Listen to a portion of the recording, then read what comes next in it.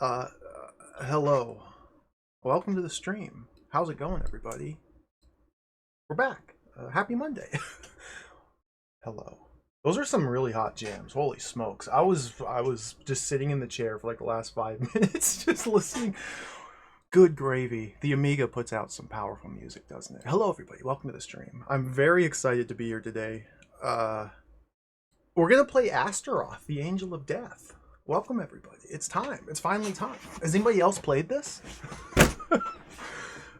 I'm very excited to play this. This has been really high on my list of games to play for literally years. Literally years. It looks super mega awesome. It looks incredibly fun. We're gonna play it. Hello, everybody. Let me say hello to everybody.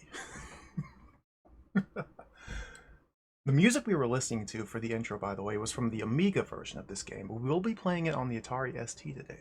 Hello, Dana Chrysalis. Welcome. Chaos.com. Hello. Bifraction. Good to see you. Rubber Kitty, hello. SGPU. Dieter Lavos, hello. Sam Hine, hello. Hello, everybody. Foamed, hello. Krelosh. Lord Globula may never leave that intro. I'm a big fan of Globula. There's different art of Globula in the Japanese manual to Bomber King, but it's not as good, I don't think. I like that. Hello, 8-Bit Tomato. Tango Bunny, hello. Hello, everybody. Digital Duck, hello. Welcome. Dashin, hello. Thank you, Dashin, for the resub. I appreciate it. Thank you for the 15 months. Shrill, hello. Welcome. Team Kills, hello. Bob Roskaya, hello. Randall Thor, Al Roker, surprise. Hello, everybody. Z80 Guru, hello. Colon / welcome. Randall Thor, Zetsubera, hello, everybody. I'm probably missing people. I'm sorry. This is Zetsu's favorite hit video game. We're not playing this on the Amiga, no. Hello, Cadus. Welcome. Astaroth, the Angel of Death, Atari ST. This is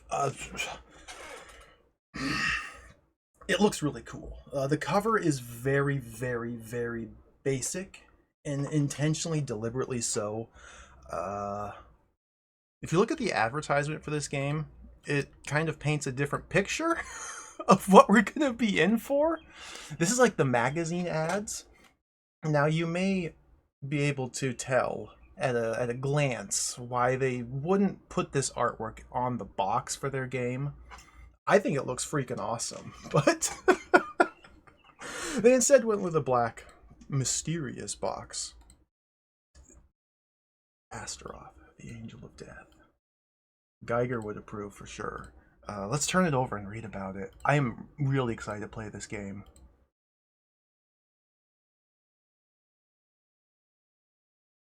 Astaroth. Beware. The Angel of Death.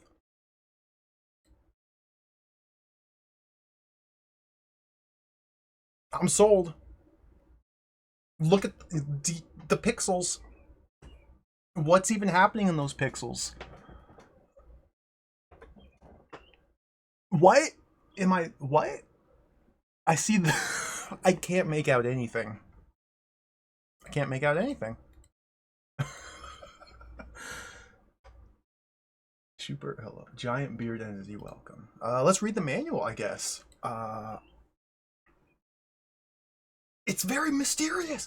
I'm guessing that they're basing all of their packaging and design based on Ultimate Play the Game, because Ultimate Play the Game in the mid '80s did very similar, uh, like dark, spooky covers for their games. Whereas, I guess that's what they're going for. That's my guess, at least. Now, let's open the manual here.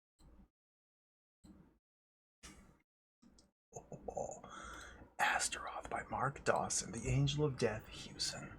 Mel plays game or Male plays games. Hello, nice new name. Welcome. Enjoy the fruital.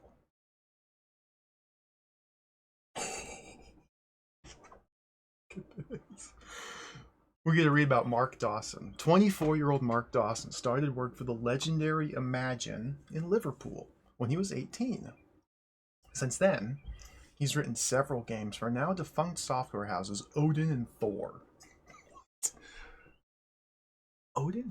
This guy worked for Odin and Thor. Astaroth is his first production for Houston. Mark had the idea for Astaroth after reading Carrie by Stephen King. I've never read that book. I've seen the movie, at least the old one. I think there's a new one. I haven't seen the new one. Hodson, welcome. Omega number, hello. He had the idea for Astaroth after reading Carrie. It's all about powers of the mind, says Mark. Since then, I've read other Stephen King books which are more or less along the same lines. Mark's also particularly keen on the arcade adventure format. I enjoyed Star Wars in the arcades, but generally I don't like flight simulators and such like. I prefer games that are quick and easy to play. After a long day of programming, you want something to relax with. Mark reckons Astaroth is easily his best game to date. Before that, his favorite was Hypaball, published by Odin, along with Nodes of Yasod and Robin of the Woods. I've never played any of those! I prefer to forget about the stuff I did for Imagine, BC Bill and the like. Boy, some of that stuff was terrible. I've never played any of those. Mark does his work for Hewson through his own company, Eldritch the Cat, formed in partnership with programmer Steve Wetherill. Yes, he agrees. It is a weird name. It has a rather dubious origin. There was a guitarist called Andrew Eldritch who played with a group called Sisters of Mercy. Our graphic artist did a drawing of him that later became the main sprite in Astaroth.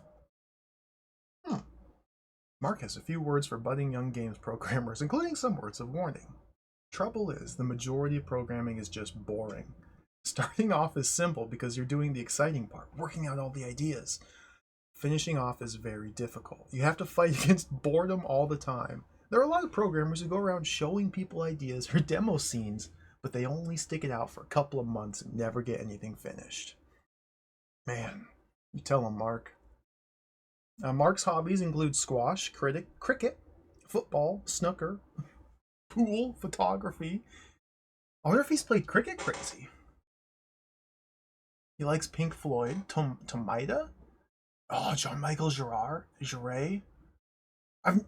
That's the guy that did Captain Blood, or the Captain Blood music was based on Jarre. God, I need to get into that.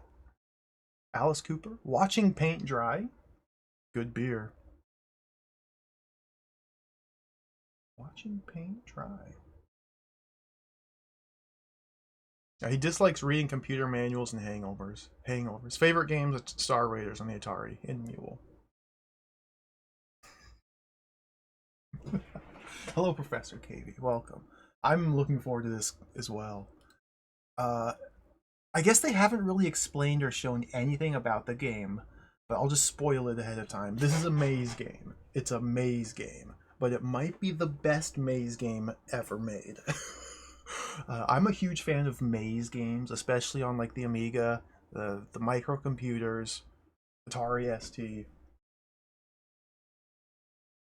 I think it's fun to get lost in a maze and then draw a little map and then figure out how to navigate the maze and then successfully navigate the maze, and you have fun doing so. And I think it's fun to control a little man and to run around and jump. And I think we're going to be doing a lot of that today. Aim of the game. The object of the game is to travel through the catacombs of Astaroth's domain until you come to the final showdown with the lady herself. To be able to destroy Astaroth in the final battle, you'll have to collect all 9 of the mind powers that are placed throughout the caves. Along the way, you'll need these powers to help you destroy Astaroth's minions and her 3 guardians of the soul. These take the form of a sphinx, a 3-headed hydra, and a Merilith demon, a multi-armed, half-human, half-serpent creature. If you do not defeat these creatures, you'll not have enough power to even enter Astaroth's chamber, and therefore be unable to complete the game. So this is like a maze game with sick bosses. Most maze games we've played don't have bosses. Most maze games we've played here on this channel are simply mazes, and there's little things to collect. You don't get bosses very often. This is so exciting. Once you've battled through the catacombs, you can enter Astaroth's chamber to enter into a final battle of the minds. In this battle, the aim is to push back Astaroth's mind power, depicted by a red energy beam. Using all the powers of your own mind, depicted as a blue energy beam. This is achieved by waggling your joystick left and right as fast as possible. We have to waggle against Astaroth. If you've collected all 9 mind powers throughout the game, and you're fast enough, then it's just possible to win. If you win this battle, then Astaroth is destroyed and banned to the ethereal plane for eternity. And victory is yours. That's so cool. As you progress through the catacombs, there are 9 mind powers to be found. Okay, they're held in large bell jars scattered in the far corners. Okay. Here's the different images for the different powers. So, no powers. We got Zorro. Telekinetics, ability to move objects with your mind, used for dislodging objects from the ceiling. A ghostly hand appears on screen. Oh, cool. Pyrokinetics, create fire. Telepathy, read people's minds. Tells you where to go next in the game. That's probably really good. Shapeshifting, turn into a bird. Oh my god. Levitation, transmigration. Cryokinetics. Night vision. Certain rooms will appear nearly black. It is for these rooms you'll need night vision. Oh, that's important. Meditation, relaxing your mind and body to refresh yourself. So my understanding is we're going to start this game and we're just going to be in a giant labyrinth. It's going to be a mega maze. And we just like go and find these powers. And as we collect these different powers, we can start to explore new areas, kill new monsters, find bosses. This game seems so cool. Hello, Fino. Shinjingman Booster. Kamsun, welcome everybody. Here's the controls. We have to use the joystick. Up to jump. Fire for the mind power. Pretty basic stuff. I think this is a Metroidvania. Spacebar toggles your swapper. You can turn sound off, blah, blah, blah. One thing I couldn't figure out, I was testing this last night. I couldn't work out how to enter the save load game option screen. I could not get this to work. So presumably there's in-game saving and loading. But I couldn't figure out how to get this to work. Like maybe I just couldn't find the help button on my keyboard because my keyboard doesn't have a help button. But the save game load, it might not be an issue. We might just use save states. Hello, Cowertube. Morebug, welcome. Mike Dawson? Mark Dawson. It's close. Mike Dawson. Is that the Darkseid guy? Mike Dawson? That'd be even more fitting with this game. There's the display panel. This doesn't mean anything without like a reference, but mind powers, east-west compass, lives, north-south compass, clocks. Okay. Anacondas, impalers. There's the bludgeon beasts. Harpies. Dang. Dang. Harpies have the bodies of vultures. No, I disagree, but the upper torsos of women. They're voracious carnivores and foul creatures. A harpy attacks with her vulture claws, attempting to rip the throat of their foes. Oh, shucks. The beholder's literally just a giant eyeball. Amiga eyeball. Why didn't you call it? It's a beholder. It's not an Amiga eyeball. Fire element, dude. Sphinx? These foul mutations have the body of a large lion and the upper torso of a woman. They attack their prey by vomiting at them, their gastric juices from their stomachs burning the prey like acid. Dude. Oh my god. Along the way, Astaroth has left several traps and obstacles to keep the unwanted. Ice walls, stone walls, axes, spears, gargoyles, acid droplets. Okay. Credits. Game written and designed by Mark Dawson. Main game graphics by Pete Lyon. Lyon? With additional graphics by Lloyd Baker. Music and sound by Jochen Hippel. Diagrams by Nick Davies. Narrative by Steve Cook. Concept design and packaging by Sandra Cousins. Hello, Doppelopoulos. Welcome. This game looks so cool. Retro Gaming Denmark, hello. I can barely read English today, Iguru. I'm not gonna try to read the French. I'm so excited to play this game, but we can't play it yet. There's a second manual. Let's read the second manual. This game has 2 manuals. We have to read the second one. Look at this artwork. There it is again. Dude, this looks so cool. That must be Astaroth. The second manual. This is an in-universe lore-based book of spells, I think, on the 10 mind powers. Extracts from Friar Constance Notebooks, 1843. 10 powers of the mind, dear reader, and each are rung on the ladder to Turia, that is, the nameless 4th state of being. Of these 10 powers, I speak to you only of 9. For the 10th is your proper soul, and it falls not to me to whisper your own dark secrets to you. Remember only this: if you dare to confront Astaroth without the 9, even the 10th shall be taken from you.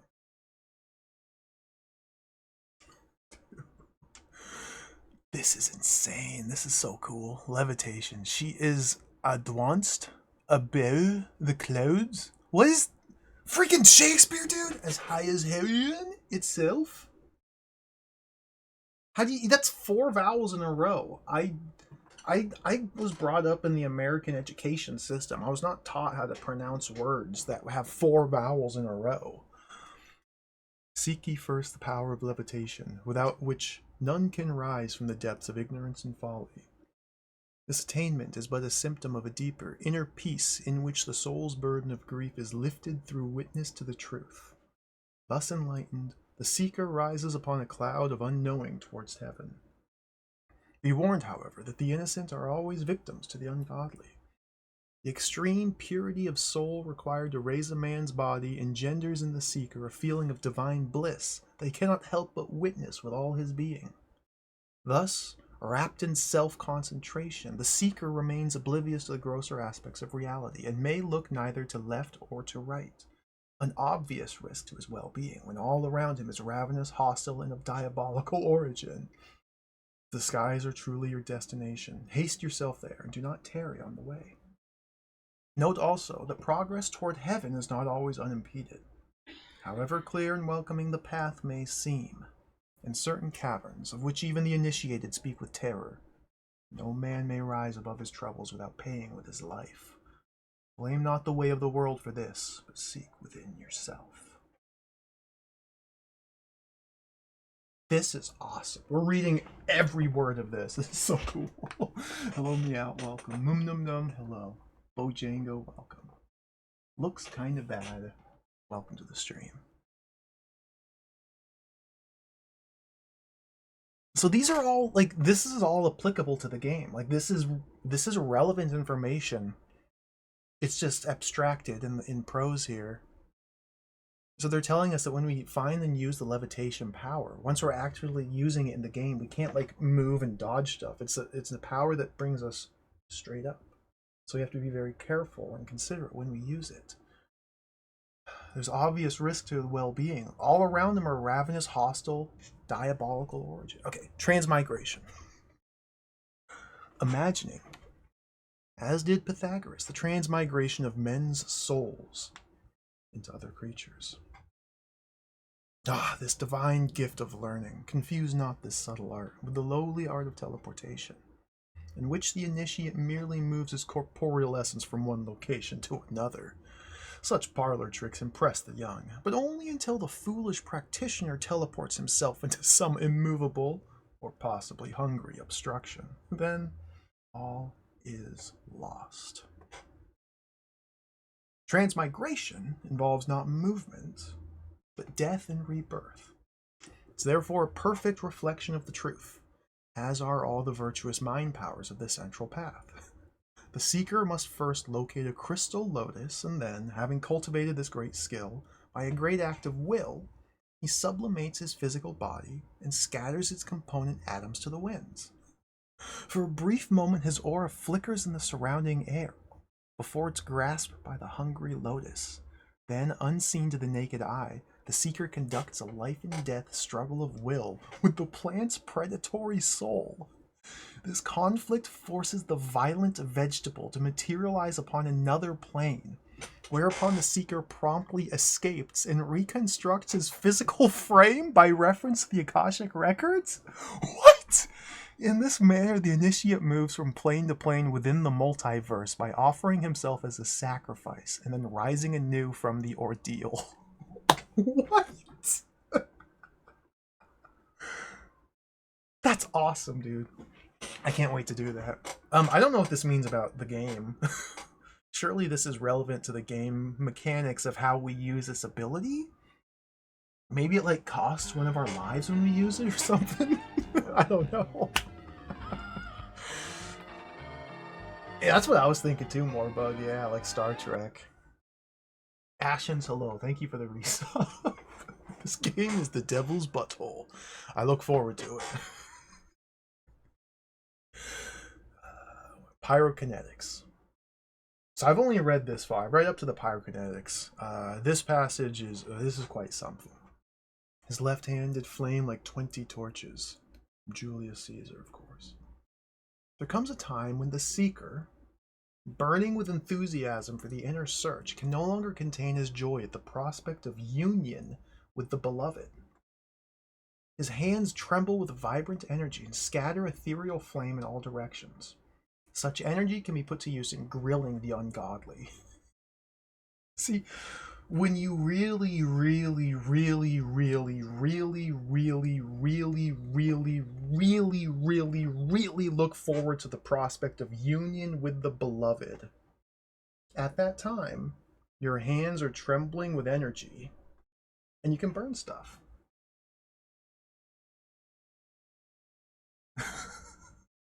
Gotta be really horny, though. When an initiate reaches the fourth stage of knowledge, he may, through an extreme effort of will, control the fire of belonging and send it in coruscating bowls of flame straight at the nearest representative of Lucifer.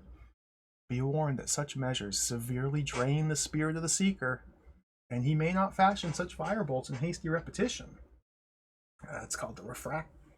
Choose carefully, therefore, the moment for action, and remember that those who are themselves of fiery nature will laugh at such antics. For them, other means of punishment are required. Note that when confronting certain demonic creatures, fire may destroy them, but only once they've been subdued by other means. Remember that Lucifer has the power to recreate any creature not totally vanquished by the fires of innocence.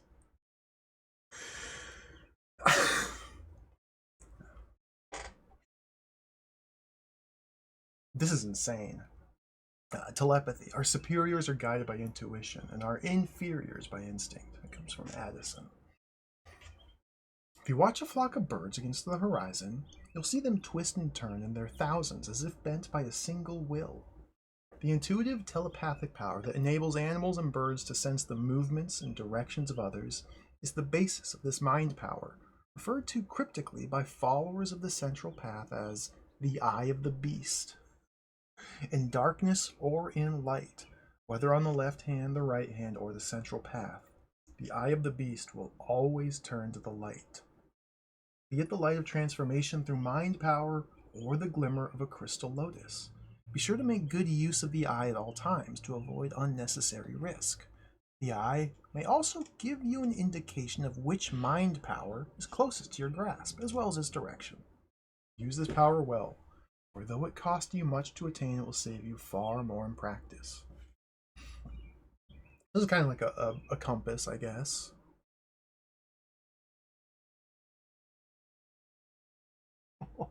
Meditation. The innermost core fulfills you totally, absolutely. Reaching it is the purpose of meditation. The jewel in Bodhisattva's crown. This is indeed the most powerful of mind powers, practice of which makes more than perfect. At the sixth stage of knowledge, the initiate is able at last to gaze upon his own dark side, normally shunned by those who sleep in the lower levels of consciousness. By looking steadfastly upon his weaknesses, his vices, his impotence, the initiate becomes privy to the great secret that to be weak is to be strong, to be last is to be first, and finally, that not to be is to be. Indeed, so sacred is this art that to call it mind power is to profane it. It is a gift from existence. Only discover it, and you are reborn. Remember, however, that the ungodly will not respect your meditations one jot. You have been warned. Cool. What's up, chat in business? Hello. This is video games. We're reading about video games. It may not seem like it. This is just words on paper, mumbo jumbo. This is video games. Cryogenetics.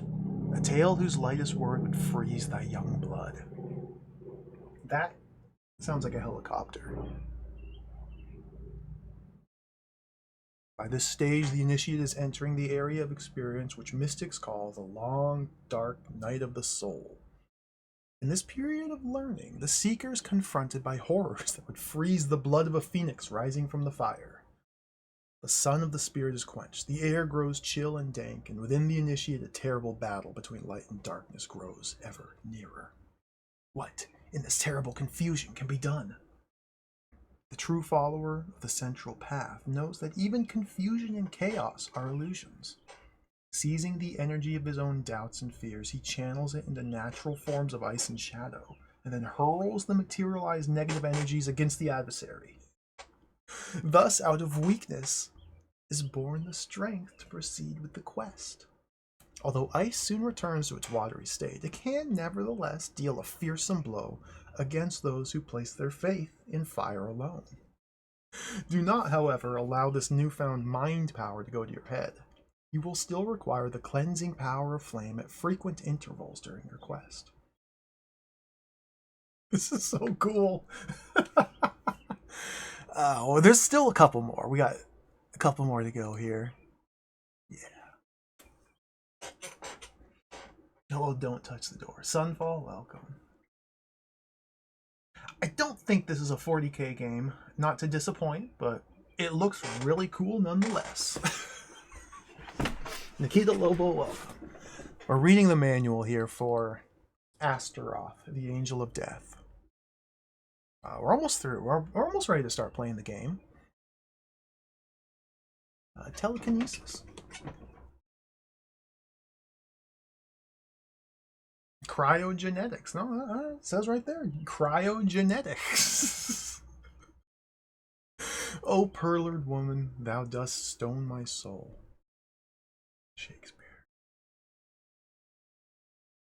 Now is the time of union fast approaching. As if on a slope headlong to destruction or to salvation, the initiate plunges onward to confront Astaroth. Every sinew of his body sings in unison as his body and soul are thrust ever onward by the power of the inner eye. No longer driven by desire but by destiny, the seeker is approaching the sought. At this stage, the motive power of the initiate can be transferred to other objects. Whole mountains can be dislodged without so much as a blink in their direction. Rivers may be scoured out of the dusty earth, the spring tides held in abeyance, even the phases of the moon forced into unnatural sequence. At this time, the most demonic opponents manifest themselves, but none can withstand the forces set in motion by the seeker. Telekinesis, however, remains a gross mind power, that is, of the earth and not of the more subtle air energies. This means that the seeker would do well to supplement the powers of motive force with those of a more fiery nature, where circumstances, or demons, permit. So, cool. It seems to me like telekinesis and cryogenetics are both just ways to attack monsters, and firepower is also a way to attack monsters, so it's just different weapons for different monsters. Shapeshifting. I was shapen in wickedness, Bible. In the moments before union and final transformation, the Seeker's eyes are opened, and he is no longer bound by time or place. In a blinding flash, he sees himself in thousands upon thousands of incarnations as he pursues his own destiny through countless lives and epochs. 6. Neither is he man alone. In the earliest stages of soul development, he crawls on the earth, creeps in the forest, swims in the sea, and flies in the air. This experience, hidden deep within the memory of his immortal soul, becomes available to higher grade initiates. In the final moments of the quest, where man cannot go, his forebears may. This level of self-awareness and the direct remembrance of the oft-repeated death experience hardens the seeker to the superficial attractions of external reality and drives him to seek new inner solutions to his problems. If the instinctive knowledge of bird and beast is drawn upon, man may rise above the darkest dilemmas. Whoa, cool! I can't wait to turn into a creeper and creep. Night vision. By the cloud of unknowing raised over the crystal lotus victorious, through sincerity of flame, by the eye of the beast guided, in meditation blessed, from evil ice power, in movement all moving, through destiny's different forms reborn, then at last, in darkness light. And once armed with light, let the last battle against Astaroth commence. Cool. So this is actually a big clue right here. To me, this page is pretty important. Like, this might be the most important page in the manual right here. We're going to have to refer back to this, I think. To me, this is like basically a walkthrough of the entire game. It tells you what powers to get in which order. And then once you get everything, you go fight Astaroth. I guess the big problem will be, how does this game play? What's it like to move around? Is it possible to play this video game? Let's try it. Let's load it right now. Let's go over here. Atari ST. Okay, we're playing the Atari ST version. The only reason for that is because I went to the Hall of Light to look up this video game, and it said it was originally released for the Atari ST. So I said, okay, we're gonna play that version. How do I use this emulator again? Was it F12?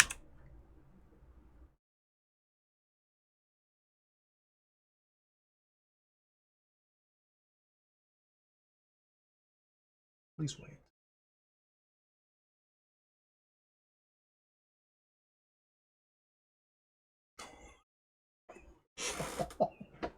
This is a sick loading screen. Astaroth.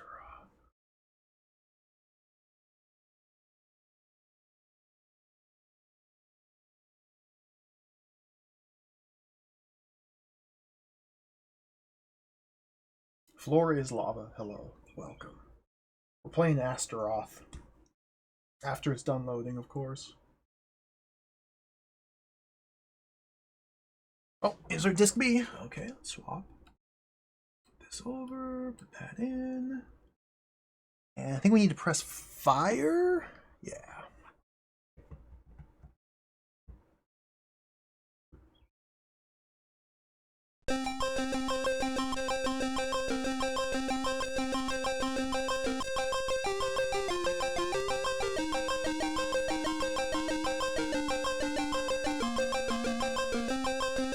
Music might be a little loud, I don't know. I can balance it as necessary. We got like a 6-minute long song here.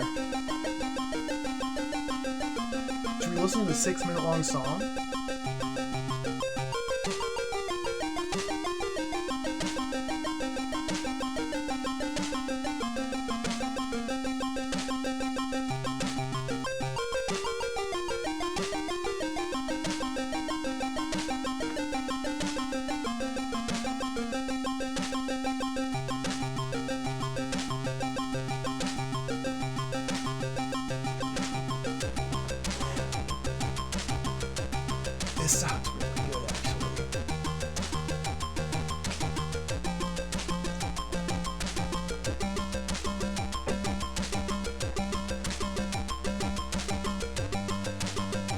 It's like a 6-minute long song that only plays during the title screen. Once we start the game, it does a different song.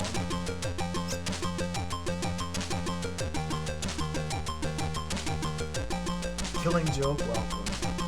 Yeah, this is Hipple. He does excellent music. Highly recommend looking up his stuff.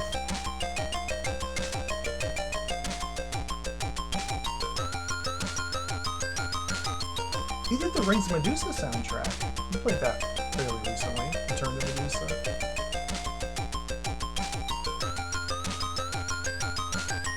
Twin World, I think? Twin World? It's another game I streamed with Hipple music.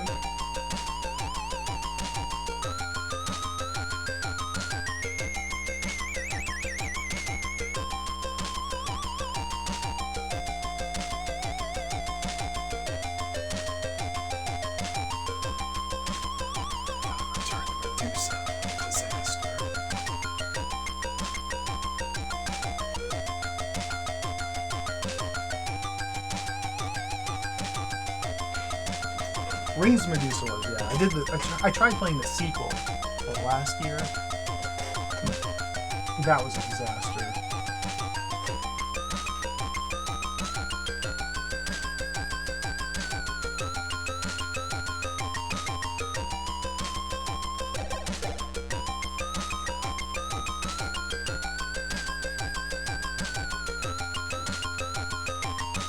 Look at this. I bet this border only shows up the title screen.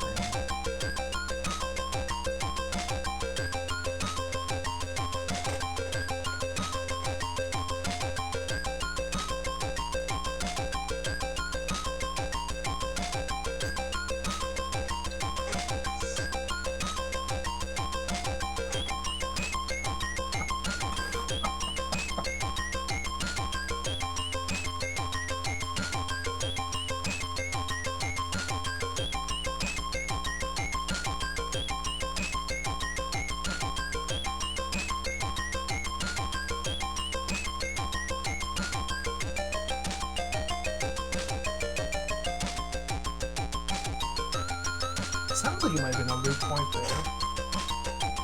Might just be a refrain.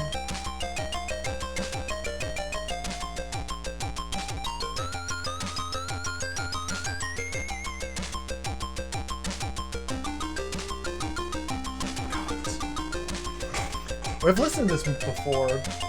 I've mostly listened to the Amiga version of this song, though. I don't think I've ever listened to the Atari ST version. We're gonna need to map this. Do I draw?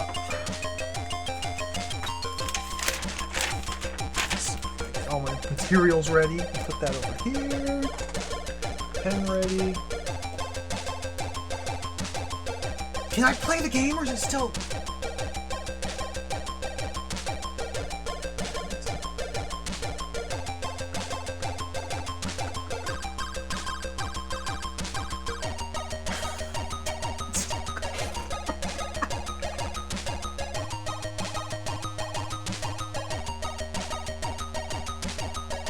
I can't interrupt it. It's still.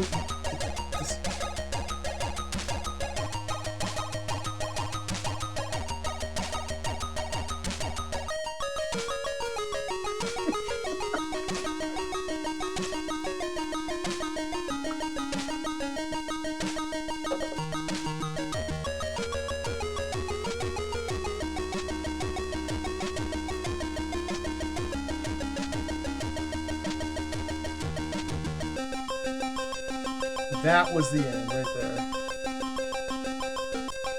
Alright. Beautiful. Let's play the video game. We'll start the timer.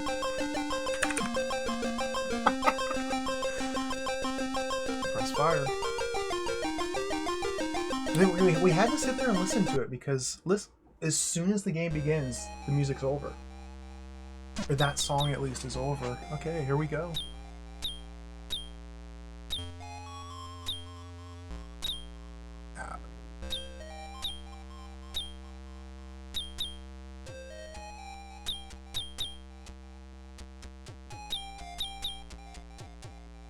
That's Astaroth. He's just a little guy.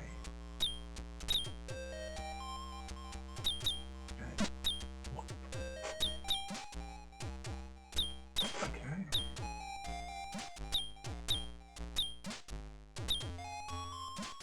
So what?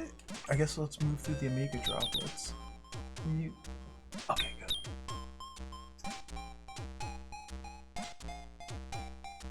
What am I looking at? Ow! Okay. Okay, so it's a...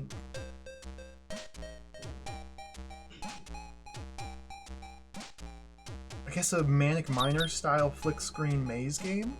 I'm just looking at the enemy patterns here. It looks like everything resets back to its default position when you enter a screen.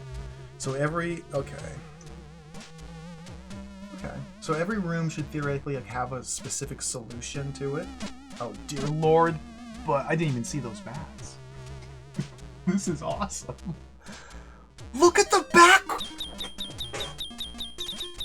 Okay, we got like Amiga droplets here. So I guess pressing down is my crouch button. That's my crouch. He does this little flourish with his hands, then crouches. But you can't hold the crouch button. It's just like a momentary thing, so that's going to be really annoying because we're going to have to time it.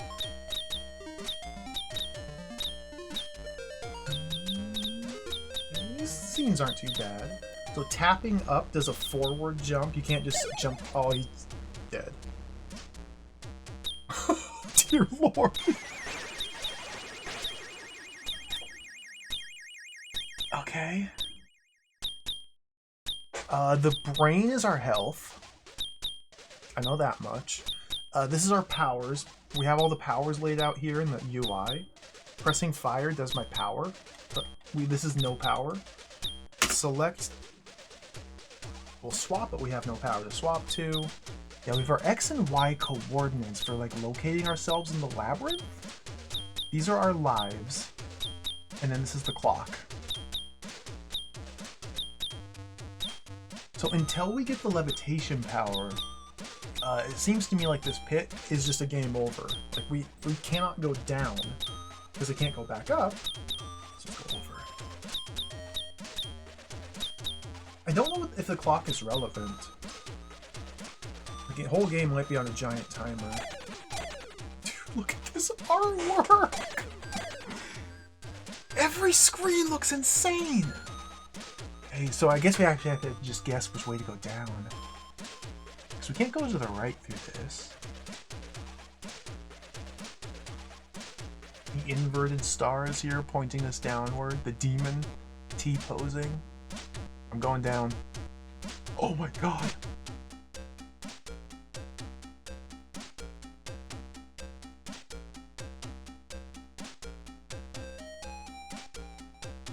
Every room is gray, but also really cool. What is this? I wonder if this is like... Maybe that's like one of the lotuses? But we need to meditate or do something for? Ah, man, I don't freaking know what's happening.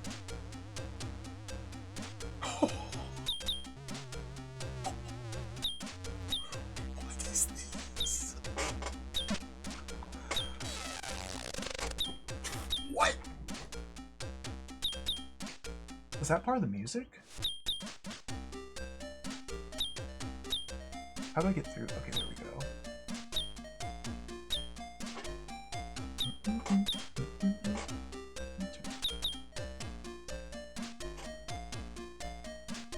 This is kind of reminding me of, what was that, Demon Blue that I played on the Amiga? It was another big maze game.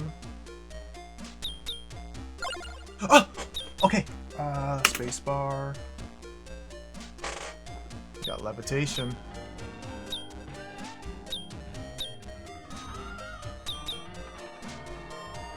Got levitation. Alright, let's go back out. Juna CBS, hello. Thank you for the resub. Welcome. Thank you for the 38 months. I appreciate it. We're playing Astaroth today. Oh my, these screens.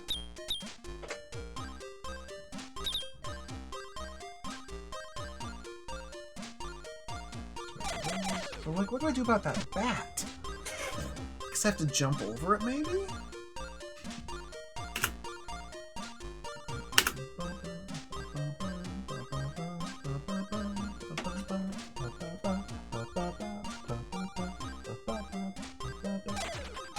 How do I actually dismount?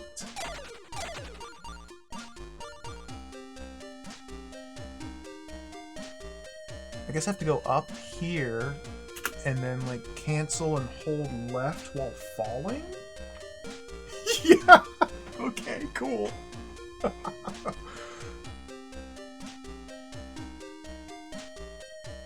I don't think this guy ever got a name in the manual.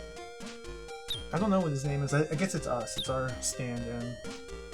This is representative of all of humanity and just the inner turmoil that we all must face on our own individual path through this world.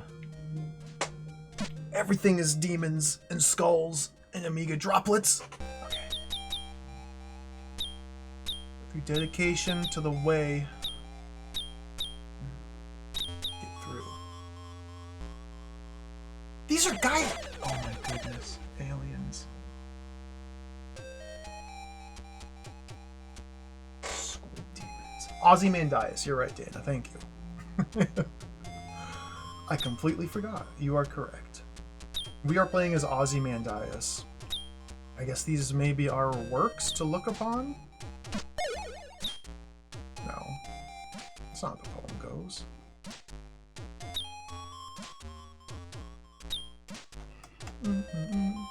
Dude, every single screen has something insane.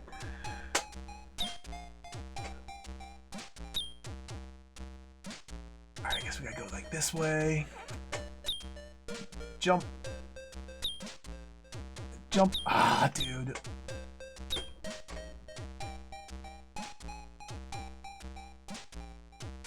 Oh, what? So learning how to safely traverse these screens is going to be, oh my god, it's going to be really tough. It looks like there's very, very, very tight, like pixel perfect safe spots almost.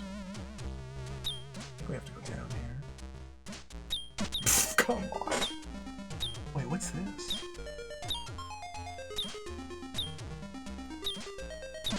Bad. Bad.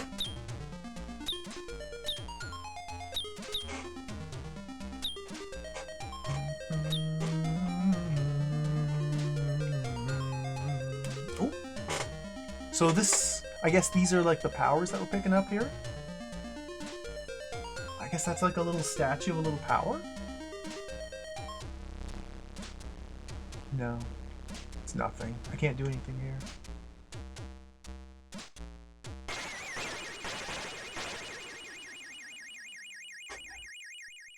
I think this is a dead end.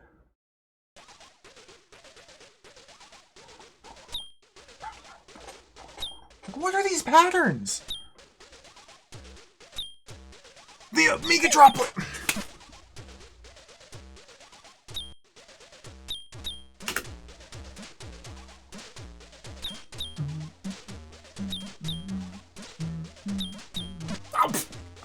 That was terrible.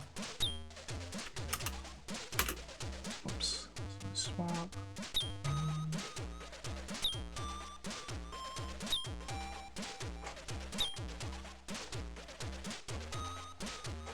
This room. Come on. Oh my goodness. Okay, this game might be really, really, really, really, really hard. Well, every game like this, I feel that way at the start. Oh my god. It's all about just learning. Mostly at the moment, I don't yet know like where the hitboxes are. It's kind of what I'm trying to work out. Like, did that hit me? That hit me? So once I figure out where the hitboxes are, I'll be able to know like where the different safe spots are and so on, but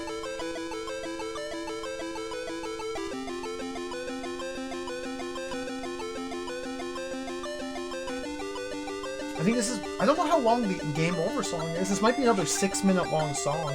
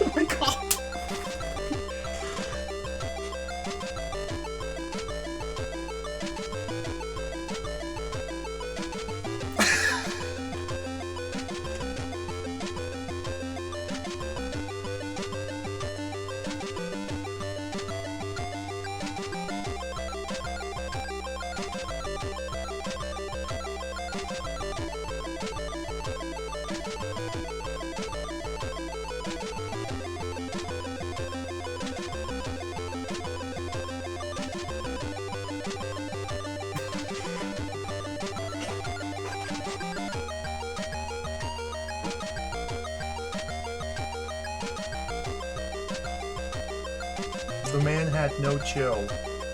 And you know what? Good for him.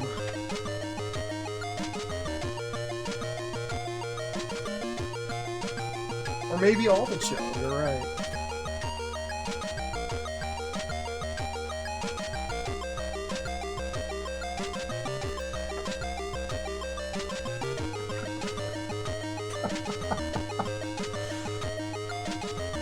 The song only shows up in the game over screen.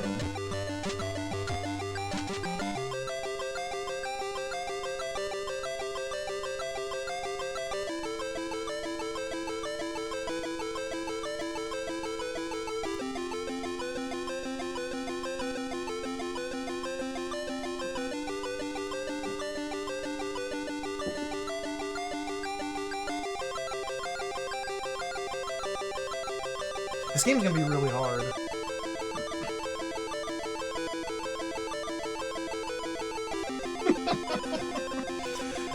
Alright. I got my feet wet. Let's start drawing the map here. I'm gonna assume that we're starting in the top left of the labyrinth.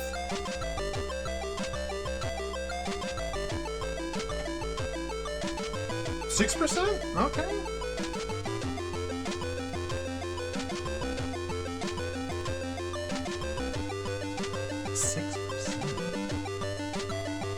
That's based on number... Okay. I guess we don't know what the score is based on. A lot of the games of this era calculate it based on number of rooms visited, which could be a bad omen. Could mean that this maze is mega large. But maybe this game gives score based on like items collected. I don't know. 6% though means there's a long ways to go. Let's go. Let's try again.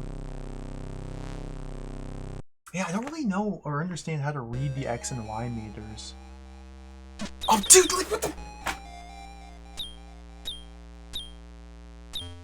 It's one of those games where you start the video game and within 1 second you have to react and move, otherwise you take damage.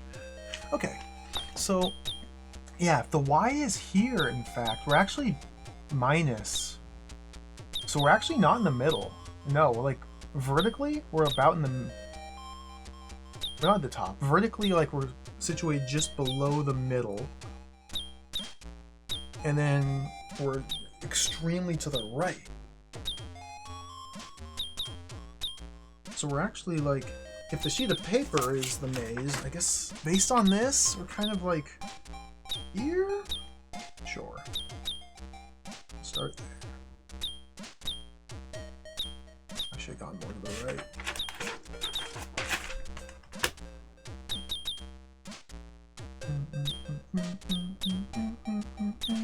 Okay.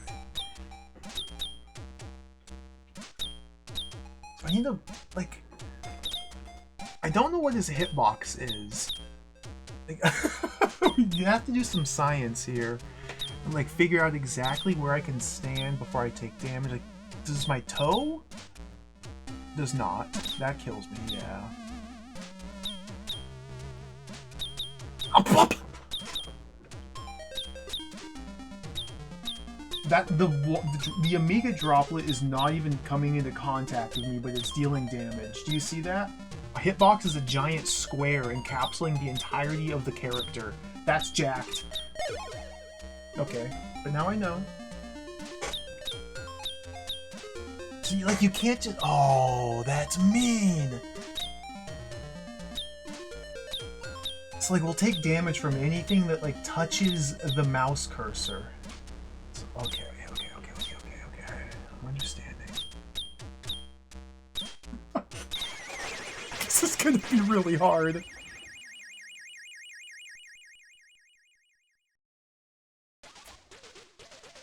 I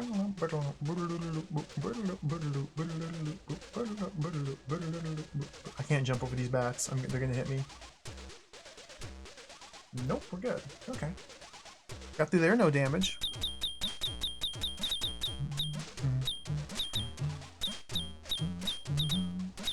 That I was thinking that Meowth, that might actually be, and like I would wonder if we have different size hitboxes based on what direction we're facing. Like, does my cape also? do the same thing here?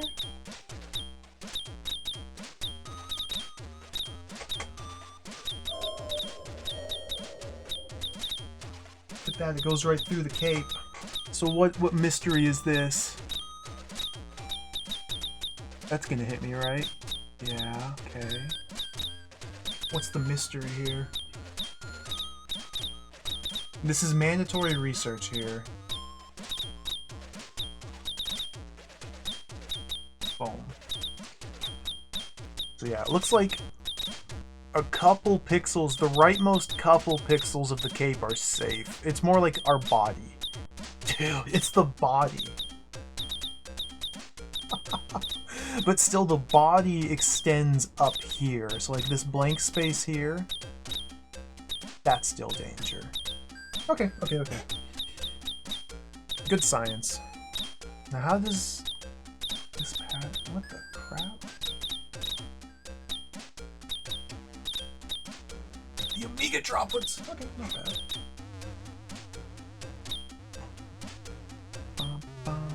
This is the first room with a downward path.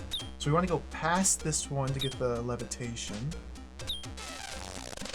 Beautiful.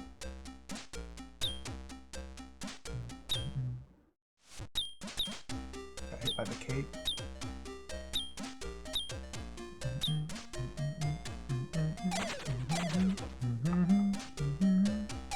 This is my favorite part of the song.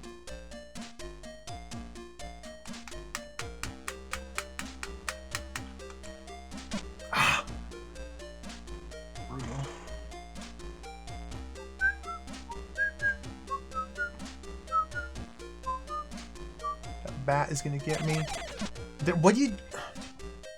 Maybe I could jump over that bat? Yeah, I guess you have to jump over the bat. Or maybe you can rush right under the rocks before they fall. Not sure what to do about that room yet. The goal of the game is to defeat Astaroth, the demon of death, or the angel of death. We have to go defeat her, but before we can defeat her, we must burn with the power of all of the fiery energy of desire for unison, and we must ascend our inner third path. No, the main path, not the left or the right. We have to be on the main path, and we have to ascend, and we have to slay the demons of evilness that adorn this place, and lots of stuff to do. Lots of stuff to do. In layman's terms, we have to collect all of the power-ups, which fill the little slots here in our UI. And then once we have power-ups, we have to find and kill the 3 mini-bosses. Once they've been defeated, we have to go find Astaroth and defeat her. And we defeat Astaroth by waggling our joystick frantically back and forth. And if we have enough power, and if our passion burns hotly enough, and if we waggle enough, and fast enough, and frantically enough, then we can win. It is possible.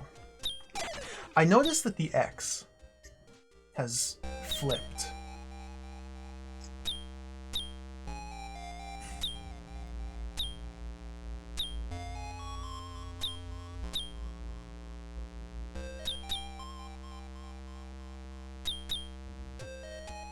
In terms of my mapping, I think that means, yes, we wrapped around the maze.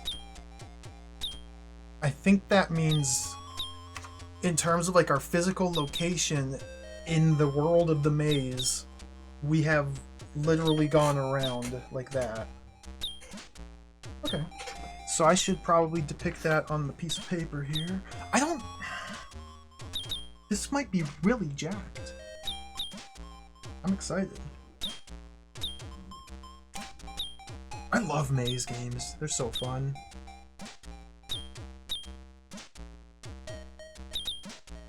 I don't know where actually to start this. Hold on.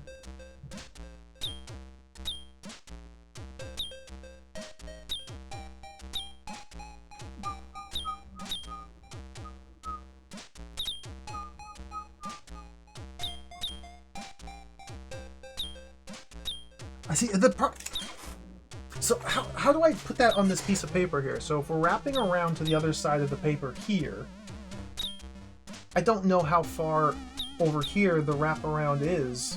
It's impossible to know because I hate mapping on paper.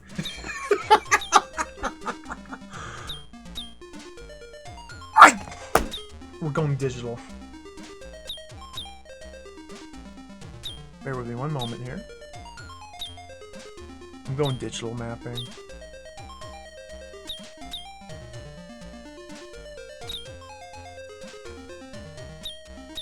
I've been spoiled by the tools of technology.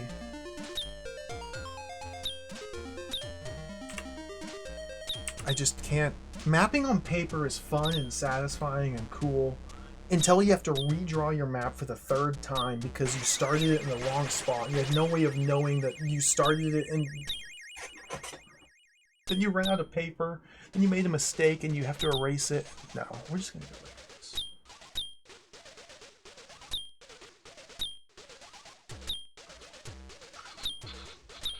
I wasn't paying attention, Dog Snot. That's a good question. That is a good question. I'll have to pay attention closer. And go up and down. Where's my capture? Is that the one?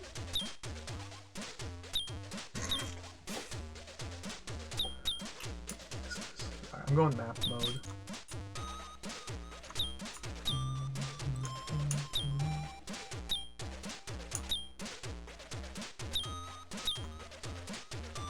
Okay, hold on. We're going map mode.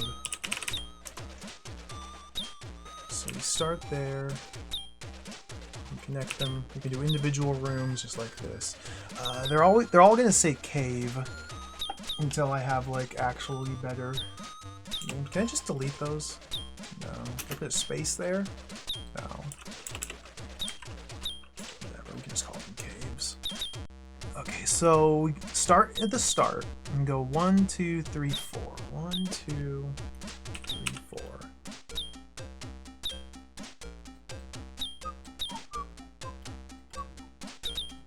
And this way everything fits nice and neatly on a grid. I can drag and shift and move stuff around as necessary. I kind of wish there's a way to change what the default room name is. It's a minor annoyance, but yeah, whatever. Okay, cave. So I think this is where it wraps around. Here. Beautiful. And this is where I currently am standing. This is the levitation room. There we go. Okay, let me shrink that.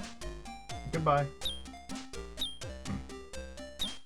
You can now see my map as I make it.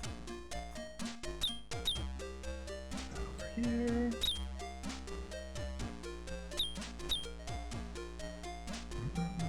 This is the levitation room. Okay. Actually, I might not even need to show the map once I'm done with it.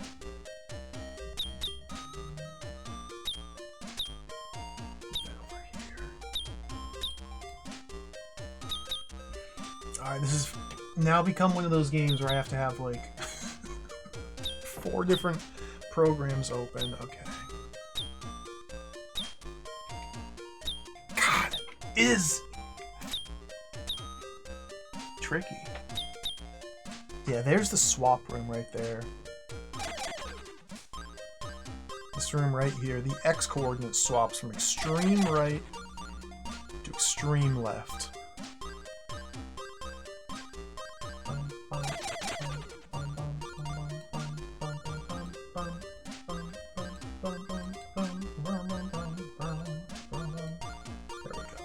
Good call, Tango Bling. We'll make it red. I like that idea.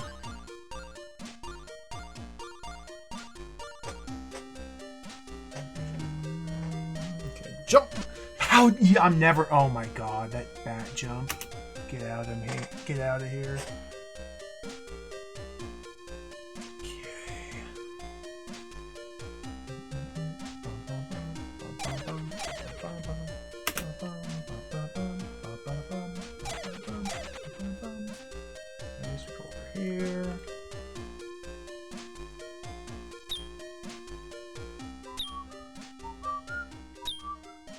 This we fall straight down through a room and then land here. Okay, so spacebar pauses the game as well. I'll be using that as a pause button, I guess.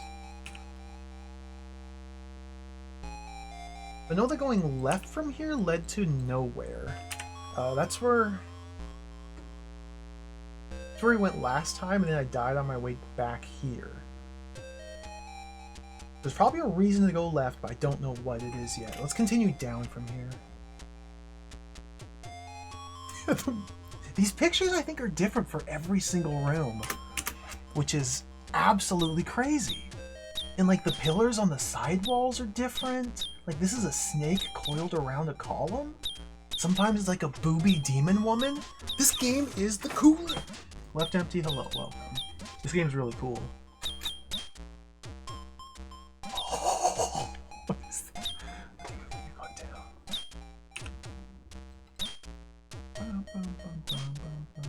Let's go right. Guess I should go like this.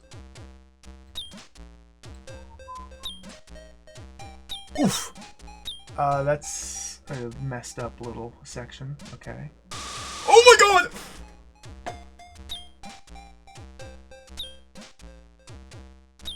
We found the first boss.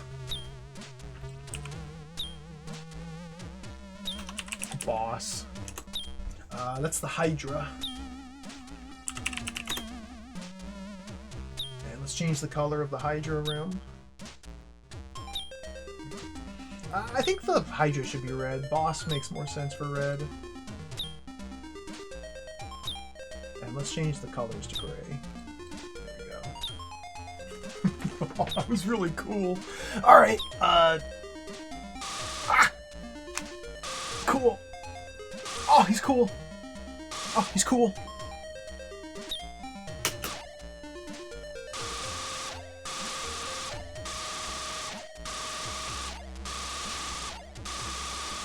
He's really loud.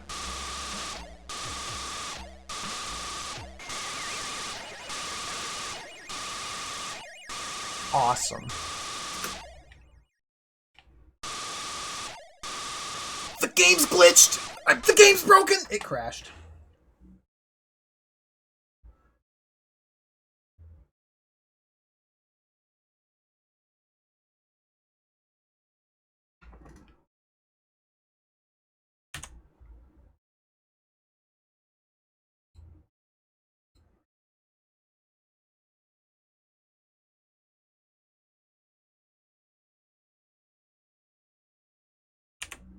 Alright, let's try that again.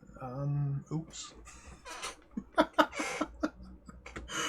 Oops. I think the problem was I levitated up to the very top of the screen, and while I was levitating, I tried moving to the left, and that was just unexpected behavior or something. Maybe the game only like expects you to do screen transitions down lower or something. I don't know. Just have to be mindful of that. Hopefully it's not the emulator. Whoa. Get that out of the way. Look at that. Covering up the goods.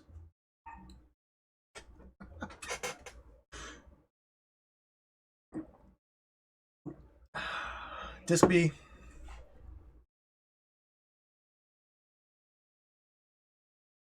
Fire button.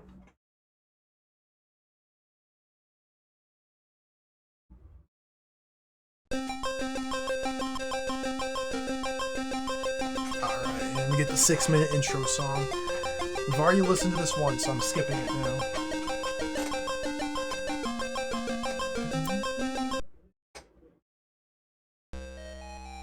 And we are back. Oh my god, I got hit instantly! Okay. Watch out for the skull. That's not very smooth there. Okay, this room's pretty easy, except for those bats. I don't really know what to do about the bats. I guess you have just enough time. After their second swoop, they pause for long enough for you to get through the room. Okay, now the big droplet room. I guess we can probably run now.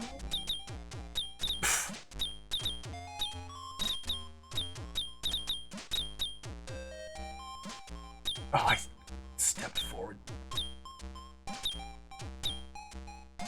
Jump. Bad timing there. I've already almost lost a life.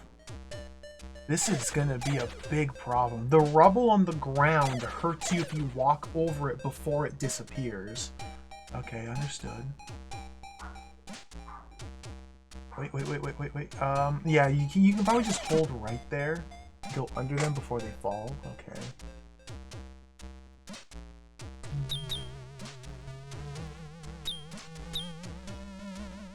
I don't know about this room.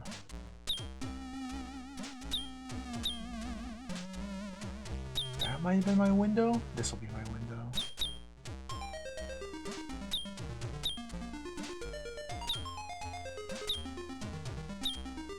We are playing as Ozymandias, the ancient king of legend.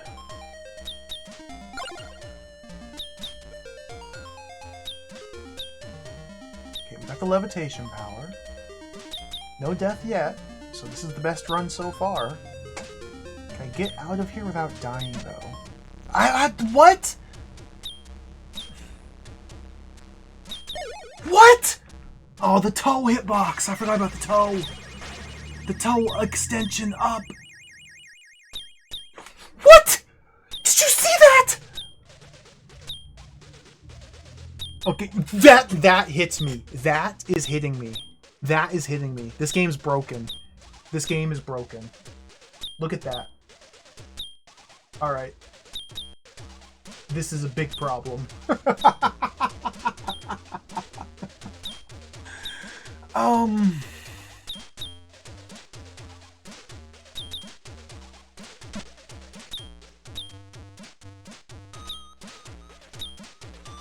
we got through. The rocks here. So if I hold left here, there's just enough time to get through, but I don't know, you can't jump over the bat. Good gracious, this is gonna be really tough. Okay, so let's just go up through here. Oh my goodness! Oh, we already have the levitation. Okay, one death. One or two deaths getting levitation, no big deal. A big part of that was me experimenting with hitboxes still. Everything's fine. Turn that off.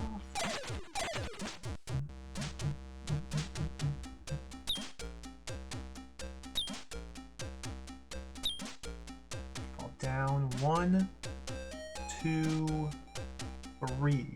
To the right is the Hydra, so now we go left. Okay.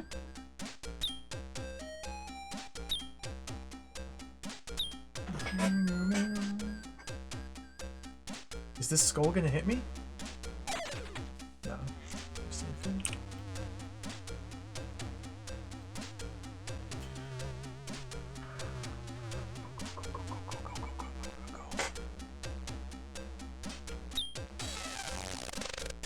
Beautiful music.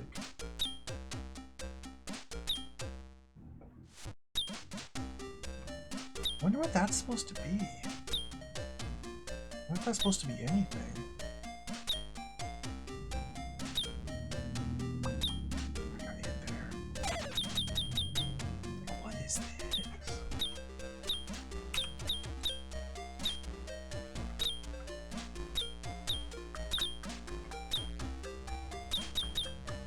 Safe from the bat on the left side of the screen, but how many times does it swoop? Is that okay? Oh, this is chaos. That was actually kind of fine. Oh, the next power!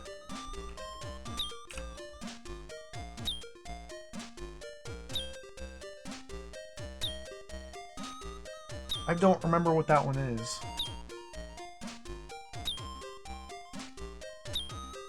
I have to wait for the bat. Hold on.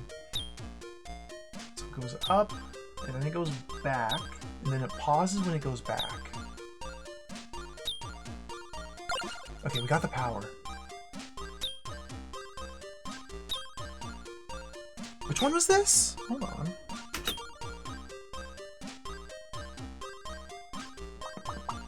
This will be the... Levitation? Transmigration is what we just picked up. Ability to move your body from one place to another without walking. We can now transmigrate. I wonder how that works mechanically. Okay, I used it and nothing happened. You may need to reread. Oh god. Okay, he was sliding for a bit. No. Okay, careful, Ozzy. You may need to reread the manual about what it says. Oh my god. This is the one where we tear our soul apart. What was it? We commune with a lotus plant, a lotus flower, and then tear our soul apart. And then the astral lotus sucks up our soul and it tries to eat it. And then our soul does battle with the astral lotus and reforms itself into a body and escapes on a different plane of existence. I think that's how the transmigration works. So let's use it here.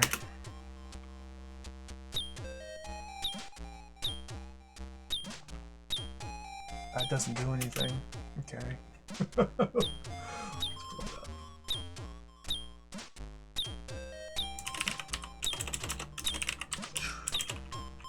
Transmigration. So we need to go back to here then. We only have one possible way to go. Oh my god!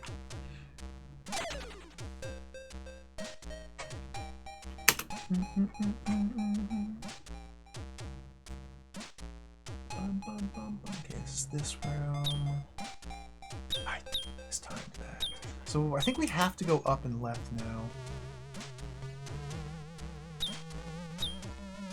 And previously I reached a dead end going to the left, but there was like a lotus thing on the floor. I just couldn't interact with it. I think the way the transmigration works is basically you can teleport, and you have to find a teleport pad to use the ability on.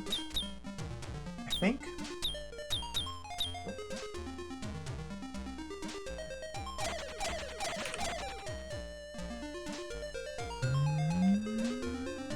Yeah, this room's free if you just stand still.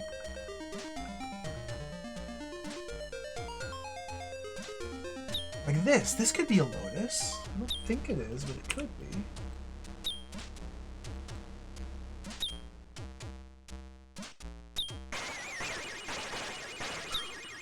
Okay, we have to like jump over it. Yeah. Yep. Oh, that! Oh my god, the jump is terrible. There we go.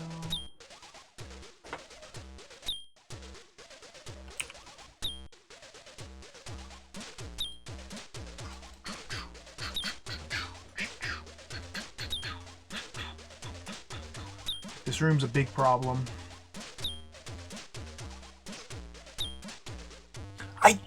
I jumped over something. And then I got hit by it. It is possible to jump over things.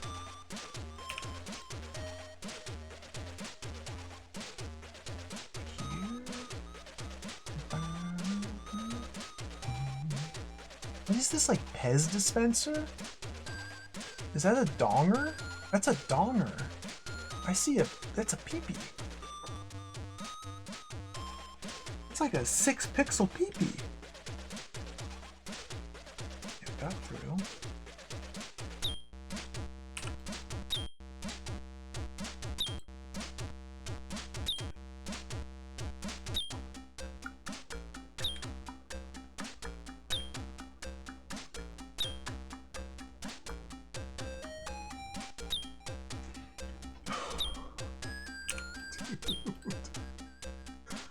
Crazy.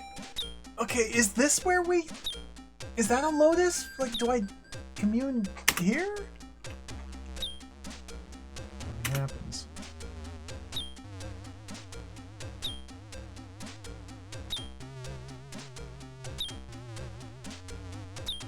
Oh, what are you doing? Okay. that's not bad. Okay, here. So what I was previously thinking was a statue of power. I think this is where we have to use transmigration. It's basically a teleport pad. Stand here. Oh!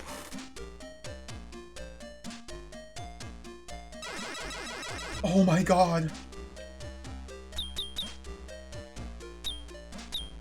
That's awesome! Okay. This. Change the color of this. I guess the Lotus teleporters will be blue? Where are we now? Well, this is the... So I didn't lose... Gray doesn't stand out well enough. Should I have a different color? Yellow stands out a lot better. So this is... We've searched everywhere here. There were no paths I didn't take.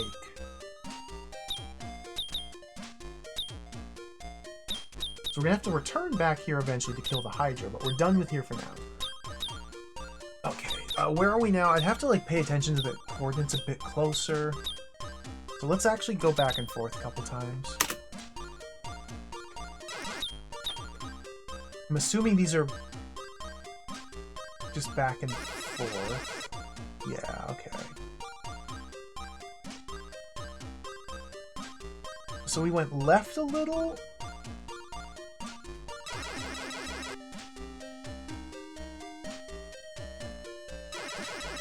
Down? I actually forgot to pay attention to the Y. Like, does Y go left when we go down? That's what I would expect. Or does it go left when we go up? I'm not actually sure. We'll just throw it here. See, this is the beauty of digital mapping. It doesn't matter where we go. I can just drag and drop it into place.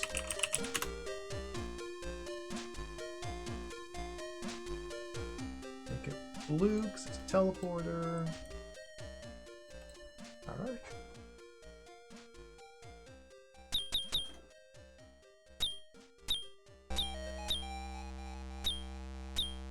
How do I go? Snakes!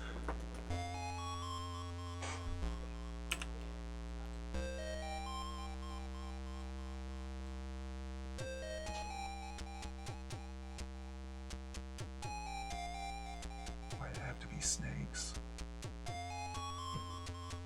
Not bad. Oh, cool. Look at the atmosphere. Look at the pixels. Look at these environments. Look at these. This game is so cool. We have to go down. I'm waiting for the bat. There we go. Oh, harpies. I'm gonna get harpied. Okay, now I'm safe here.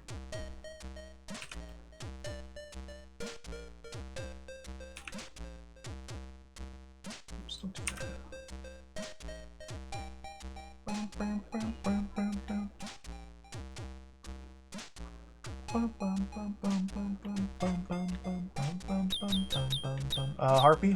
Harpy. I think the harpy touched me. I don't think I'm safe here from harpy. I'm safe. Okay. Yeah, ostensibly we're going to be getting a gun in the form of the fireball spell. In fact, I think the fireball spell might be the next one. But even that's only going to have limited use. Like, sure, I'll be able to probably blow up these harpies. Come on!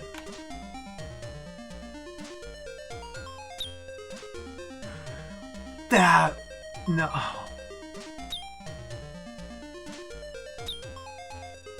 Blowing up the harpies would be good, but it's like the droplets that are the real threat. Just the sheer attrition over time. Like in the fireball, I don't think would hit these snakes. They are too hard to jump over. Thing is, you have to jump really early because you have like a square hitbox. Oh dear. Oh! Yeah, I took a hit there, I think?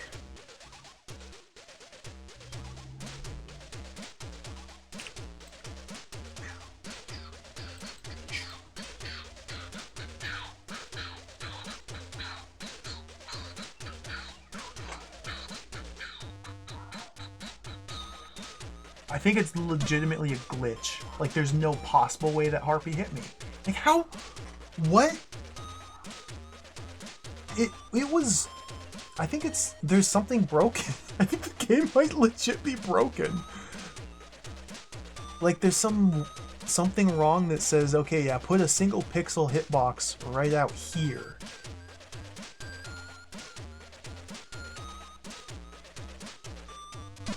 What? Okay.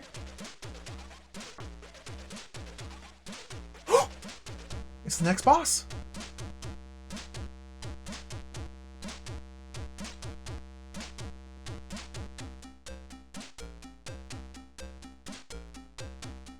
There it is. So the other one was the Hydra. I don't remember what this guy was called.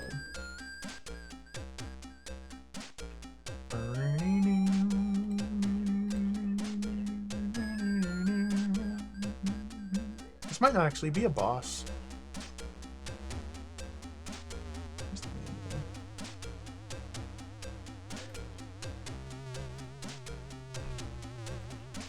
Fix this again.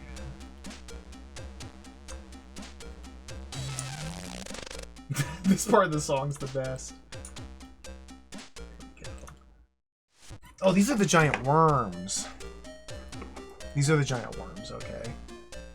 Yeah, we found the three-headed Hydra. We're still looking for the Merilith Demon and the Sphinx.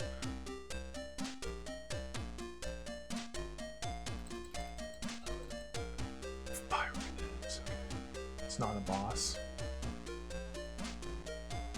Not a boss, you don't get red. I don't know if this is like... But what about this? Is this relevant? No idea.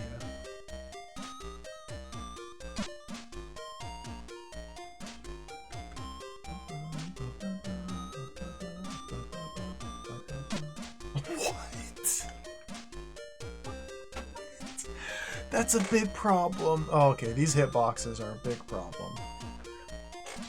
Careful.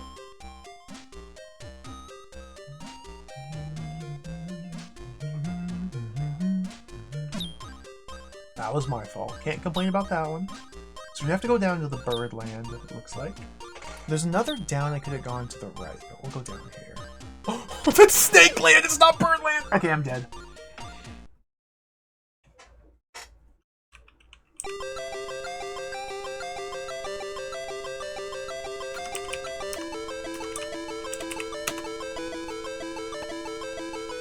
It's a trap room.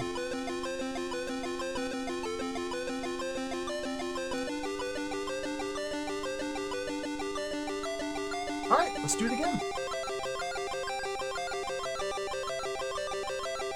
10%! 10% of the way through. So this will be a, what, 500-minute game. We're getting like an 8-hour experience here. Alright, let's get comfy. This song is so good. We gotta play, we gotta play.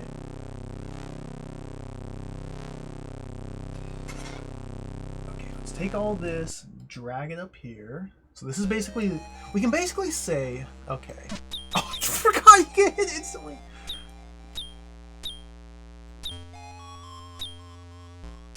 I think we could basically say it's shaping up to be, obviously we don't have enough information to say definitively, but it looks like maybe like the game is split into very discrete chunks. Where you start at chunk 1, or level 1 you could even call it, and then here at level 1 you have to go grab your things, go to level 2. Boom, here at level 2 there's gonna be like a couple powers, boom, another warp, go to level 3, and so on. Maybe these different chunks don't actually like intersect with one another at all? I don't know. I'm really curious to see how this map shapes out. That was really sloppy. Okay, so the bat room here. So they don't... Yeah. They do one quick swoop, back and forth, and then they do a long pause. And this is your chance to get through. didn't go quite quickly enough. You might have to like jump into these droplets. Oh no, that worked just right.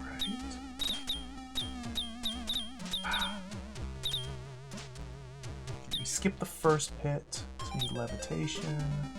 Oh my goodness, dude.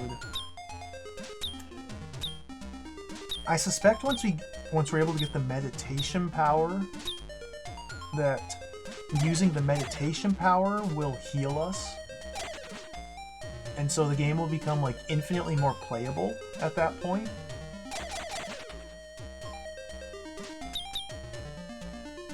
But it's still a matter of getting to that point. Oh, that's stupid of me. Should not have gone.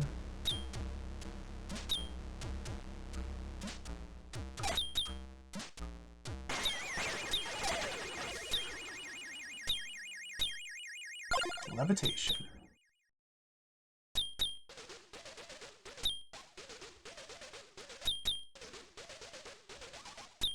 I doubt there's going to be any extra lives either. Oh, the pixel.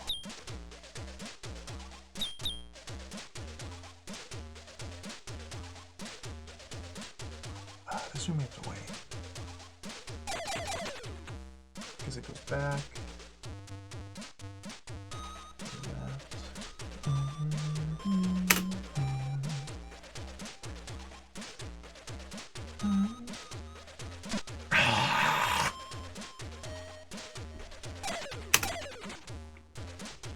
Factoring in that ghost left pixel is going to be difficult. Maybe it's best. It's based on like what direction we're facing. Okay. Go down all the way and then left. Just fall straight down. Go left here.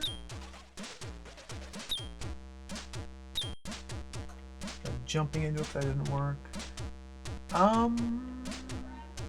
The faller.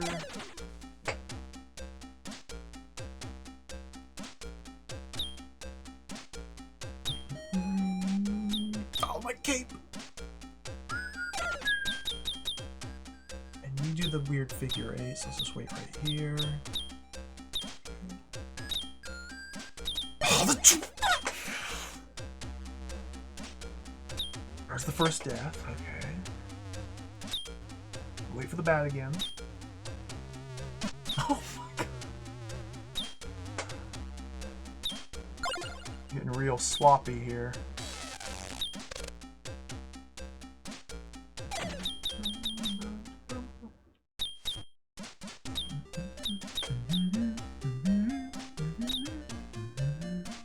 Oh.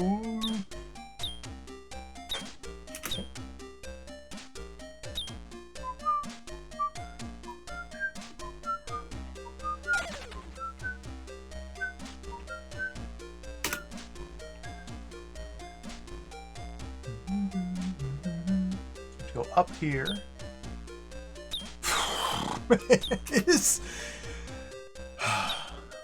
It is so hard to avoid damage in these rooms. Like I wonder if the Amiga version has better hitboxes.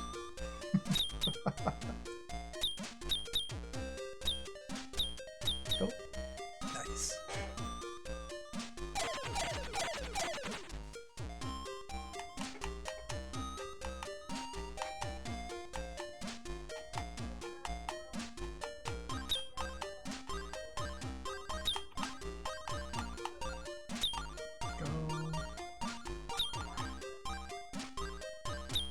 I'm trying to like turn right when I'm waiting for things in the hopes that maybe that will not have a ghost pixel hitbox that is inscrutable.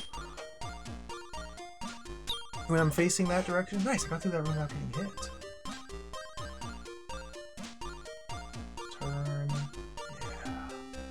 Oh, back of the head. Let's go. Oh my goodness, dude! What are the pixels?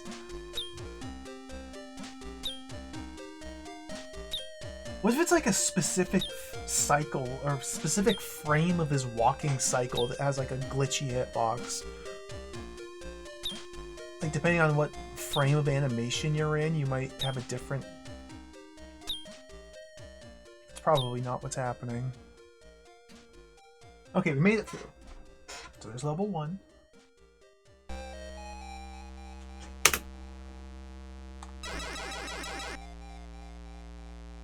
Lotus. Time for new area. So we made it through with 3 lives. That's not too difficult.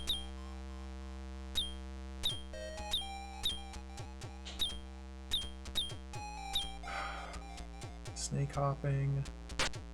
Oh, the snakes generate you. I'm gonna respawn in a snake and get generated. Yep. There goes my health. It's really, really, really, really bad.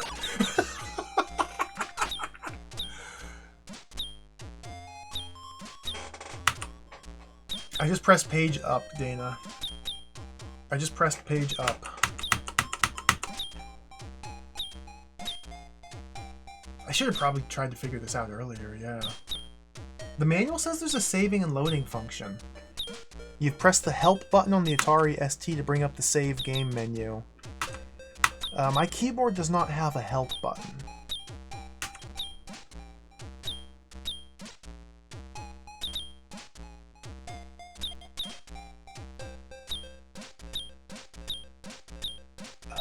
Bring up the options here, maybe. Yeah, print screen didn't do anything either. So I have like these different settings under keyboard. I can change the host layout to US, UK, Australia. I don't know.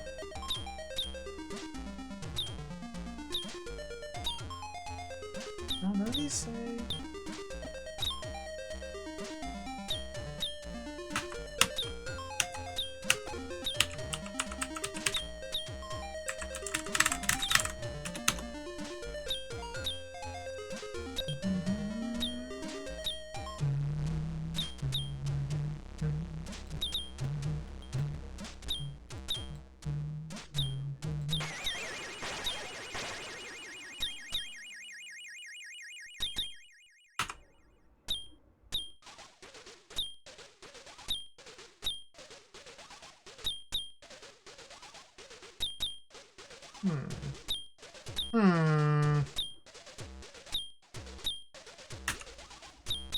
F11 is definitely not it. F11 is captures the mouse.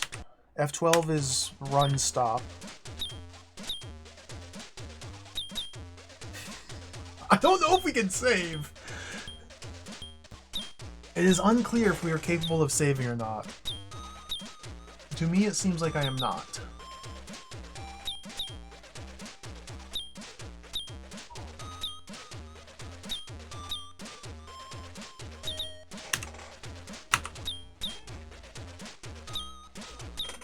You have to capture the mouse first? Okay, I'll capture the mouse. It's not doing anything.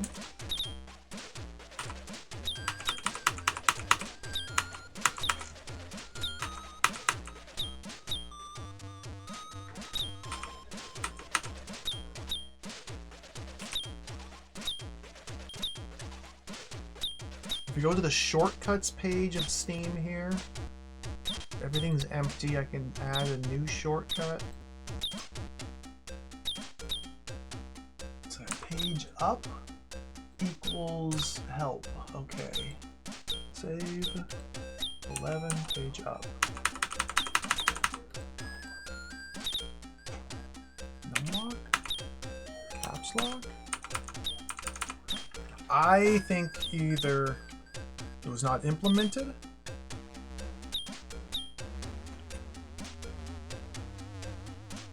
or perhaps it doesn't work very well. It might be invisibly saving.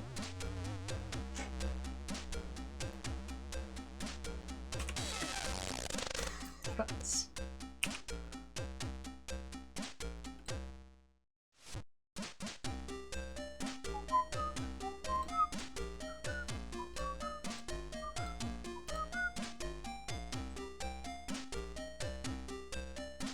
There they are down there.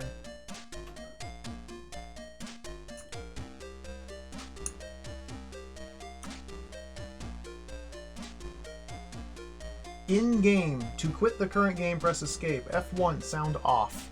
F2, music and sound effects. F3, sound effects only. Help. Enter the save load game option screen. Lies. Yeah, there's supposed to be a whole screen. And then when you're in the screen, S, L, and R to save, load, or return to current game.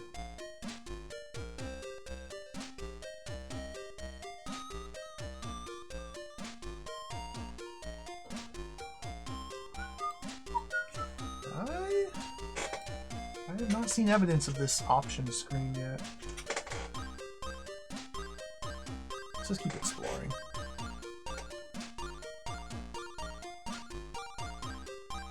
Am I supposed to go under you? Nope, I'm dead. I'm gonna respawn and get generated.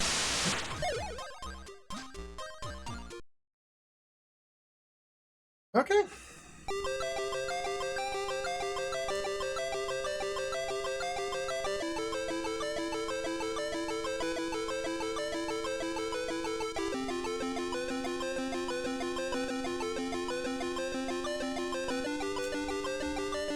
I got less score? I guess because I didn't visit these rooms.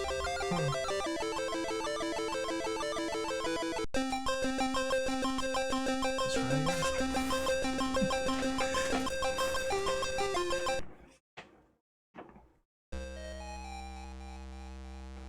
Oh my!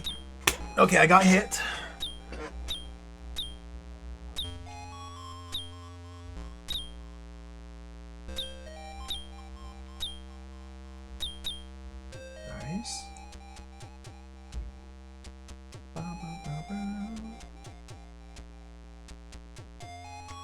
I mean, if somebody else wants to try, if they can get the saving loading option to work, then it could be just my usual technical problems.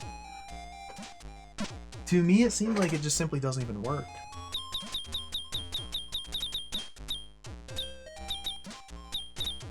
Oh my goodness. Okay. But this game might also be impossible without saving and loading. Like, just being expected to try and learn every single screen and then execute it all without being able to practice? Tough. Ah! I messed that part up. So there you can just drop in and move, okay.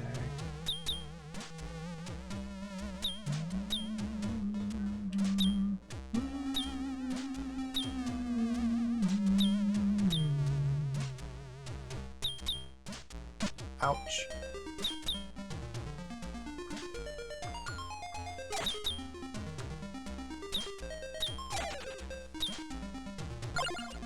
Go.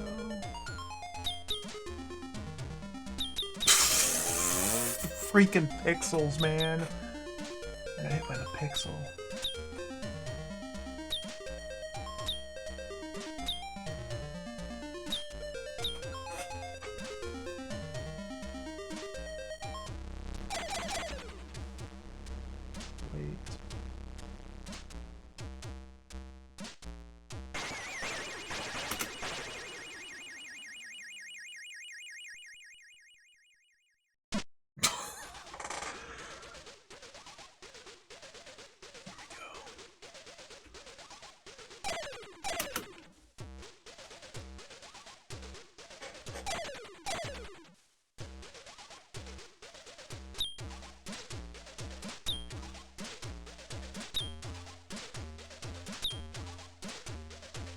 All the way down.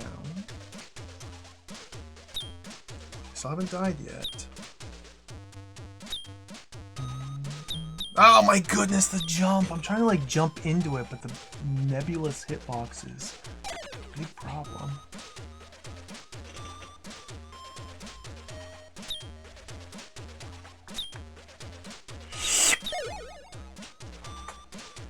That was foolish.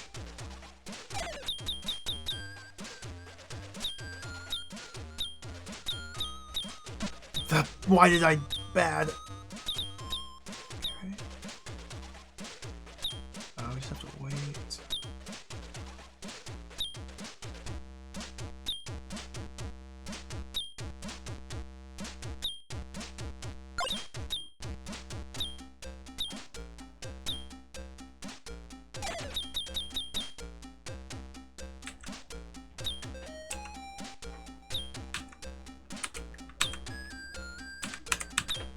I've not tried this 9 technique, but 9 is not working.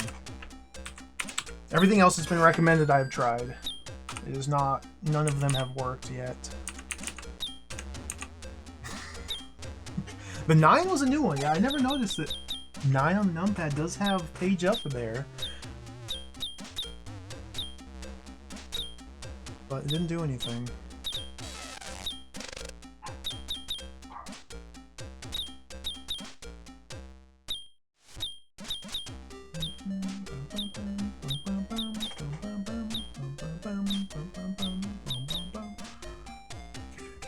This room you have to walk into, yeah. If you're entering a room walking left, when you enter it from the right, you're like all the way off screen. You have like 1 pixel peeking in. If you're going the other way, if you're going left to right, you enter the screen with like your entire head in view. So you're not safe from one direction.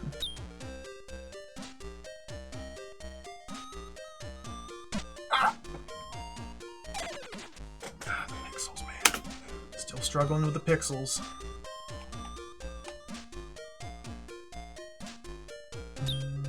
That's gonna get me hit. Yeah. Oh.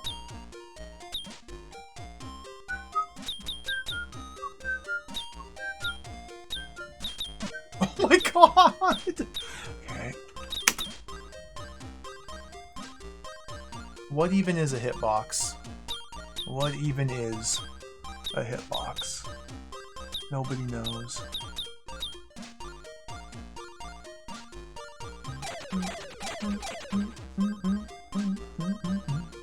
So last time I got really destroyed by the worm and the snakes. The snakes especially are much more dangerous than I thought.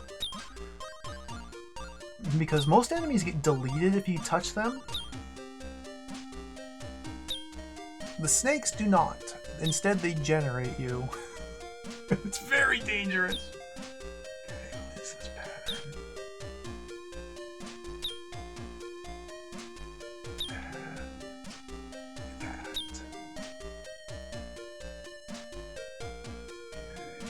Now the pixels are going to get me killed here. No, the pixels are cooperating. The pixels? Okay, the pixels here?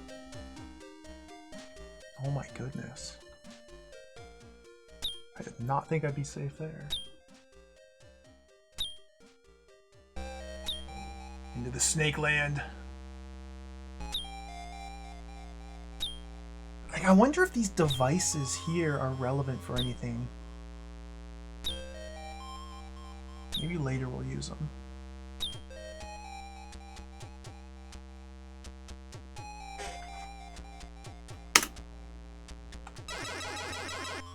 Okay, let's actually get some new area this time. Okay, so to the right is the first snake land. I wonder what the best approach for this is. Maybe just charge in? Yeah, I think that's it. Definitely. And then from here we have to go down 1, 2, 3, 4 times before we get to new stuff. Just wait here.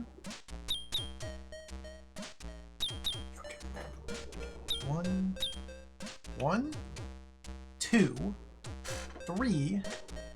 So this is new.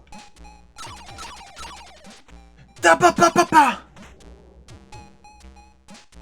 I got hit.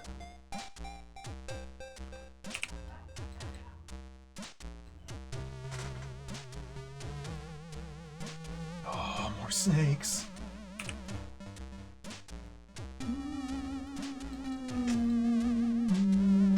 Reset the room.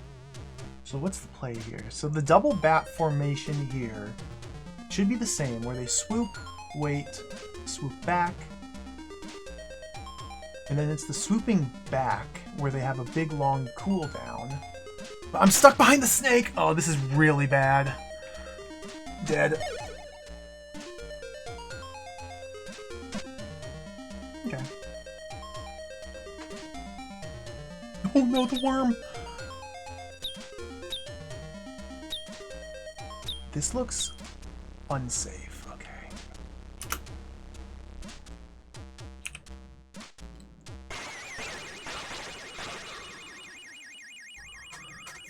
think I have to go up from here.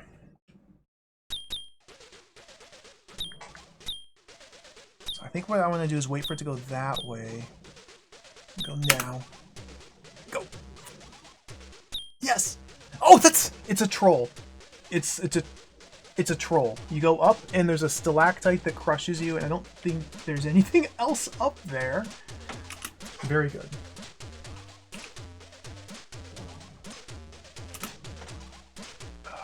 Let's stay up here. I cannot believe I didn't get hit there.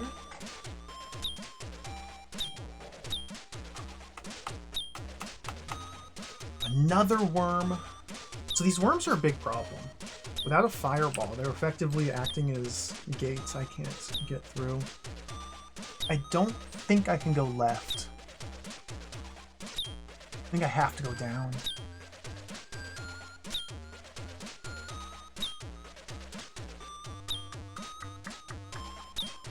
Oh god. Go. I got hit.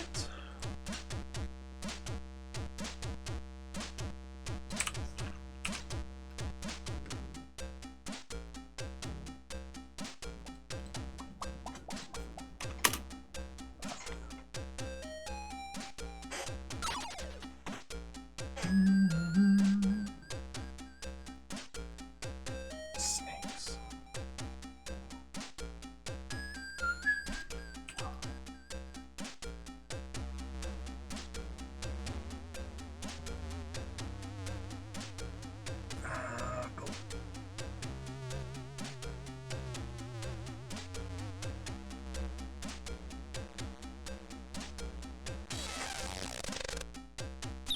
What is happening? Like, what am I looking at? Where are we? Is this a labyrinth? Is this like some sort of techno base?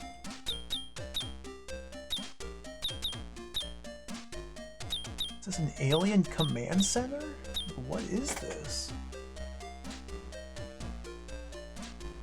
Fireball. That's a fireball. That's what that is.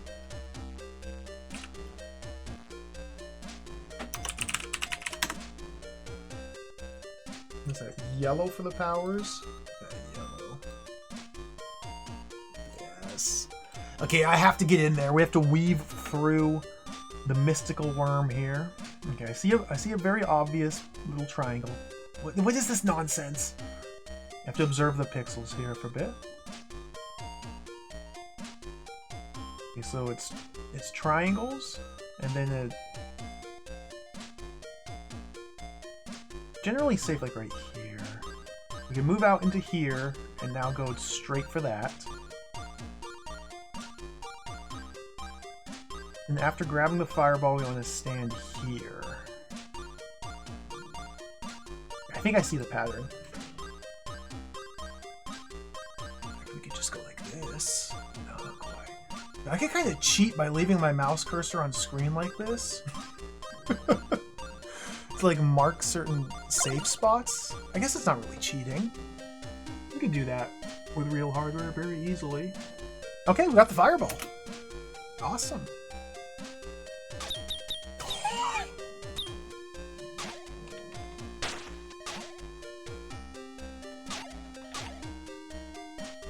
Sick.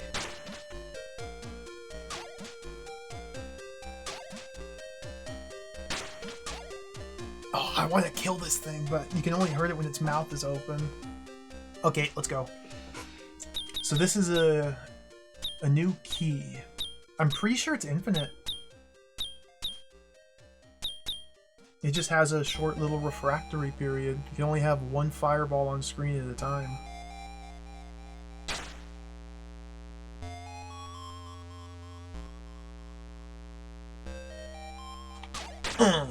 Dude, yes! I can kill the harpies now. Okay, this changes literally everything. Going up is the worm. The worm is patrolling back and forth over the up hole. So that's something to keep in mind. But we have to go back up eventually. Let's go down first, I suppose. What is all this? Okay, I'm gonna try and kill the worm.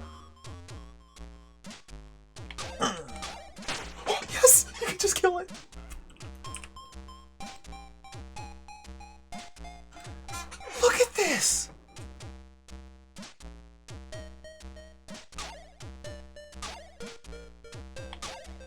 Okay, I could have killed the worm there. Here. Let's... Is he coming my way? Let's reset this. Oh, come on.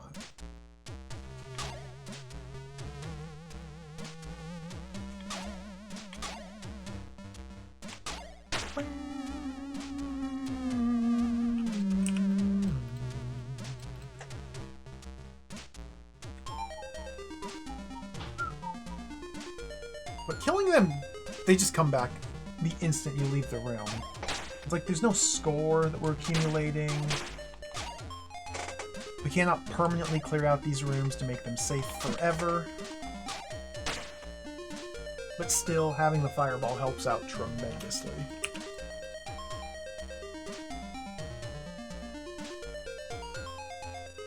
Oh, another guy. Totally mistimed that. I tried to shoot one of the stalactites, and the fireball just went right through it. I suspect the same thing would happen if I tried to shoot a Amiga droplet. Guess we just run through here.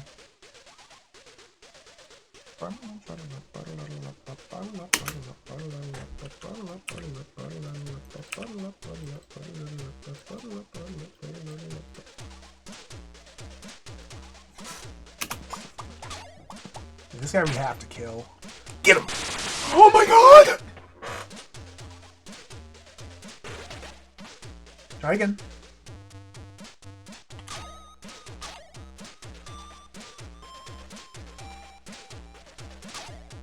What's the timing here?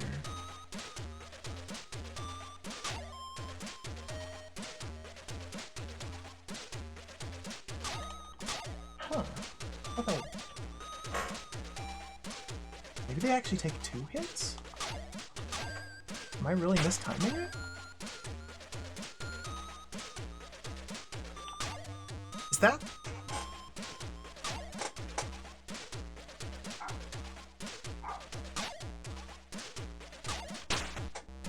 What? What? Okay. I killed it when its mouth was closed. And I hit it in the back of its... I don't understand. Mystifying. Okay, the journey continues.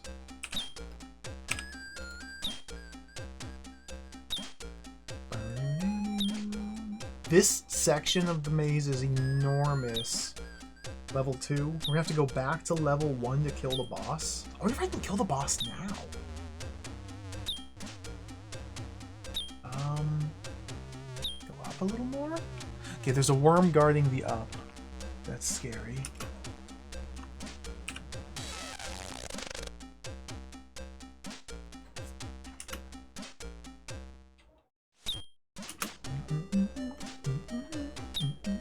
Let's go left here.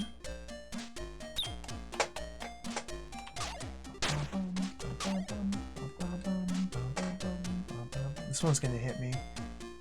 I have to assume the center of the room here. I have to command the center of the room. No, I don't actually need to kill this guy. Charge through.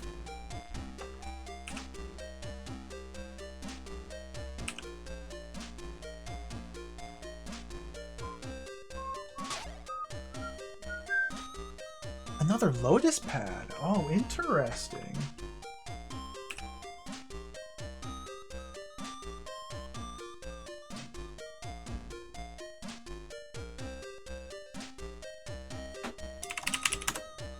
Iotis? No.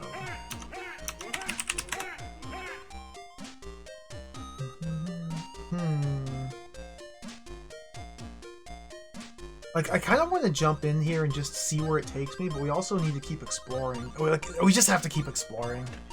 So I guess we go back. Yeah.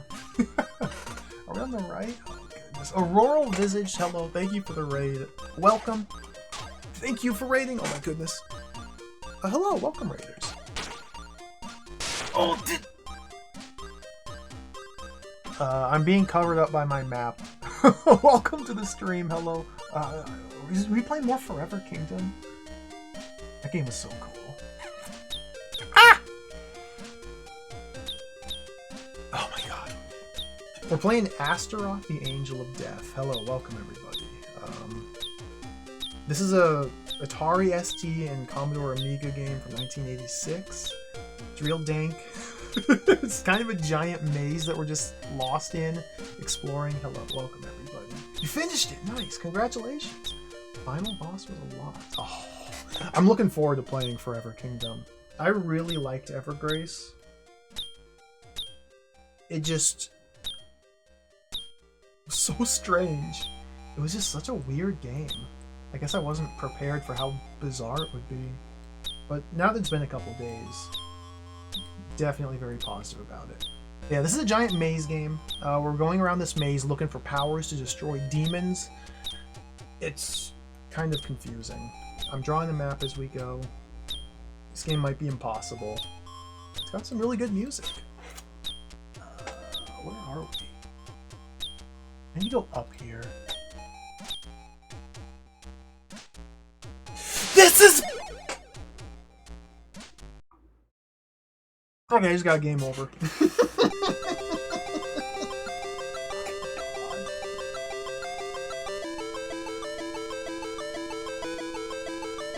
Ooh, 13%. It's a new personal best.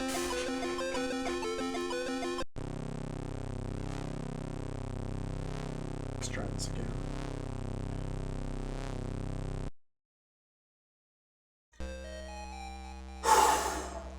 I got hit.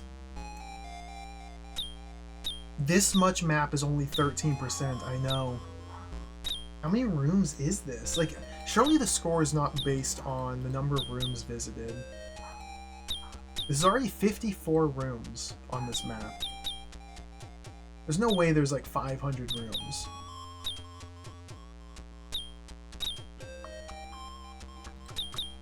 Alright, we gotta do it again. In theory, this game has a saving and loading feature, but it seems to be completely broken. They document how to use it in the game's manual, but it doesn't work. We may just start using some save states.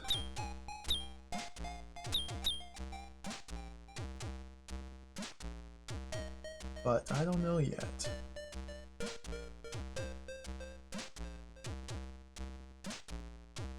Guess I've got a chance to go.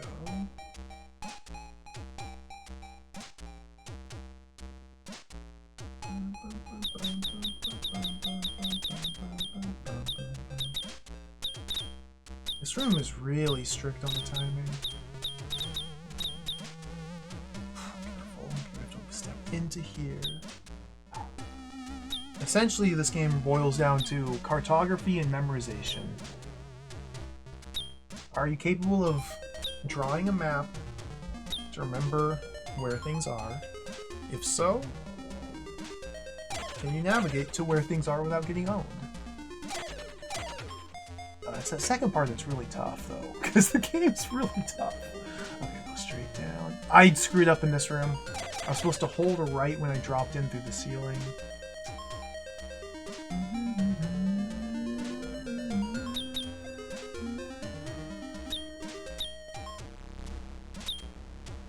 Those are supposed to be like a guide sapphire. I'm not really using them because they don't make sense to me, because some, I guess, like,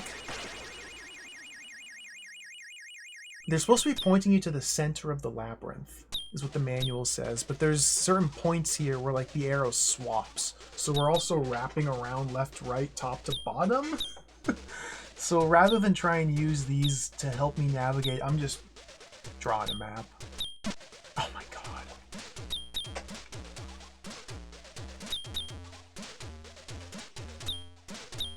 We don't have any attacks yet. Not until we get through here.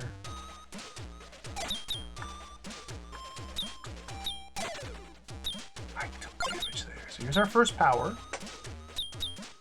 The goal is to collect the 9 different psychic powers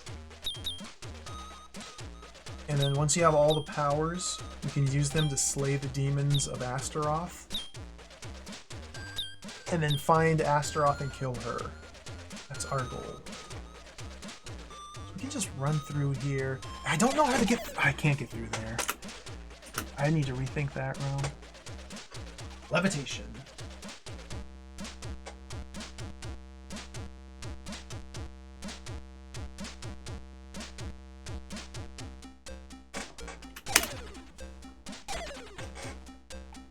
I haven't died yet.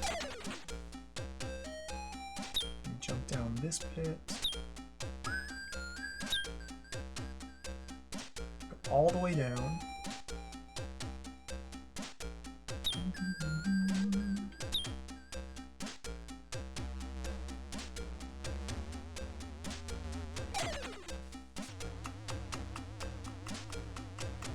I guess you could say this is kind of like La Mulana. I guess. This room is tough. A little spider on the back.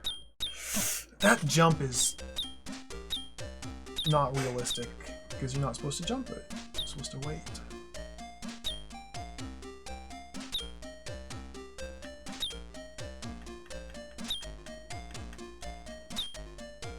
Alright, there's the second power.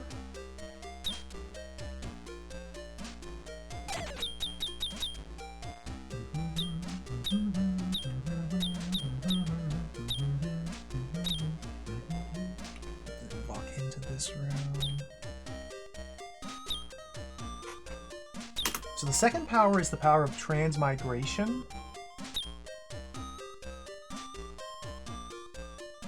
Careful, nice. But there's very specific spots we have to be at before we can use that.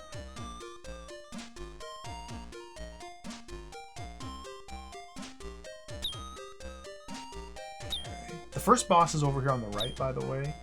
We'll have to come back to this area. There's a three-headed Hydra, a fire-breathing dragon just on the right. Whoops. Let's levitate up.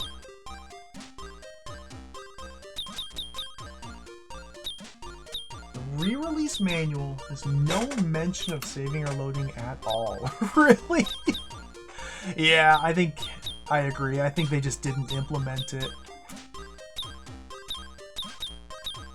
Oh, that's unfortunate.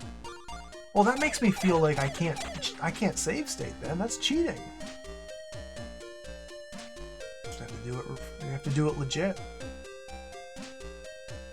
Wouldn't want to cheat at Astaroth. This is, after all, a spiritual journey. Oh my god, I got owned. This is a spiritual journey of self-fulfillment.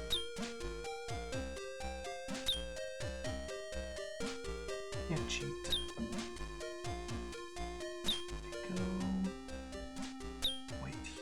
Jump, nice. And jump there, nice.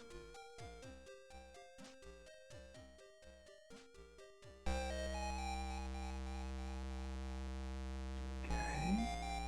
There's the human Pez dispenser with his donger hanging out. Oh my goodness, where's the hitbox? Like, he's really...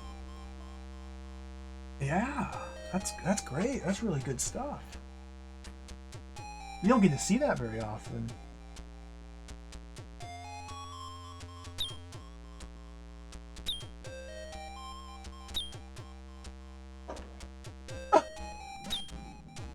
This room is terrifying. Breakwood, hello, welcome. Welcome to Astaroth, the Angel of Death. Oh, careful. It's an inscrutable maze game. For the Commodore Amiga and Atari ST. We're playing the Atari ST version.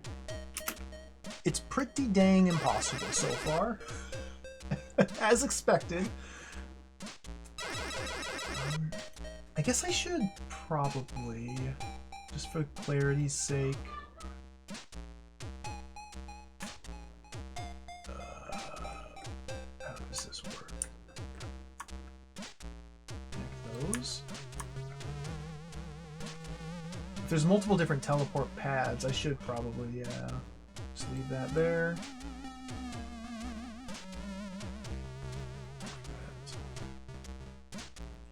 So from here, I think our first objective is to go straight for the fireball. It has to be. We'll go straight for the fireball and then double back. Because there's a path to the left here that was blocked by a worm, and a path to the right here that was also blocked by a worm. But once we get the fireball, we should be able to come over here to delete that worm, check this out, delete this worm, check that out. I don't want to take this next Lotus pad until we fully explored section 2. So let's do it. Here we go. Yeah, the brain, that's our health in the UI. Your brain is your health. Okay, this is the worm or the snake. So we have to run into the snakes. This is a very dangerous room because the snakes will generate you. Perfect. Okay, in this room we go down all the way. Straight down all the way. 1, 2, 3. There's the worm we have to get by. Okay, we don't... yeah, straight down because... That! Okay.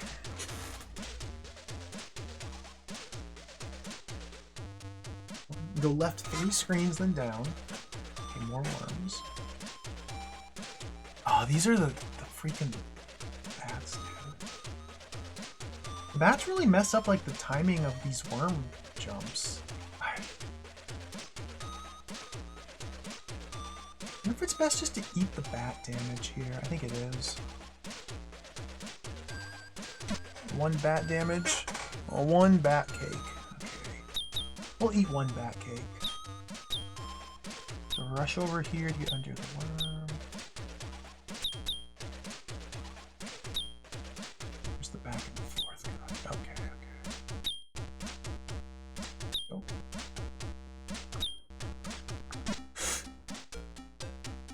I think for here you have to fall and go right to avoid damage. Falling left, obviously dropping right on the freaking harpy. Yeah, you have to just go in right. I might start leaving notes on the map for these individual rooms.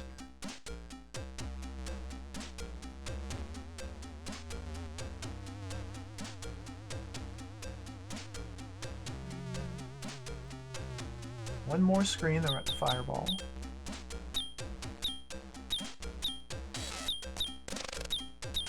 Music. Ah, dang it. Here we go.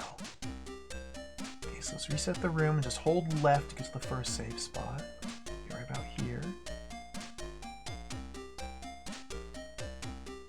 I'm gonna get the fireball, then immediately just hold right. Let's get out, yeah. Cool. This is really good. Getting back here with only dying once, this is really good. I don't think this game's impossible. I think this game is just dementedly difficult. It requires like a very high level of precision, sustained over an extended period of time, with very little margin of error. So it's a basic, you know, microcomputer game. Okay.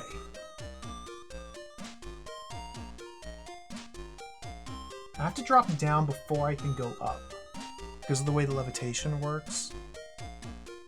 So let's drop down, and then we get wormed. Okay, let's levitate our way up. Harpy. Okay, so the harpy means we have to go up straight away. Ah, oh, dang it. This is the worm, so we have to go up. Okay. I have to kill this worm now, then go left. Shouldn't be too hard. Alright.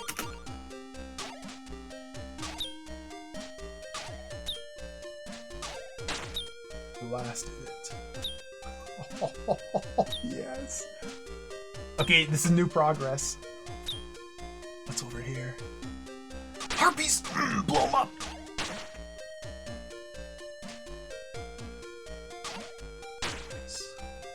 This is indeed Rakewood. This game has an absolutely incredible soundtrack. It has like a 6-minute long title song. It's got like a 4-minute long game over song. And then the in-game music is also like 6 minutes long. Okay, what sort of worm is this?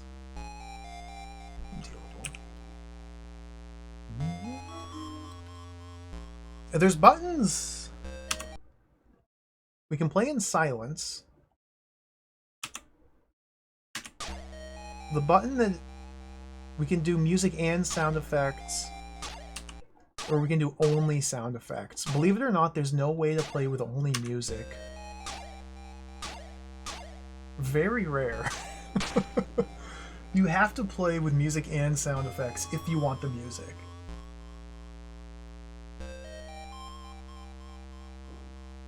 Oh, another one of these, okay. There is an Amiga version, yeah. There is an Amiga version as well. Okay, so this is now connected back over here. Okay, I see. So that's that wrapped up. So let's double back to this path now.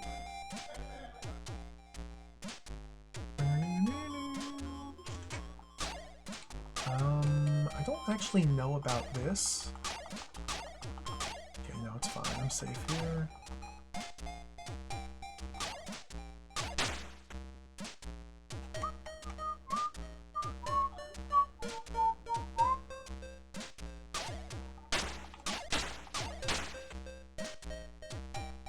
Getting this fireball changes everything.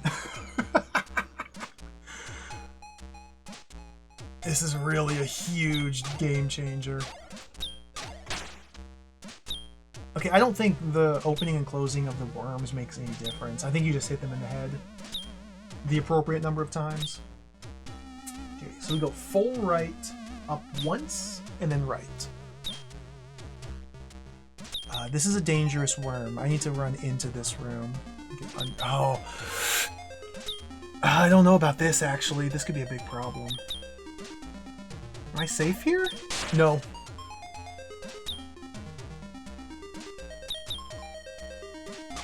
What do you...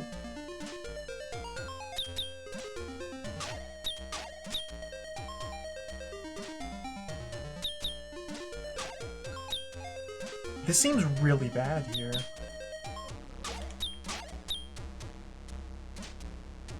Like, this seems really bad. Like, how am I supposed to... I held right. I guess that's a mandatory damage section.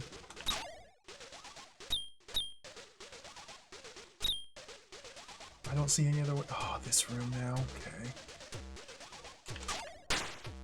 Oh, dead!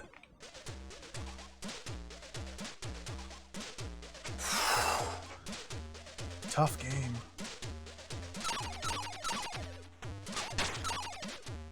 Okay. Let's go up from here.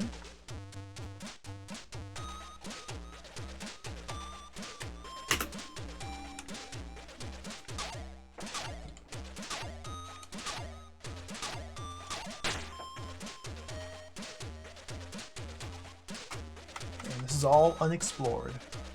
And there's literally nothing here. Very good.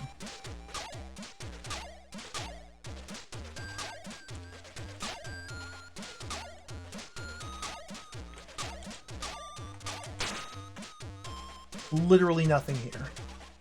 Okay. Well, now we know. We spent a lot of life, resources, HP, lives, etc., figuring out what's behind here and what's back up here. Turns out there was literally nothing. We have to go to the Lotus over here. Alright, let's go.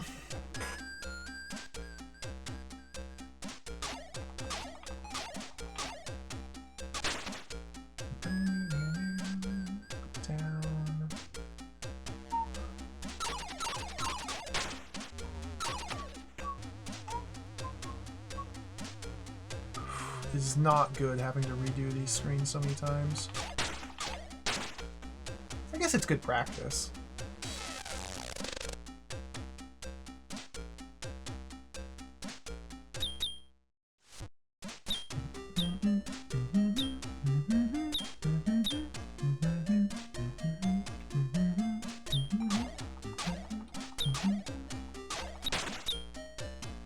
down here, yes. Just down, down.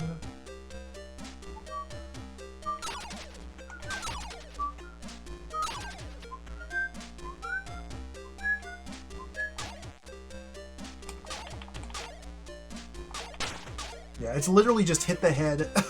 Okay, cool.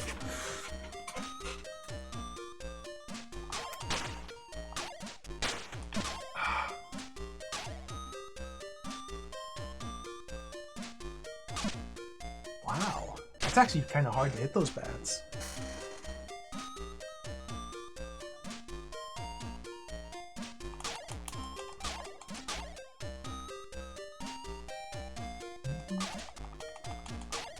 This one can just run through.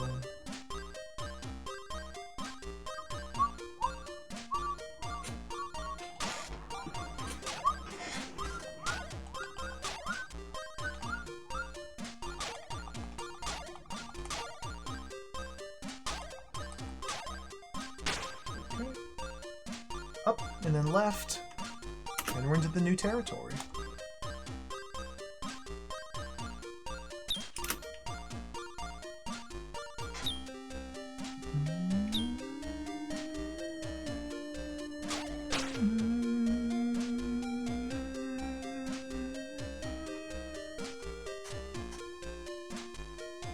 Cool. So that's level 2 complete, question mark? If you can even break it up that way, let's see where this leads.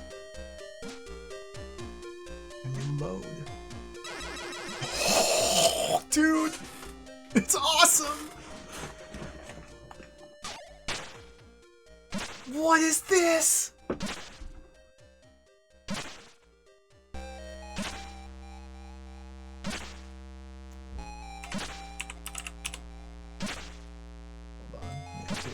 Here. Lotus.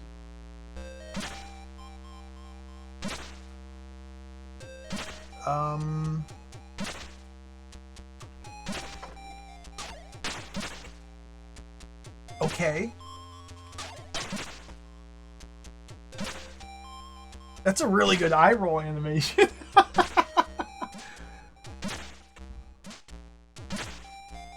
I'm kind of into this demon animation. That's really good.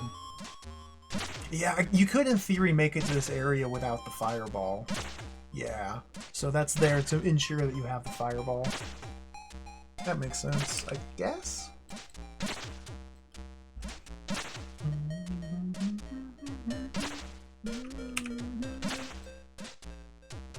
Even if this is just another way to have Amiga droplets, it's really cool that they took the time to make it look different. Like, look at this background, too. There's like... What is this like the void? Is this a wall? Are these like stairs leading into like the unknown? Oh my goodness. Ah! Okay, they do mega damage.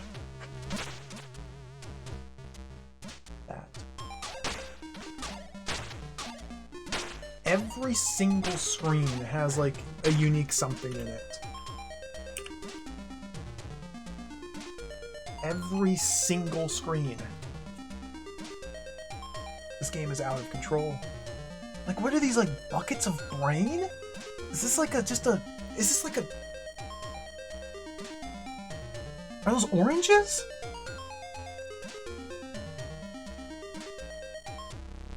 Bats.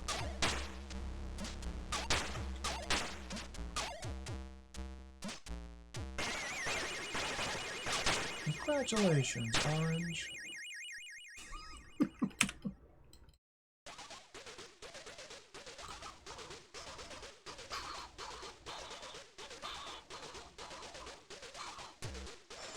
What is this, dude? What is this?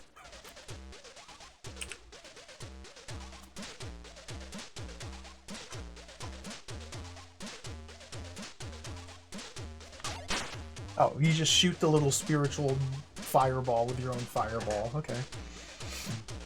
Whoa! Oh my god. Is this Contra now? Are we just playing Contra? This. Up. This is so cool. What the heck is, what am I looking at? Hopeless Stream, hello. Thank you for raiding. Welcome, everybody.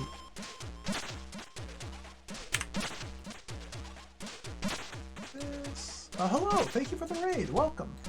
Hi, I'm hiding behind my map. We're playing Astaroth for the Atari ST.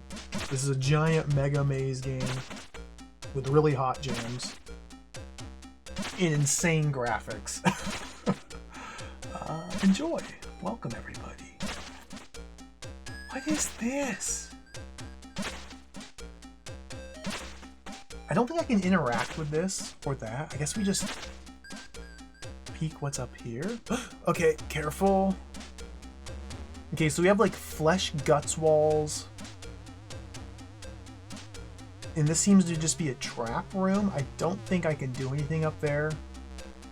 I could go down all the way to the bottom, realign myself further to the left, and then levitate up.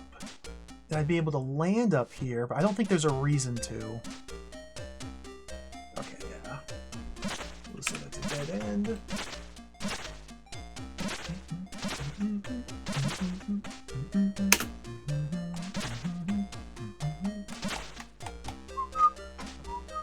We gotta fight. Those blue women shoot fireballs. Dude, this is so cool. Wait, what did the manual call them?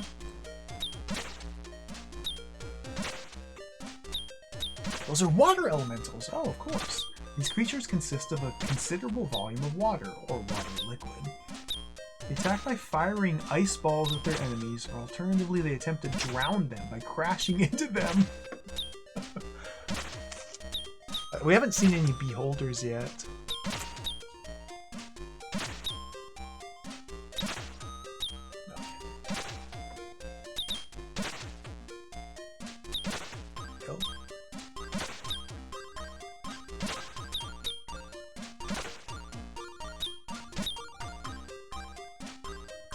Shoot! Okay.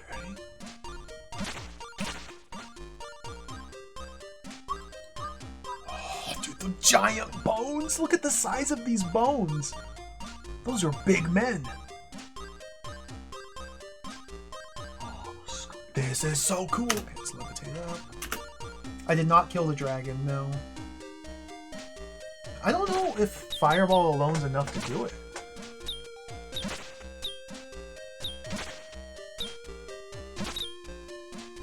I'm not sure how to fight the dragon yet. I haven't really thought about it.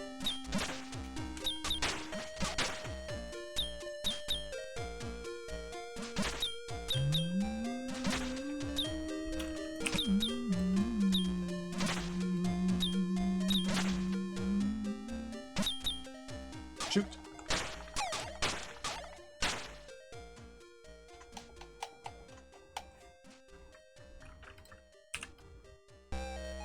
There's a lot of rooms in this.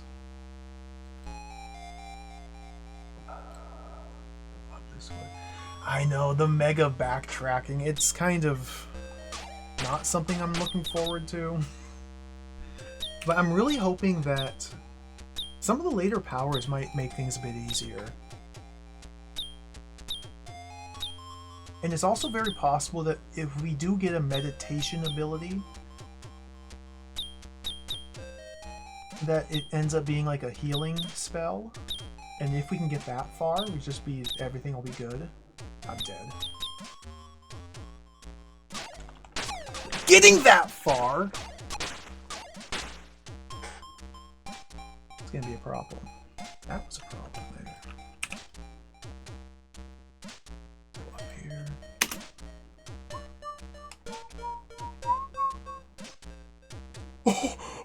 What? Oh my god!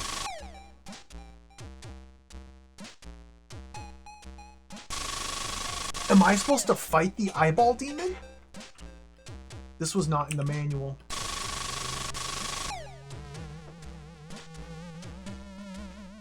this seems like a really bad idea.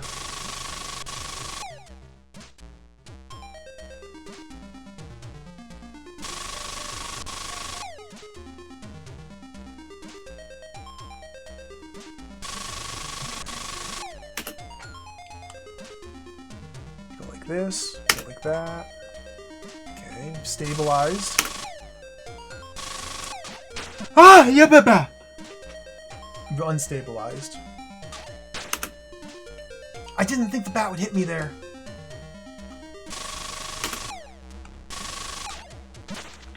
Two shots. Up. Two shots. Three shots. Up.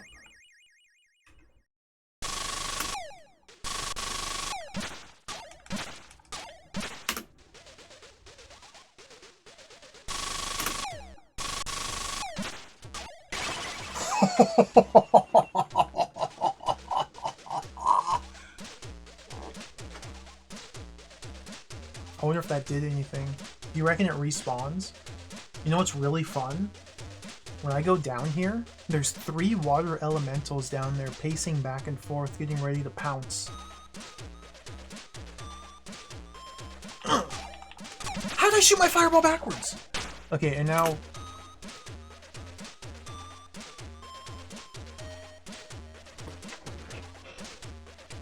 Okay, wait, that changes things. It stays dead.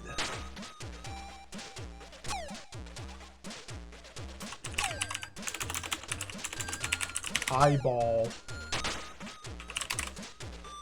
Demon. I think we got to kill these. Let's give it a color. This will make it red as well. I don't really have enough colors to pick from. Rapulin, hello, welcome. Welcome to the Astaroth, the Angel of Death stream. Get him! Okay. I'm about to die. Nice. I'm not sure if I can get through here. Go. Oh, I made it. Is this up, or is that up blocked? That's blocked, right? Yeah.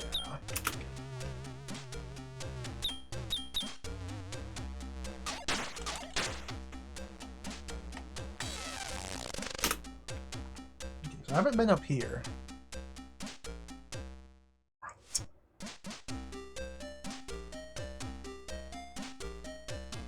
Keep going up.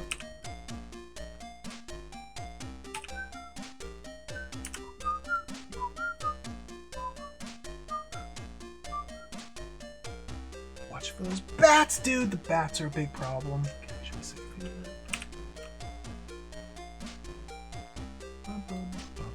Wait for the double swoop. For the second swoop, this is when they rest.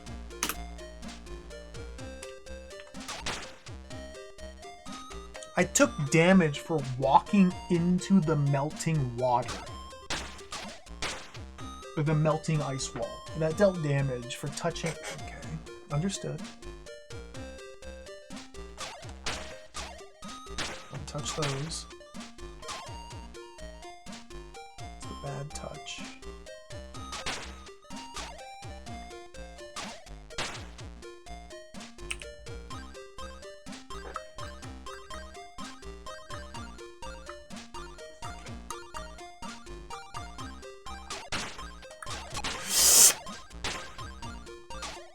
There's no way to, like...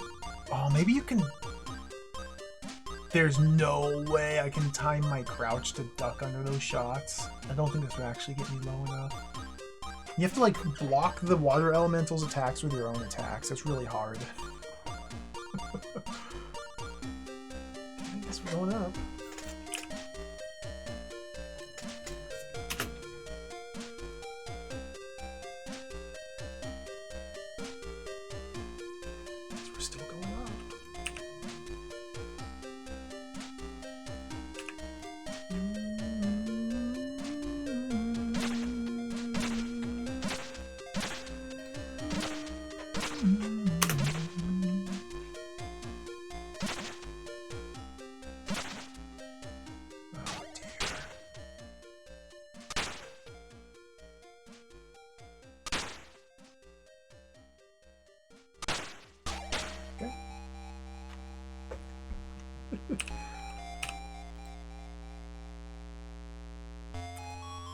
This game might be impossible. This is long. Oh, it is all this.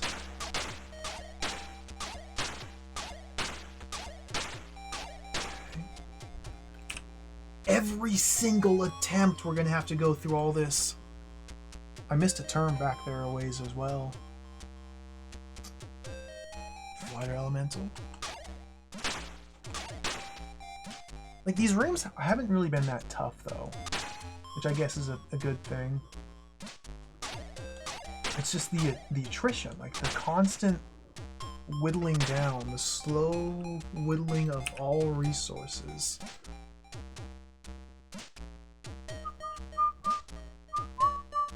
There it is! Okay, we got a new power. New power. That's like the sight. The sight power. Telepathy, I think? Telepathy.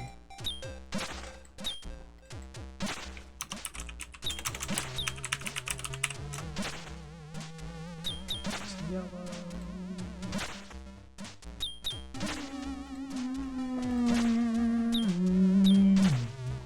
Alright, can I get there without dying?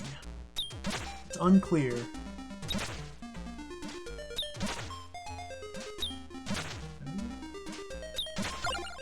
Okay, I got it. Let's telepathize. Ball left to the cross. Oh, I see.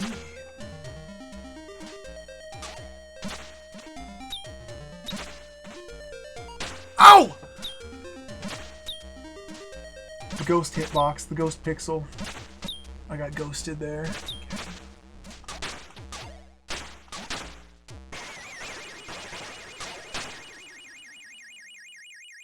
I have like one more hit point. It's over. It's over.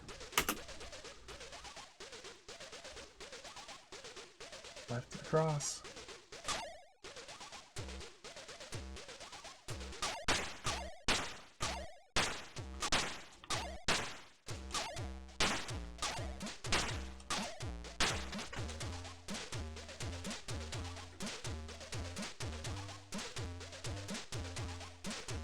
Like, there's literally only one path I can go that I haven't been on. So regardless of the fact that telepathy gives me an arrow pointing left, like, there's nothing to the left other than where it came from?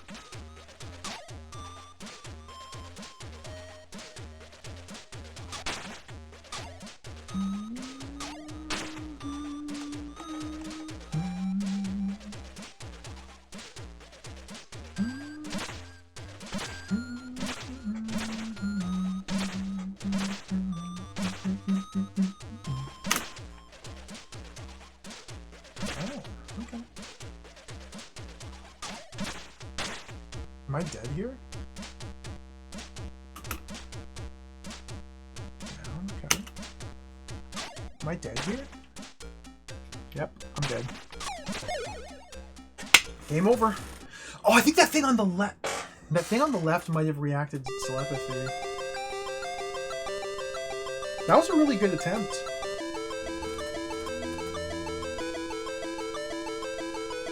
That was a really good run. I wonder what the score is.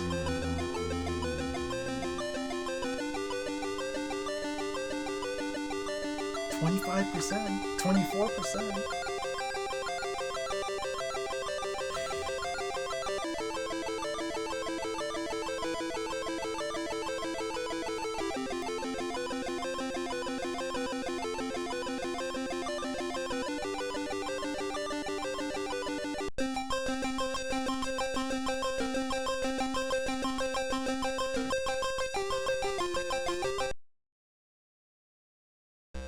This might be the hardest game ever made. What?!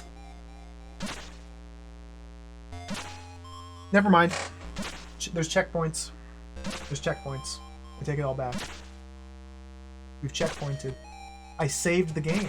Did I save the game? Or did I save? Or is there just legit checkpoints? I think there might just be legit checkpoints.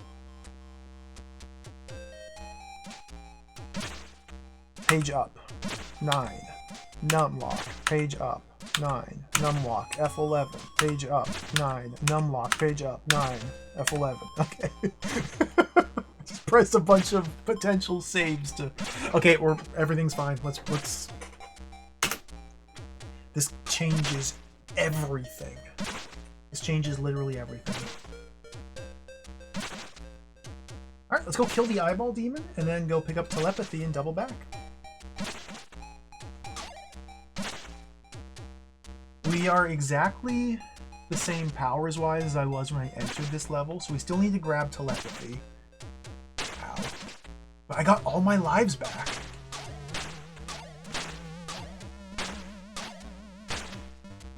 That's insane. This might be a real game.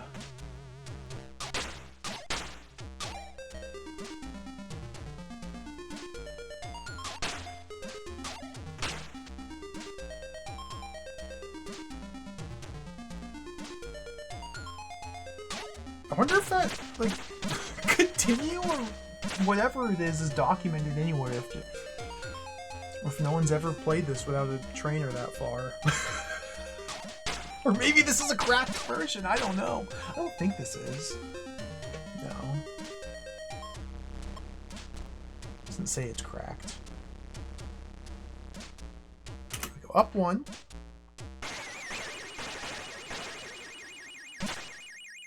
We go right here. Wait for the spears.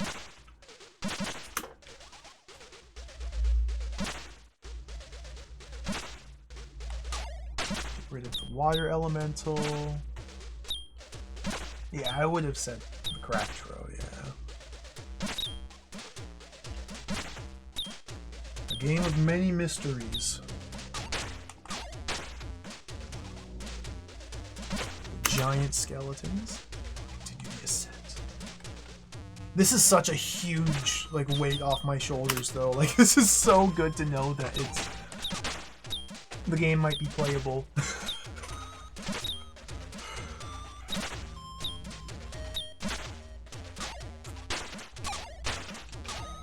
Let's go right past this and destroy that eyeball again.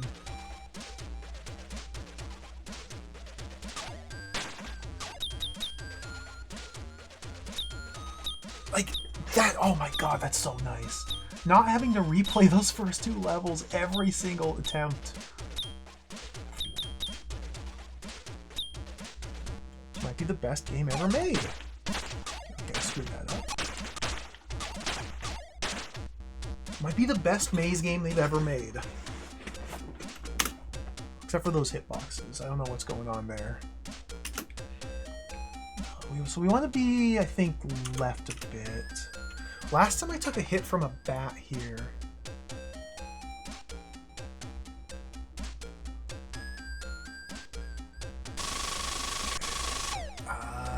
Go up, up, up, up. Wait for it, wait for it.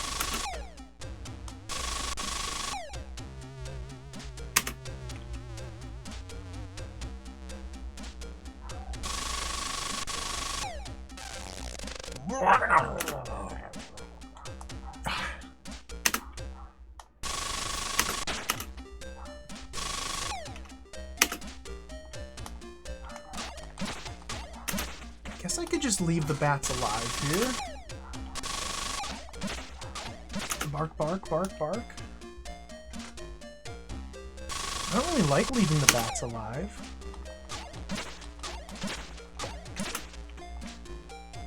But it's working. Okay, we left him alive. Massive damage. It might have been best just to hold left there to get out of that screen rather than try and fight the elementals.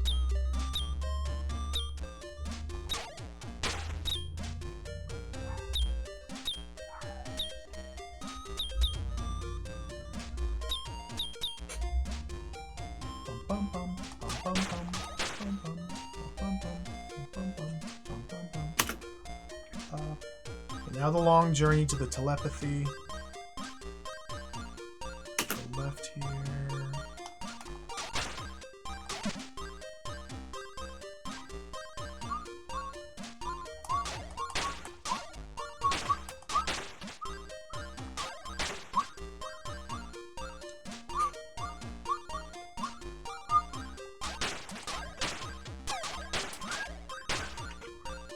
So when I died in this room, it looked like something appeared over here. That might have just been like the visual effect, though. Yeah, I don't think there's actually... Go up twice. Wait for these.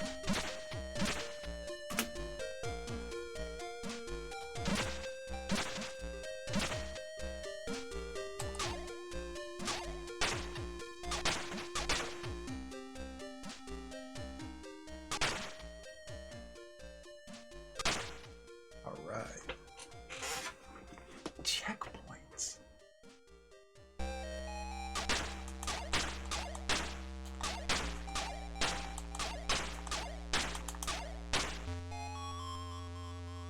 I have no idea what telepathy is supposed to be doing for me. Like, what benefit do I get for getting a picture of a cross?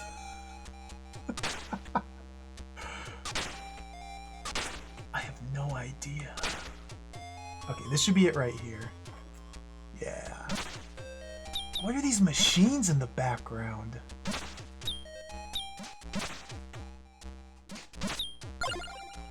There we go.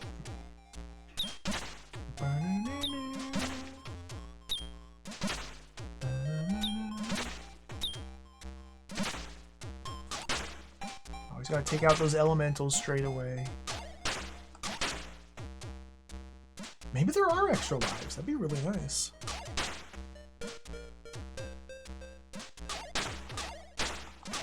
Bats.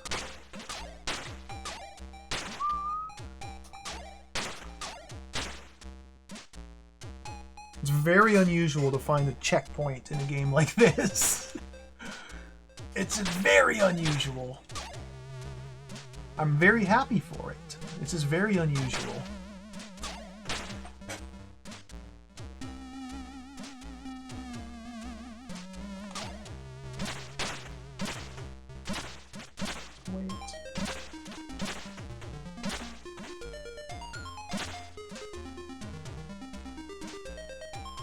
This room is danger. Okay, so this is where I died last time and got my game over. Now we're here with full lives. Just follow the arrows.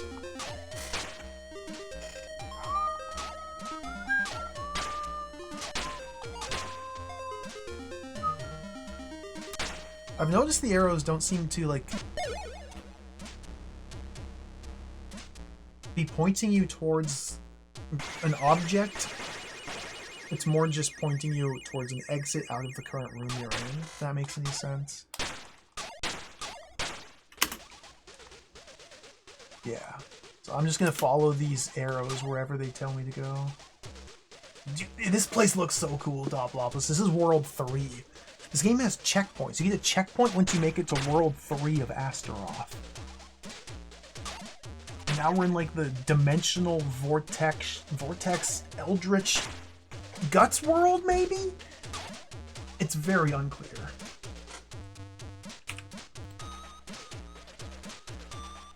That's a trap. We have to find out. I'm dead. No. Look at this room! It's beautiful. It serves no purpose. Let's get out of here. So we have to go like this. Okay, yep. Good job, Ozzy.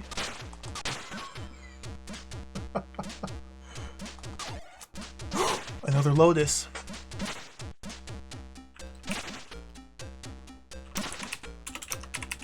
So this will be the end of level 3 then. I have not left any paths unexplored so far.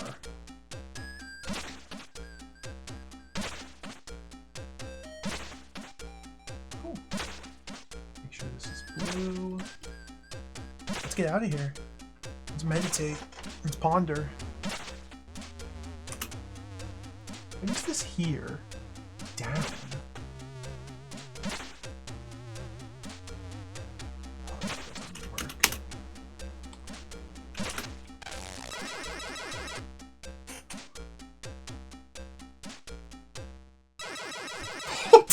graphics.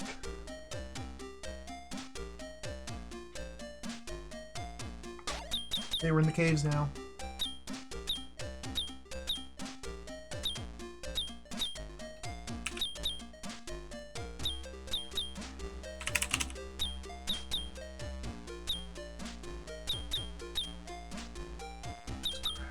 This. Caves.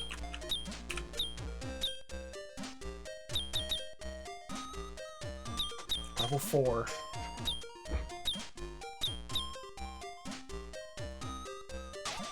Worms. Is that worm gonna kill me? Yes, okay, this is a danger worm. We need to really locate the safe spots. It's there. Here. Ah!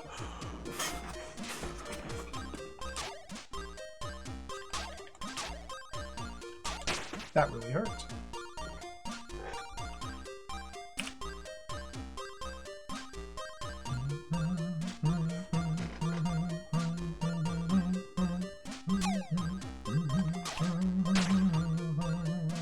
What is this nonsense, dude? You can't avoid that.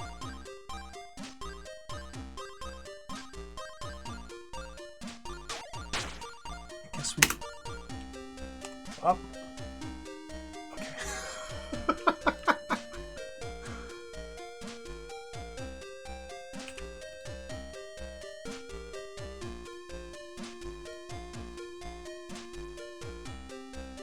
Scorpion.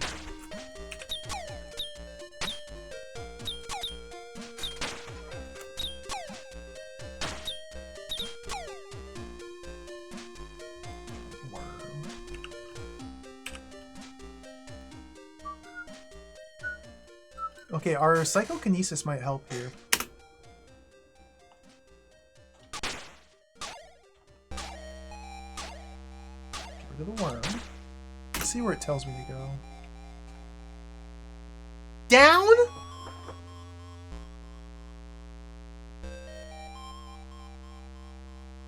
What? Excuse me?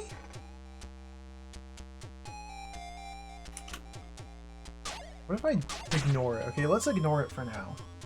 Maybe we don't ever care about what the direction tells me. Dude, we get a long boy. Okay, there's a long skeleton in the next room. Be prepared. Long skeleton incoming. There he is. Dude, look at that long skeleton. Ah! We have to fire.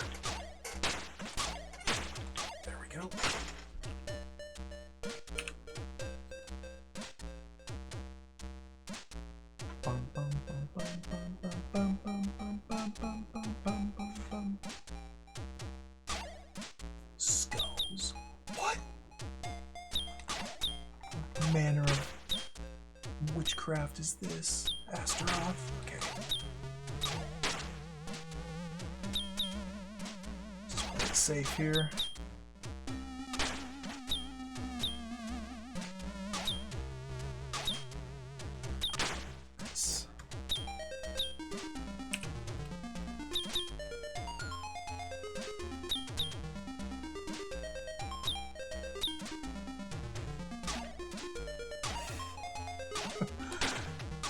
We're gonna have to backtrack through here and fight through all these again. Those are unkillable. I guess what we have to do is this. Okay.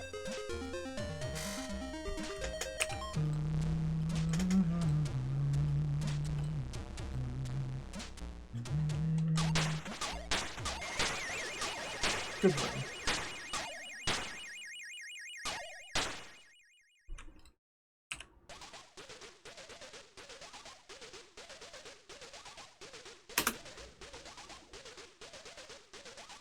What? Yin Yang is this way. Cross was back there. Yin Yang is this way. Okay, that's a very, very, very, very, very, very, very, very scary worm. Who's approaching my location? We just have to charge through.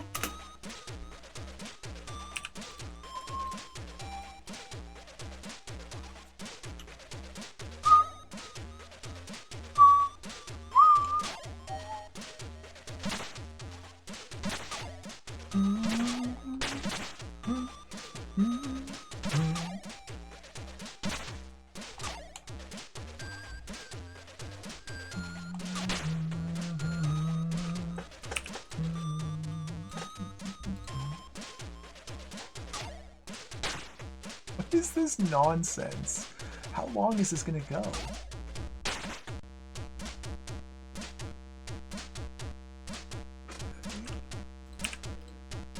As we jump down, I hope this wasn't just a dead end. Time to find out. Snake!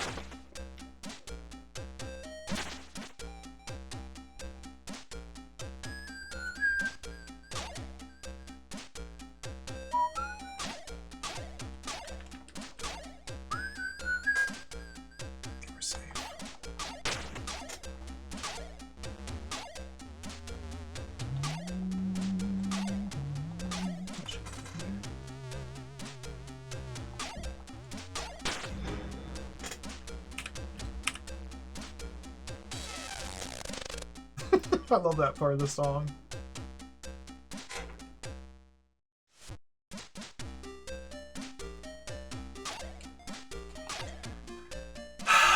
Okay, what's that? The worm's gonna hit me.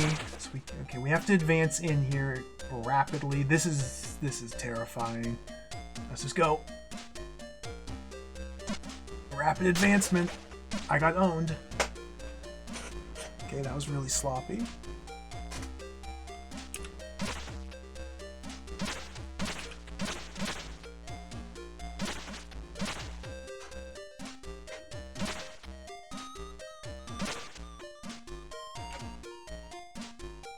Oh my god. 1, 2. Oh my god. This went down 1, 2, 3. That had a left. I think that was straight through. This is straight through.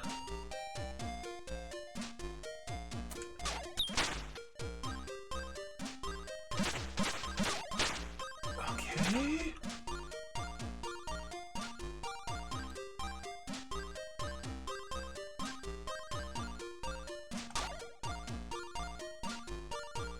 This pattern again.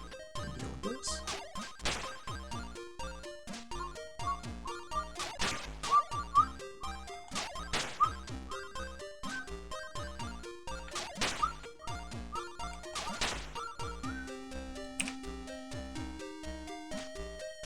We are so far deep into this cave here.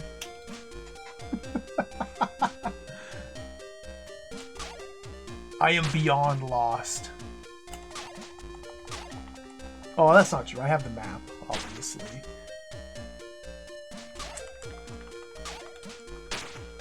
Okay. Surprisingly, Cadus, the game has been quite civilized. The saving and loading is broken. It doesn't work. The manual says we can save and load our game, but that seems to just not be the case. Ooh.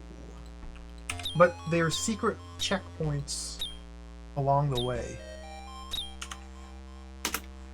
So because there's checkpoints, everything seems to be fine and like playable. And the checkpoints give you back all your lives if you continue from them. So there are ways to actually play this video game. I have no idea I'm heading in the right direction, though. I should use my compass. Like, look how many rooms, dude! Oh my god.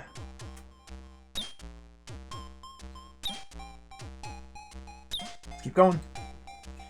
What's the telepathy say? Okay, we're close to the cross again.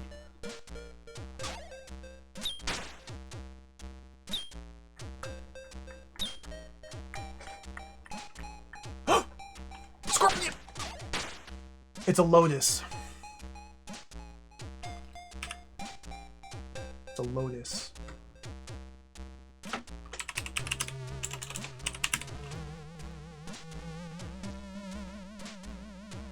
So the Lotuses take you to new areas. They're just teleporters.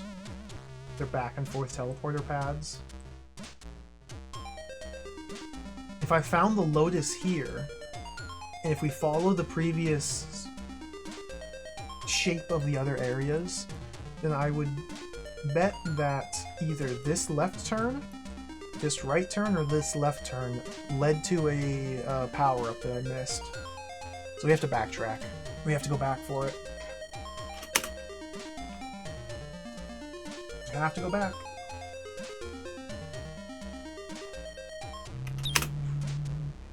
The game is impossible if we don't get all of the powers.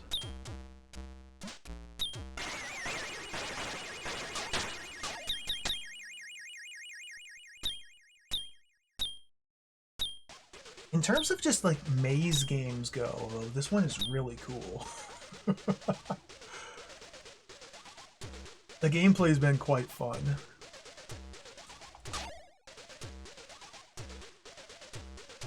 I do wish the hitboxes were a little bit less broken? Question mark? That was just stupid of me. I'm not playing it safe.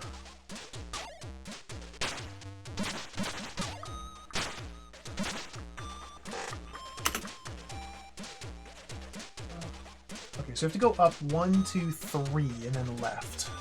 So there's 1, 2. 3. So this up has a scorpion there just waiting to pounce and a worm there. Okay. So the worm is stuck on the left side of the screen, so that's fine. So let's do this. Let's get rid of you. Left. I prefer the skeletons. I think the skeletons look cooler. Like these skeletons have like crowns.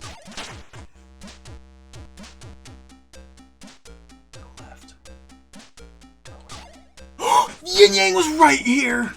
Okay, we have to advance in. We have to deal with this. Advance in. Retreat. Dealt with. What's the Yin Yang? I have to deal with the worm first. Okay. Okay. I'm very excited. Manual. Meditation. Relaxing your mind and body to refresh yourself. Do any of these look like a cross? No.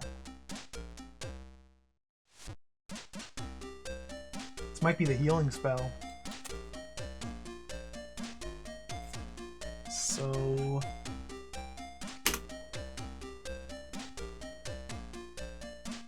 my brain just grew. Okay, we're in there.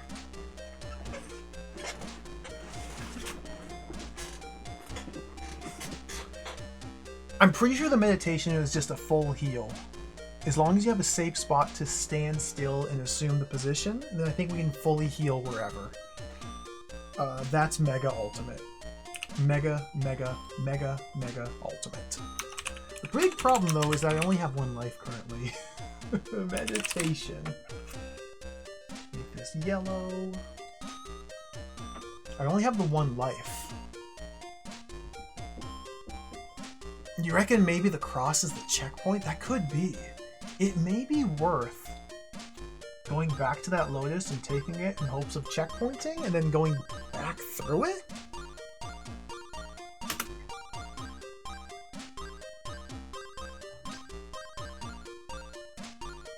I have to drop down to go back up.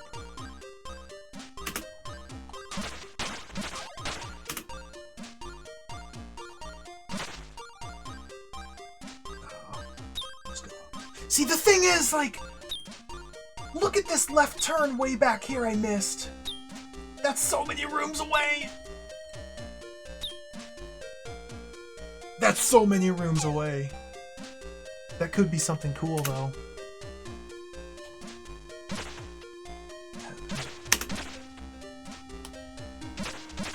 Cross is down.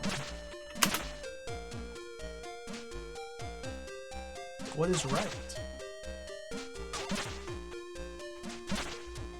Nothing. We're gambling. I bet there's nothing over there. I bet that's a dead end. We move on. I'm ignoring it. I'm ignoring it. I use my meditation, my telepathy nearby, and the telepathy told me to go right. If there was something of value to the left, it would have said to go left. We trust telepathy. We ignore. Move on. It's a risky gamble, I know. Maybe a boss is up there.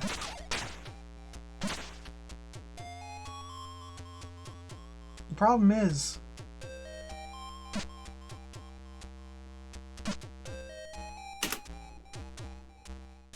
that was also a risky gamble.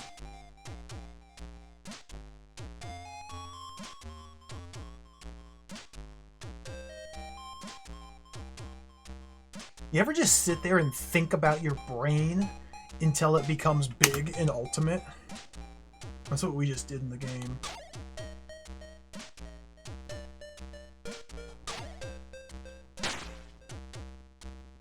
That's how meditation works, right? You just sit there and like manifest a bigger brain. Is that what you're doing when you're meditating?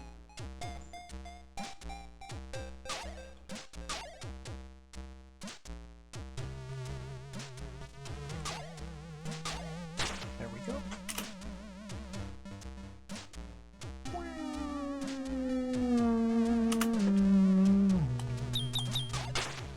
This game.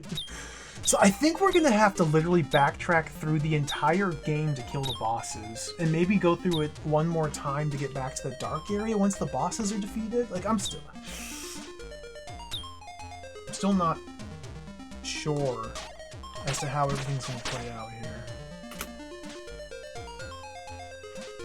Teleport me.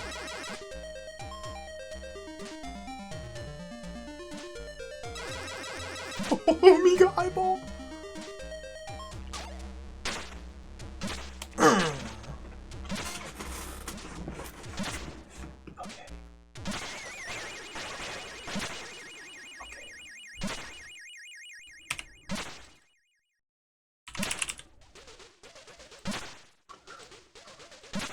This is now level 1, 2, 3, 4, section 5 of the Mega Maze. We're in the 5th section of the maze. So far there have been 5 completely discrete chunks of maze here. This is the 5th one. Let's go.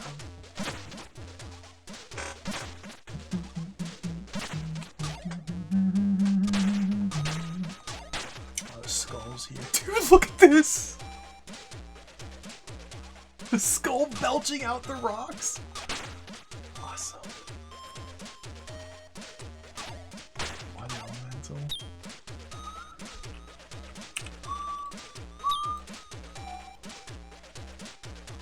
This is mean, so what we have to do is...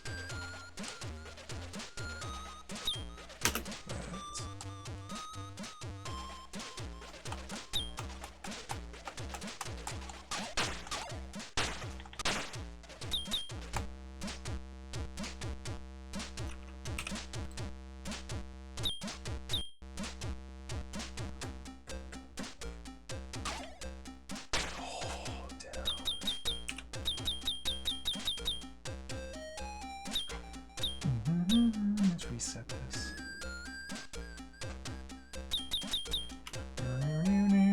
One, two.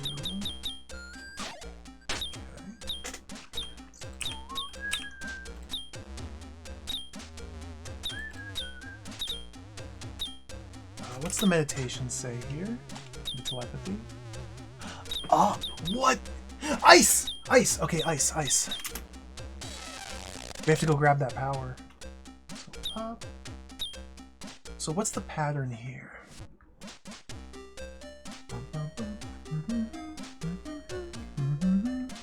I got owned.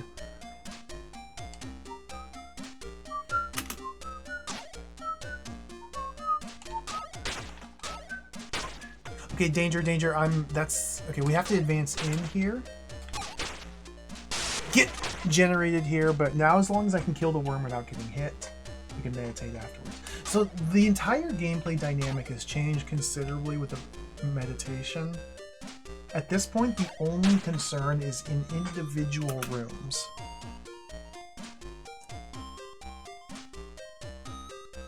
Because we can always do this to get back to full health after every room. I guess, no, that's not necessarily true. There could be time. Because we do have the clock. There might be a time limit.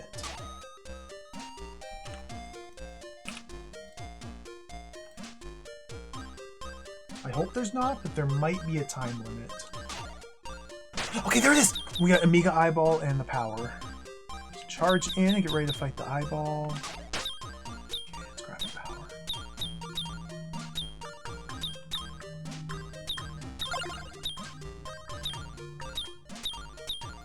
So there's the ice powers.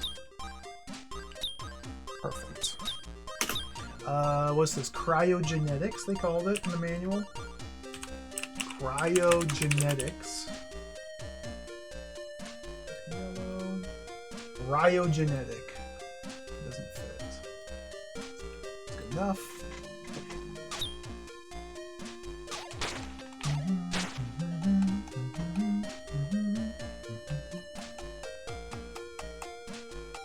God, I love this music.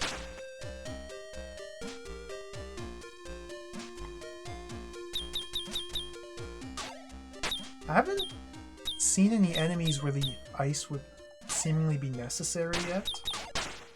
Maybe it's for the three-headed dragon though.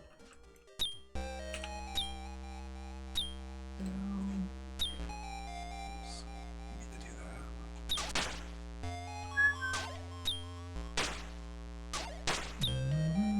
that. Eyeball dimension. Okay, 1 and then 2. Look at these backgrounds, man. This is so freaking cool. Dragonflights.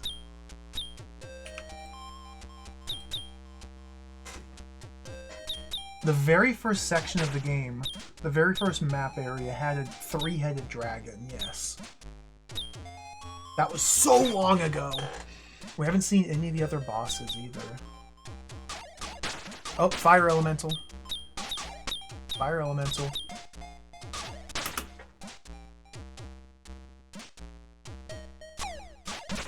Okay, I killed it with ice. Very cool.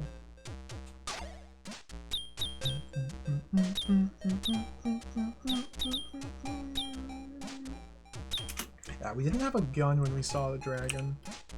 And I didn't backtrack to it after picking up the fireball ability, which might have been a huge mistake. Okay, this one is messed up. It's fine.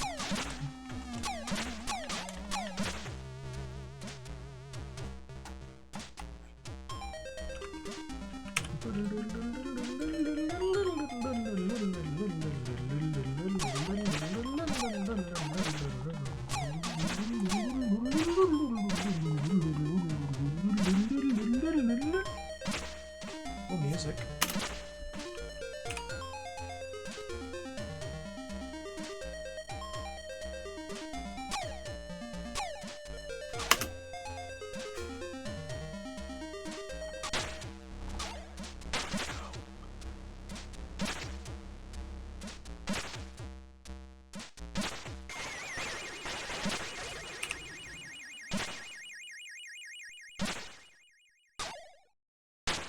End of the line.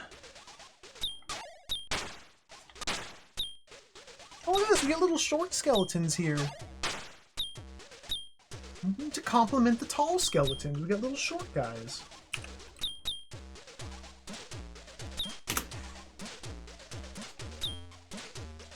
Hand! I need hand. We need hand. Gotta get that hand. Levitate. The hand is up here. Okay, you're not a hand.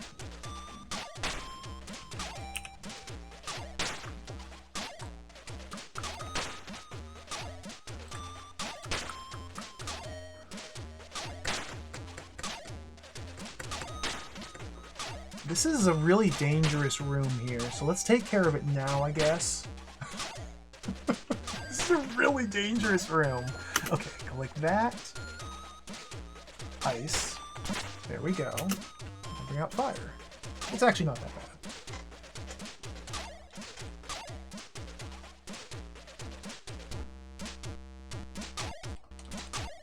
Yeah, once you actually like get the tools to deal with the different hazards in the rooms, and you're not just running around avoiding everything, it's really fun. Okay, what's next? Ah! Get that ice.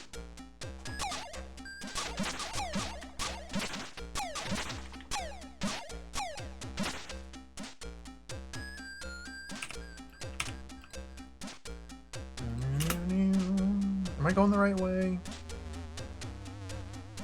Yes, hand.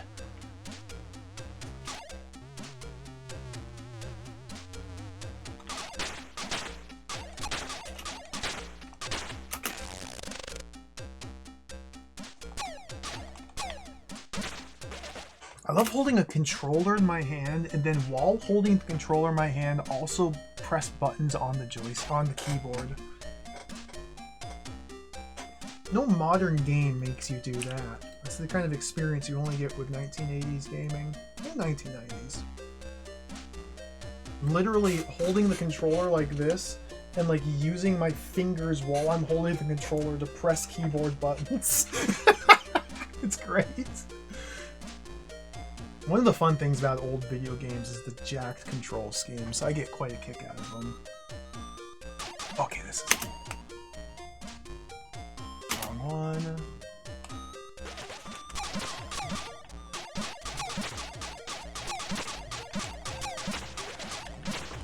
Come on! Ozymandias! I don't think I can attack fast enough. This is a big problem. Big problem, big problem, big problem. Ozzy. Okay, I got one down.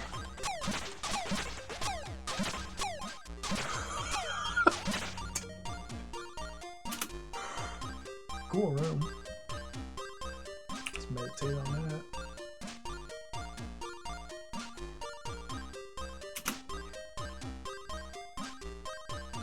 So the hand should be right over here. There it is.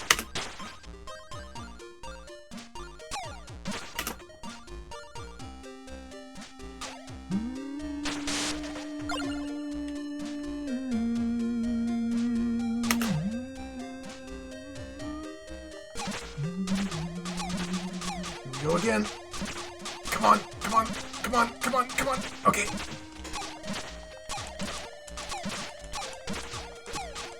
Okay. Whew.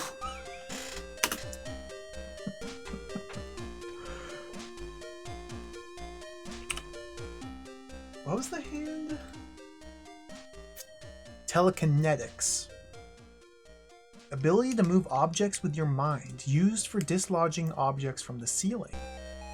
When activated, a ghostly hand appears on screen, and to move the object. Place the hand over it and it will fall to the floor below.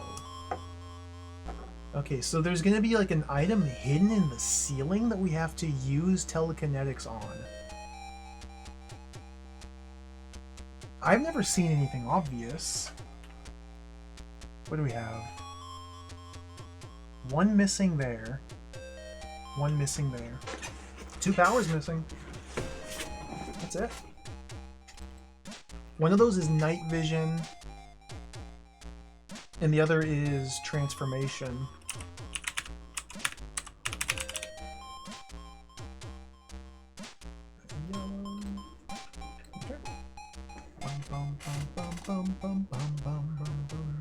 I choose you. I choose you. I choose you. Okay. Can't use it.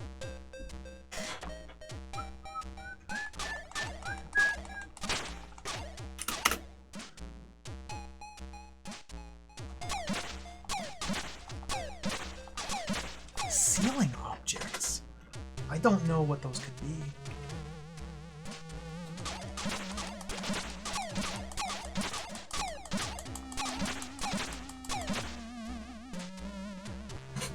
brain is still a little green on top, so that's good. You want to maintain a nice shade of green on the brain. That's ideal. So I haven't gone up any further from here. So this is new territory. Go down, go up.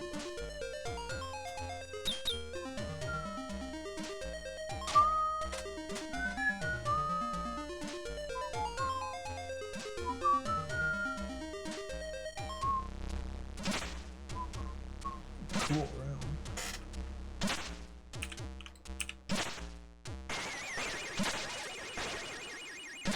How?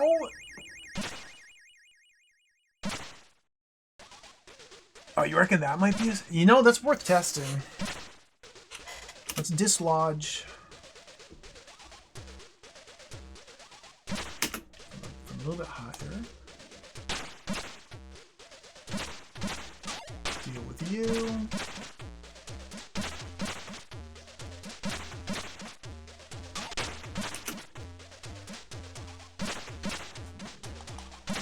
You. No. You. Maybe back in the dragon's room, there was like something above the dragon. Maybe this is how we're meant to kill the dragon? I don't know. Very mysterious. Just meditate here. Okay, got my brain color back.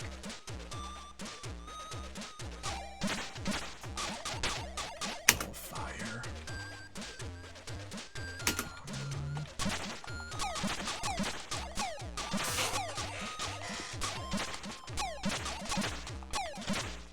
There's literally one path available to me. Let's keep going. There's no alternate routes I've missed, other than that one that I said I'm not going to take. But so far back, we don't need to worry about it. Okay, that worm is going to be a big problem. This room here is scary. We have to advance in, and we have to intentionally take damage to delete the elementals with our body. No!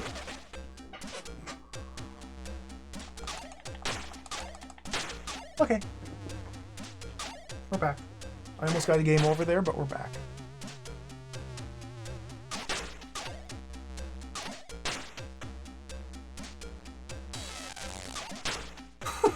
That's terrifying. We're gonna have to think about that one, yeah. Ponder.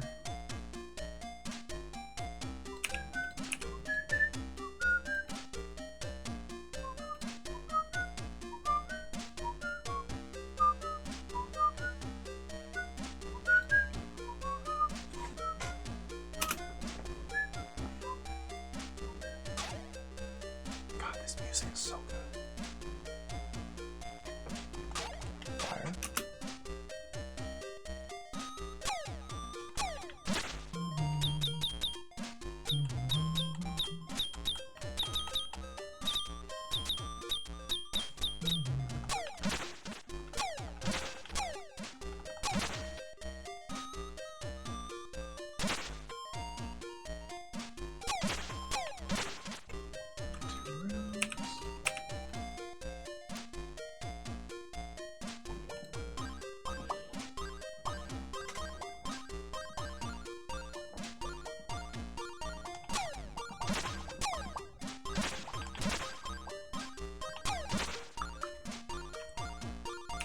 Let's go. Where is this gonna lead? Let's think about this first. Okay.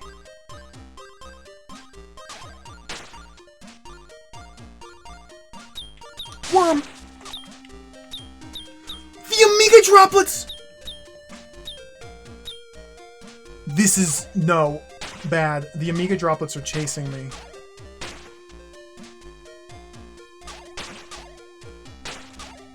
That's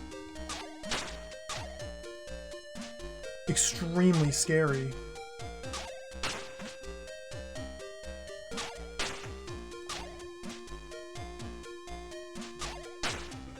Think about this here. Meditate. this game, man.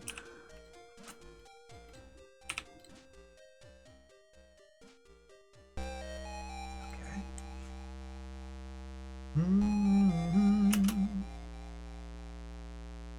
What are we thinking? To the right. Understood.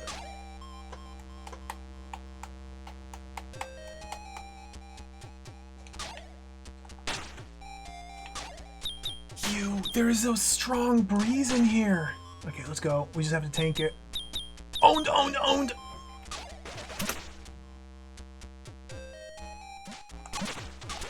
Okay.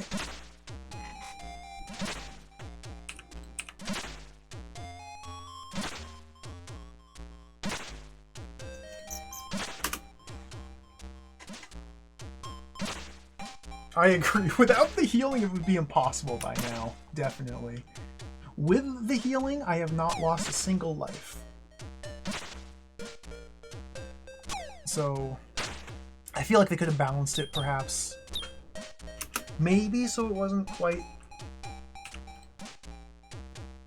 you know, one extreme or the other, but I'm not criticizing. Let's go down. Okay. Next Lotus.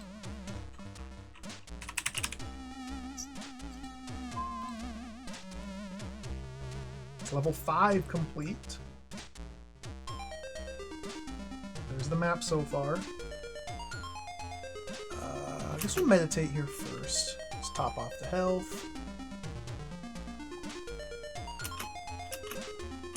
And this might be a checkpoint as well.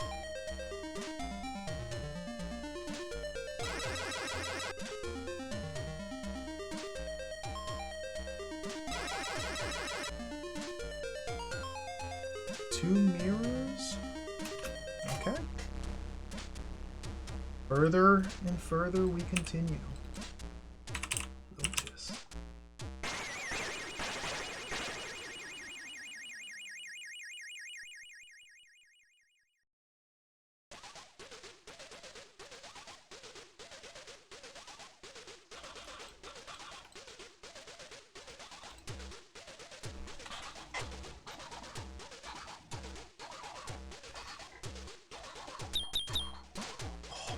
They're all doing it now. Okay, every Amiga droplet is homing. That's a big problem.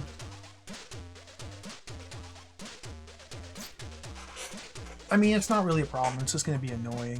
Like, the way to deal with it is just to deal with it. Like, you get hit, then you heal later. You just deal with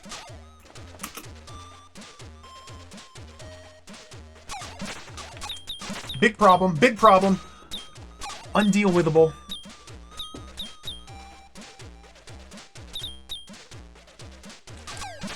Okay, I'm dead. I'm alive. What the flick? What the frick? I should have telepathied to know which way I'm going.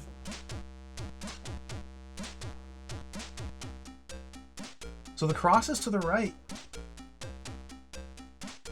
Let's go left.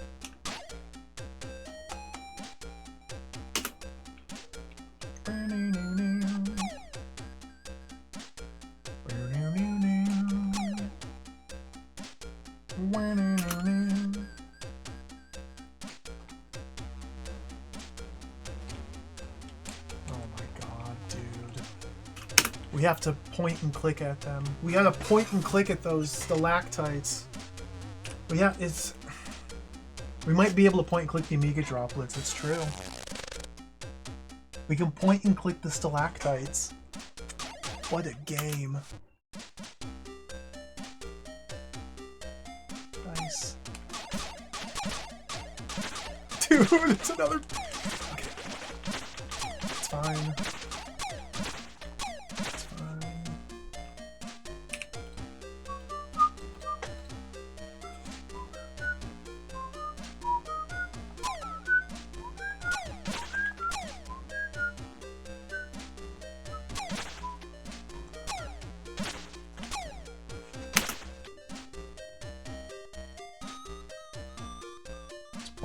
these.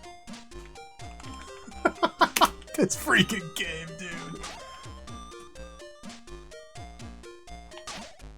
There we go.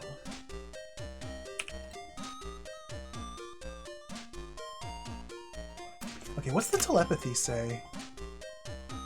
It still says I'm going the wrong way, so I'm going to persist on this course here. Let's go down. It's 1, 2. Okay.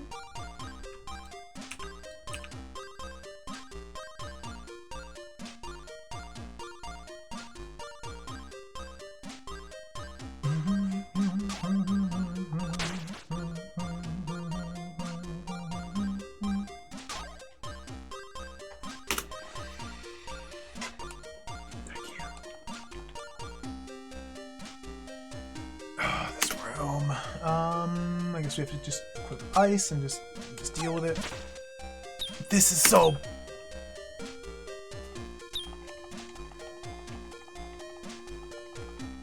Oh my god, you can click them.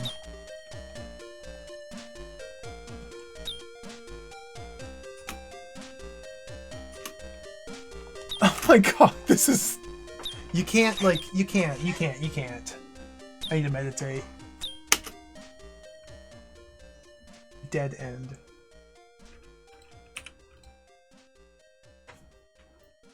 I think this is a game over. I think I might finally be dead here. I don't think I can get out of here alive. There's no room to meditate. The droplets are here. I can try meditating here. We'll see if my brain is big enough. The droplets have an invisible wall! Okay, never mind, we're fine.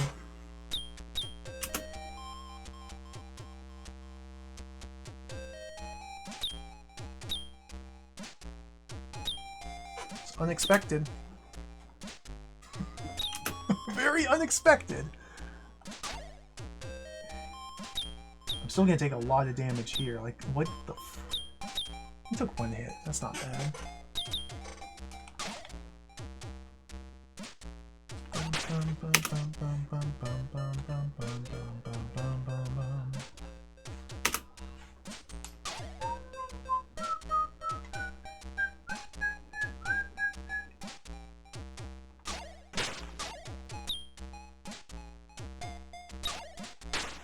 There's normal droplets here.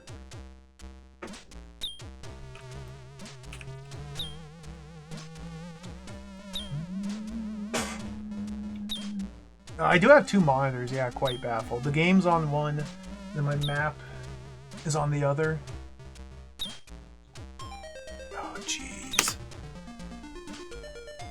This place is enormous! And according to my own compass, I'm going the wrong way. No, up! Star! Okay, we have to go up. Okay, get rid of all those. So to go up, we have to go down. Can I levitate here from the invisible wall? No. I went too far into the room. I'm gonna die. Okay, there I can levitate.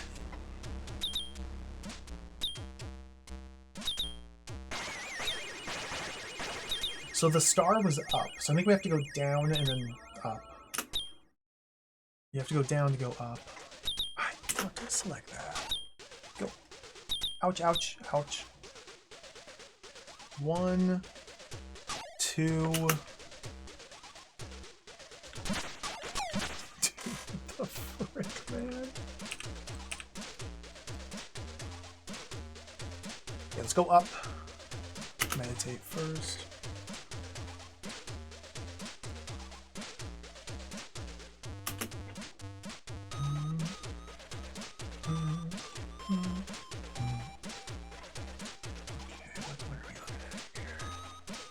Nice. Let's go. Oh.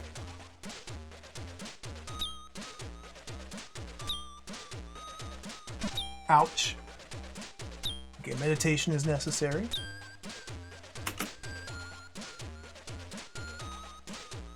No hand! Ouch.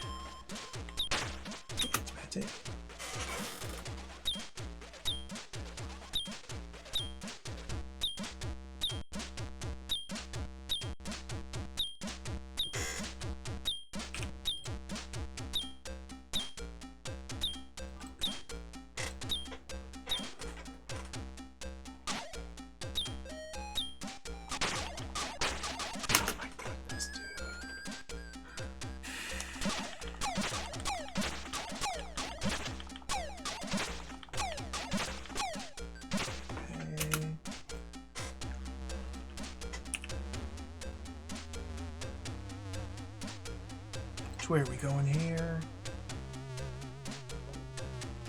Down for the cross, but where about the star? They're not going to tell me where the star is. Let's go left.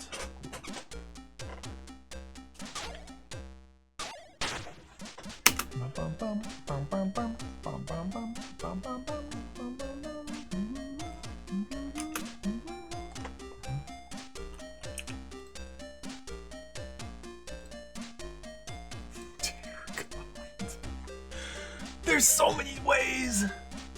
Let's stay up high. Just keeps going. I got hurt by that.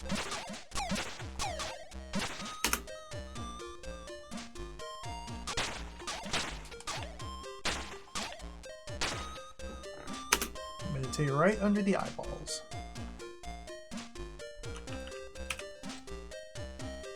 So in this area, we're currently looking at 1, 2, 3, 4, 5 different paths I have yet to explore. That's a lot.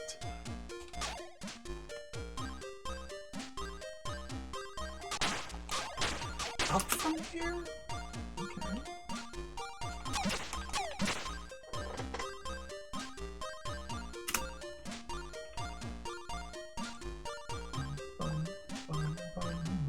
Get out! Can't hang out in that room. You have to push through it. So like this room here, I just have to go straight up. The big problem is if the Amiga droplets decide to spawn in here, like that, I just have to go right through their spawn point. Okay. It's severely damaging to have to do that. Severely damaging.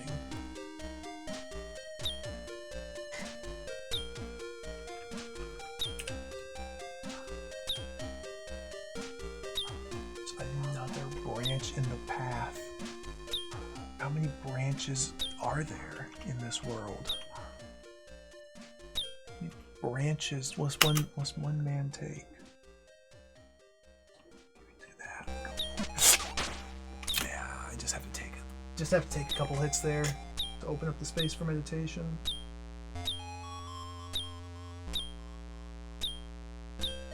Look at dude. Drag all this over here.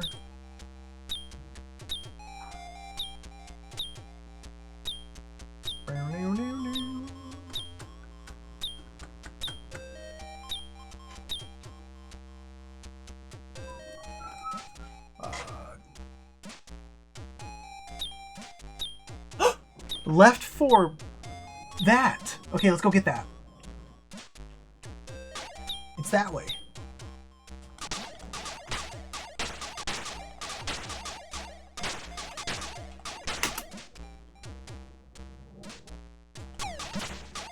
I gotta say, these rooms here, where you walk in and there's just 4 fire elementals and 4 ice walls, and you just have to stand still and mash the buttons for about a minute before you can walk through. They're kind of silly, these rooms. It's kind of silly. Okay, let's touch these.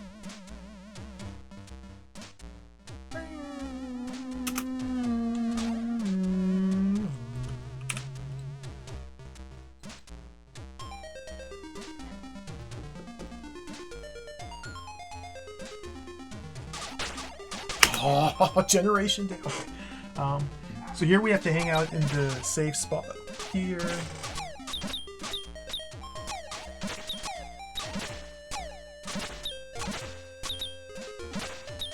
You meditate. I really wish there was a way to like move left from this point without getting completely destroyed.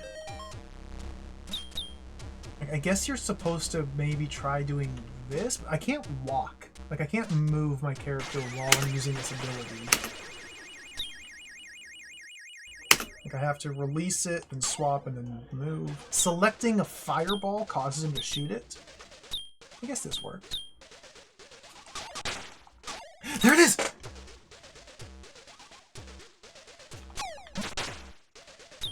That's it!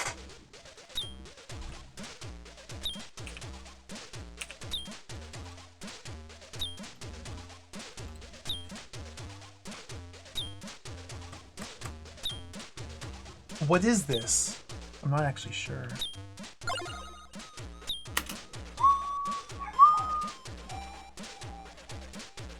Oh my god! It's another game changer. Alright, we got... What's this? What they call this? This is shapeshifting.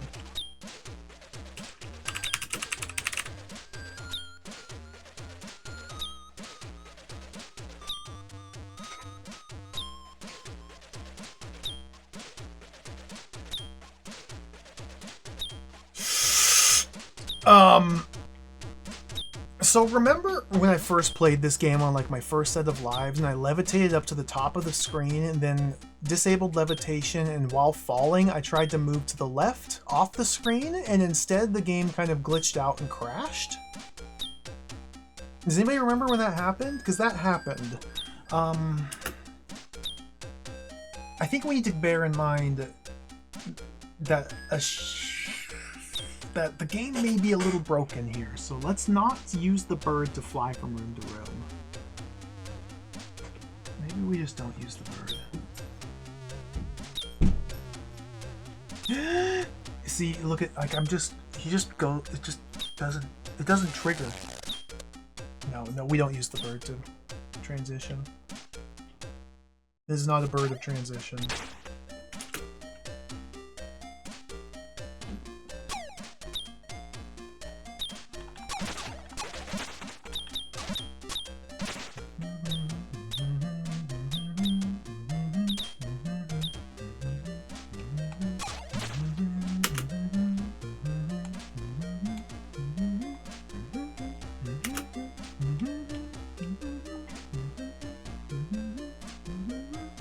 Bird seems like it might kind of suck if it can only manipulate or move on a single screen. Yeah, I'm trying to think, like, if that's its use case, then what value does it have at all? Like, there's got to be something else I can do with the bird that makes it valuable. I guess, like, okay, in theory, sure. I'm gonna say I don't want to play with this screen and just go like this. Okay, it's fire button to swap back.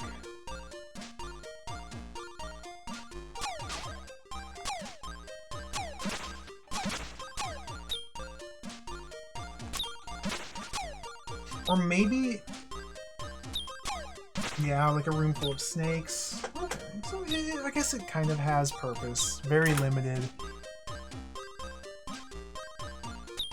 But useful when applicable. Let's go right here.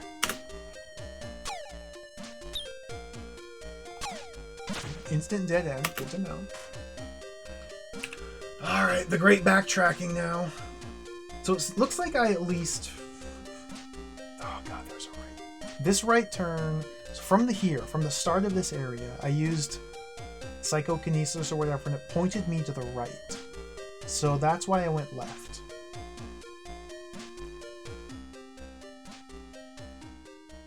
So now we have to backtrack all the way here, and then I guess we can hit all these along the way. Okay.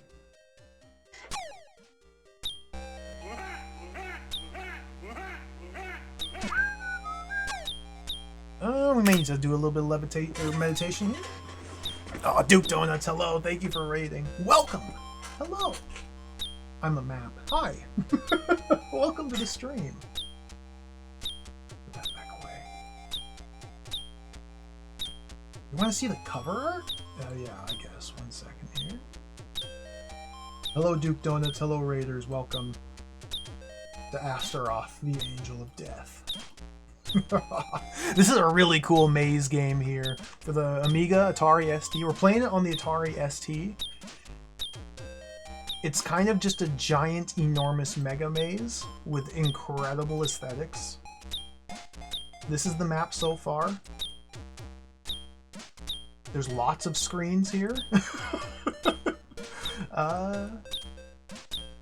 Yeah, hello everybody. I love maze games. We're playing a sick maze game. Keep exploring. The goal of this game, this is a journey through the mind, through hell, through something.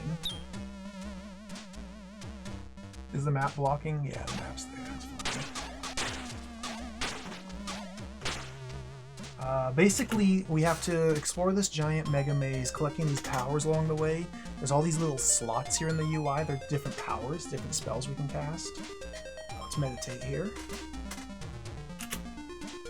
Once we collect the different powers, then we have to go find and defeat the 3 bosses. And then once we defeat the 3 bosses, we can go find and defeat Astaroth herself. So some ice on the fire elementals. Fire on ice walls.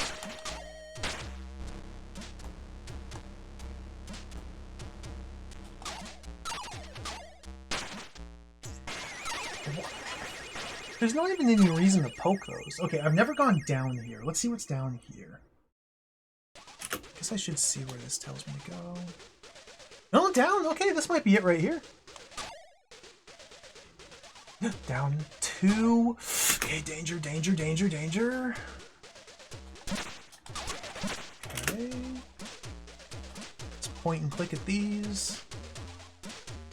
Got them. Meditate for a brief minute.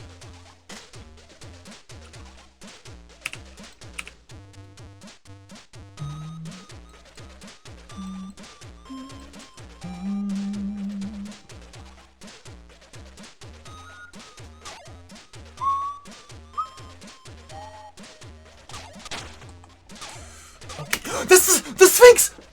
The Sphinx is here. This is one of the bosses. Okay, big booby Sphinx. So first things first, we gotta delete these fire elementals. She's... Okay.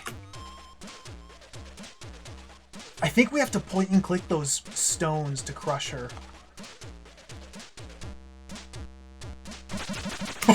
Can own Sphinx! And then we block her fire with ice. Nice. Okay, so where's the other... Is that it? Did I win?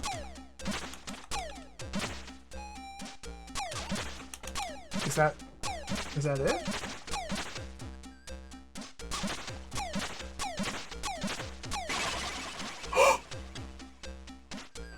I won.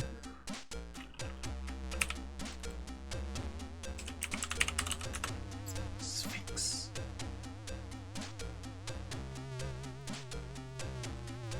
Cool. That's the same sound it made when we defeated the eyeball demon.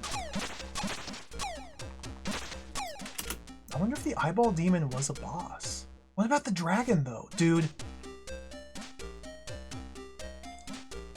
The dragon was so far back, and I had no way to fight him. Like, I'm concerned about the dragon. This dragon situation.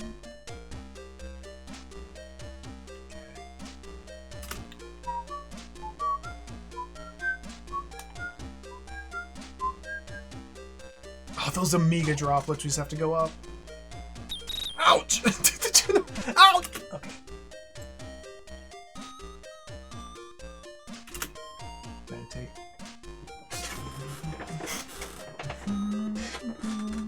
If we have to backtrack through the entire game, like screen by screen, it's gonna be real sick and twisted.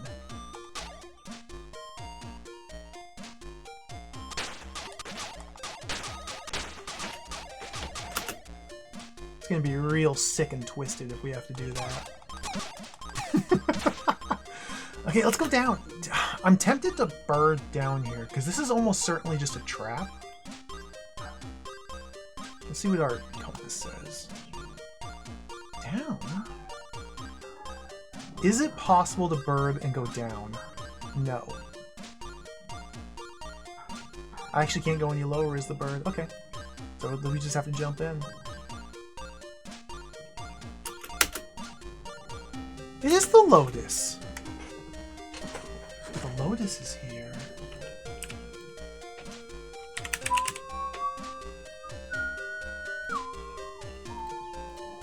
We can't take the Lotus yet because there's still 3 unexplored routes.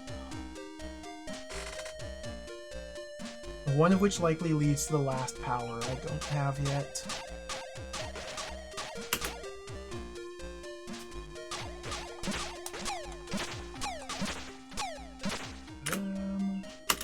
I have no idea what the bird is for. I have no idea why I am capable of bird.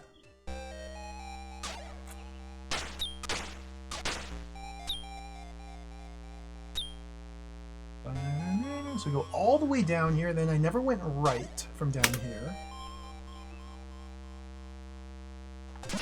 I just never went this way.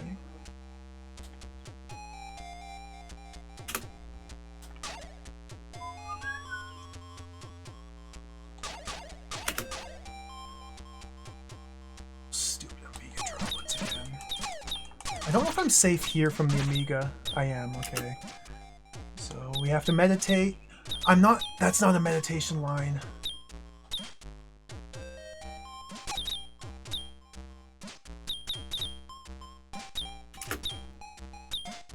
I have to face left to meditate. Okay, that's fine.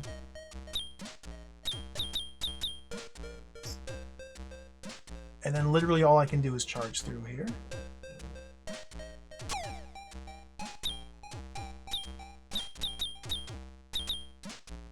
This is really messed up. That screen is big problems.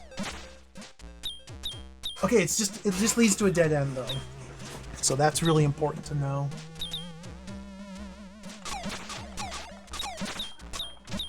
Let's get out of here.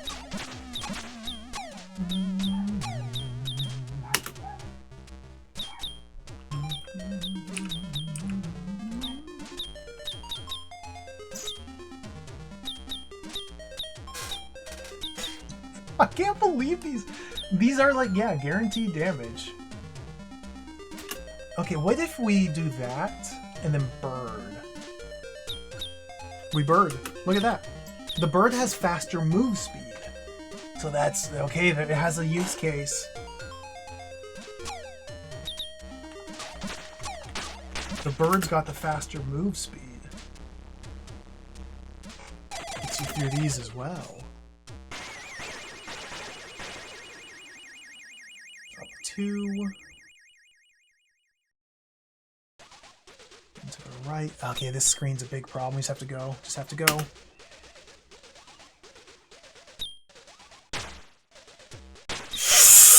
Oh!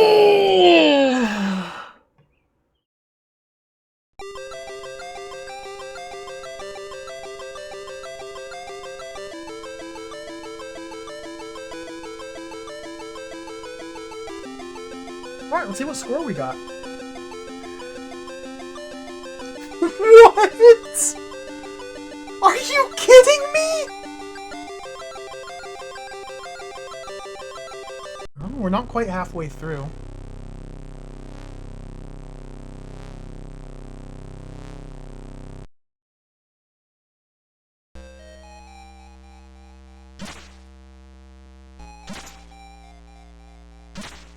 I don't know where this is.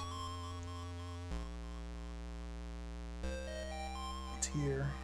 Oh my god.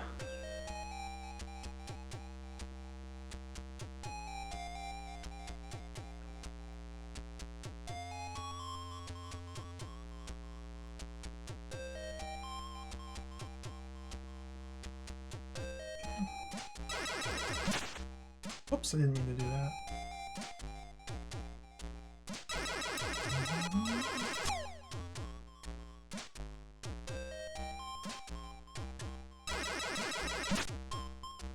I don't know if I have enough time to finish this. Like, it's gonna take me like 30 minutes to get back to where I was, even with the checkpoint.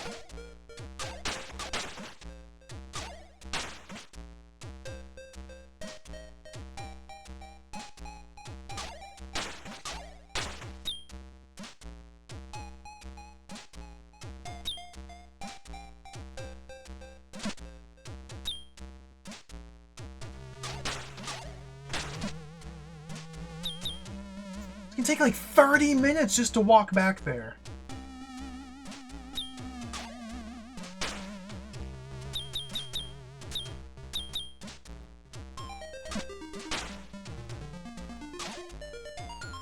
I need to meditate.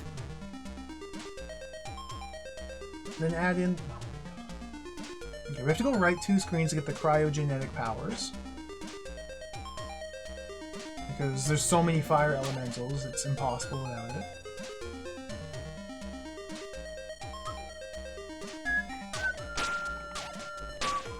Now that might kill me? Not quite.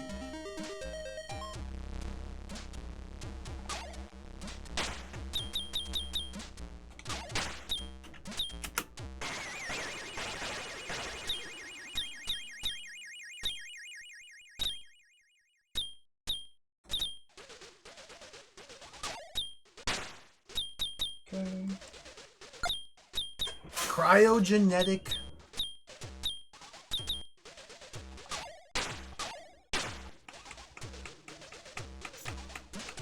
Yeah, it's true. Like, it's almost a disappointment that the rest of the game should be easy. And like, it's almost disappointing because you're right. With meditation and 4 lives, the rest of the game should be a cakewalk. It's just... it's gonna be really boring.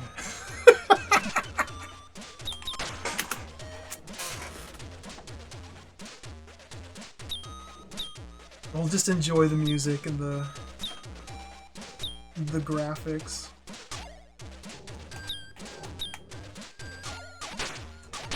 If I'm not even halfway done! Yeah, if I'm not even halfway done. Like, what the heck? Like, what the heck? What the heck? How's that even possible? Where's the second half of the game? I think it's just weird shenanigans with the way the score is tallied. Okay, this snake there is also going to be a bit of a problem, I think. He's going to be advancing this way, so we want to go like that.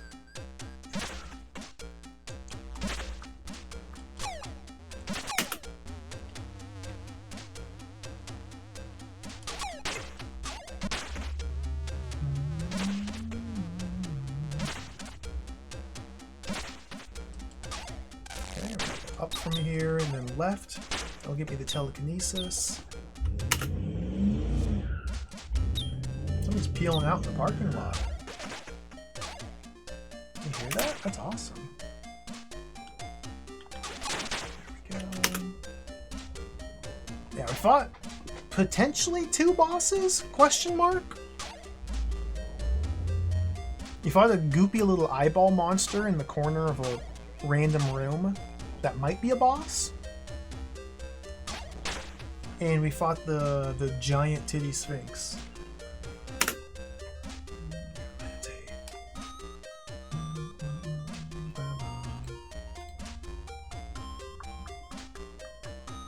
Merilith Demon. This does not seem like an eyeball monster.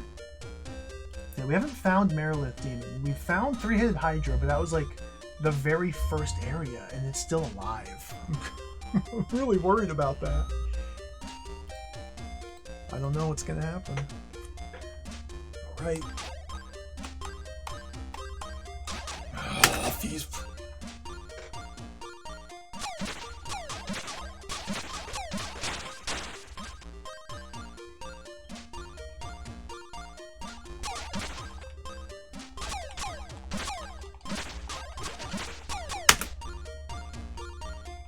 slop is creeping in. It's so tempting. It's so tempting just to walk through these rooms and then meditate.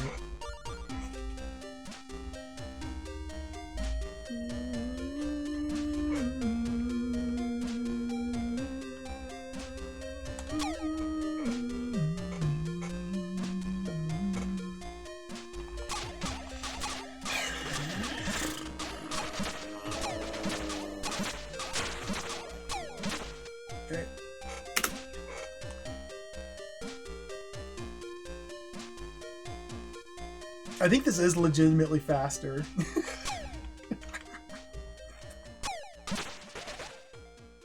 Okay, we got the hand, let's get out of here. And naturally, every enemy respawns, so we have to go through all these rooms again.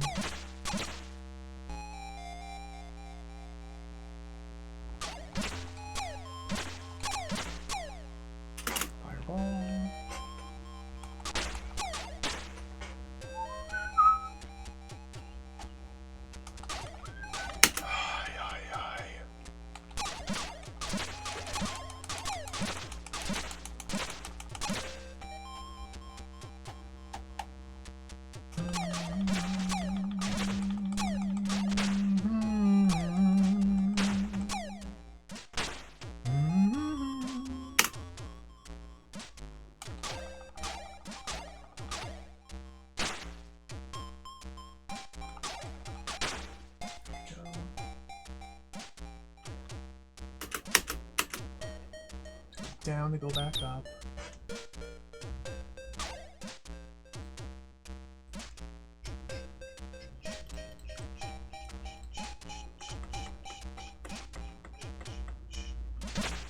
So I've gotten 2 game overs, Cadis, in this run. Apparently this game secretly has checkpoints. They don't mention it in the manual. But secretly this game has checkpoints. So we've gotten 2 game overs so far. We just got one recently that put me back to the beginning of 2 areas back. So I am currently replaying this area here to get back to where I was. So it's like every other area seems to be a checkpoint.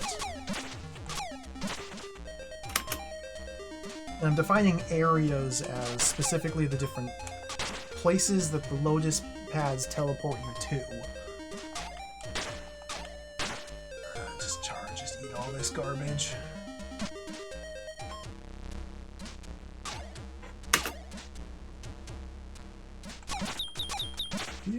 Let's meditate. We're in this long horizontal. We're almost to the next Lotus.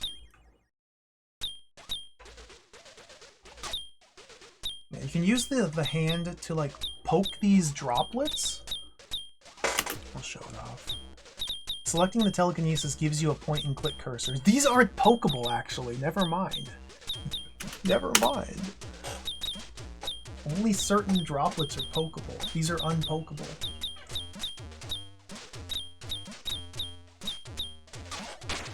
Bunch of harpies.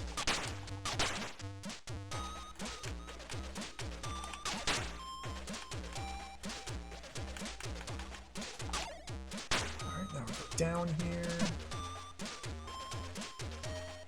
And we get the homing droplets. The homing droplets are a huge problem.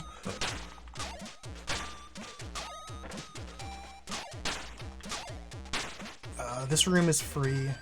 Let's play it safe here. Bum, bum, bum, bum, bum, bum, bum.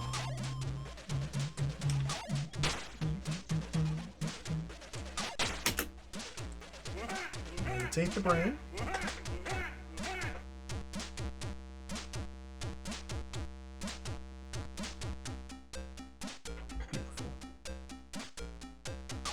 Shadow Freak, hello, thank you for the raid.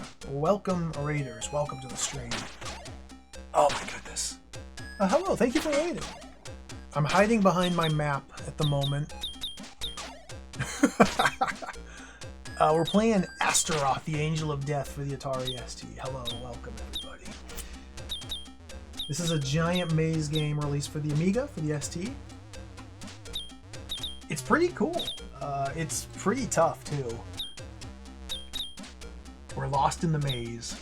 Yeah, thanks for the raid. Welcome everybody. I never had an ST growing up. I've only gotten into it through emulation here, now that I'm older.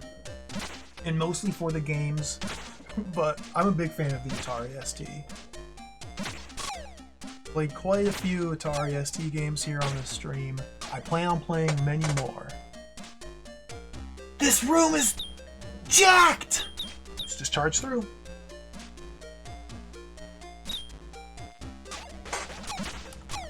Okay. brain a nice healthy color. And the level's complete. Let's move on.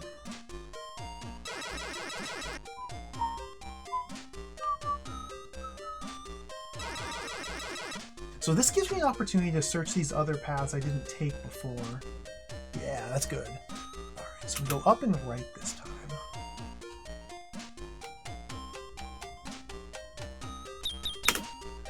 Droplets, man. I don't like that.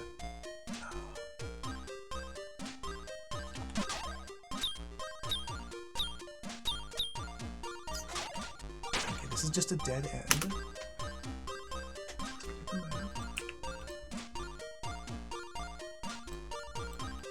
One path left to visit.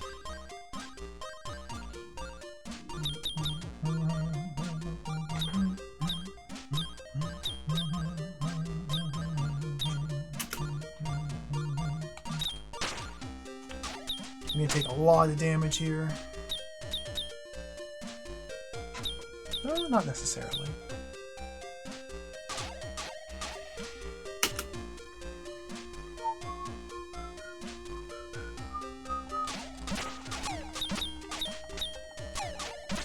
Like, having to repeat these rooms is... it's kind of a shame, because like I said, they're just... it just takes too long. It does say to go right. It is weird, yeah. I don't know why. Because that's wrong.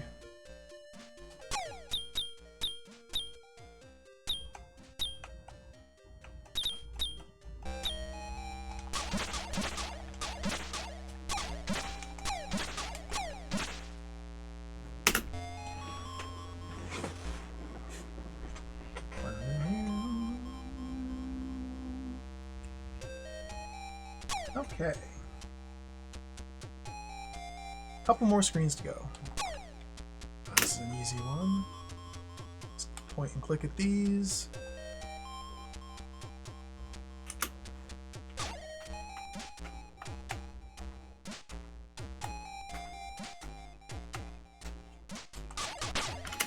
Fire elements.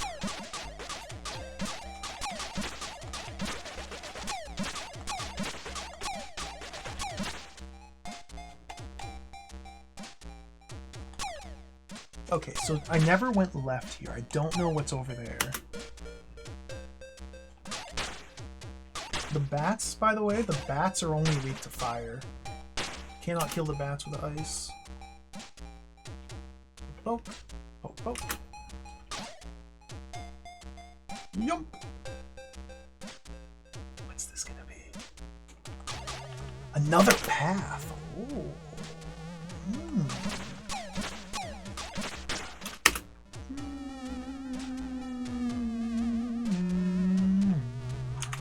Reg, hello, welcome. The game's going pretty well. I think we're almost to the end of it. Well, dude! I'm dead. I'm dead. I'm dead. I'm dead. I'm dead. I'm dead. It's a troll.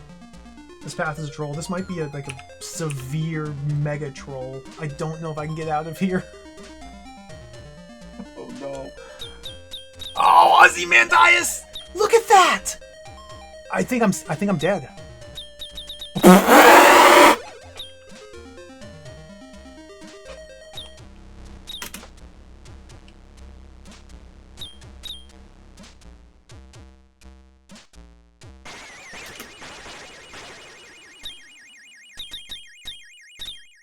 What the heck?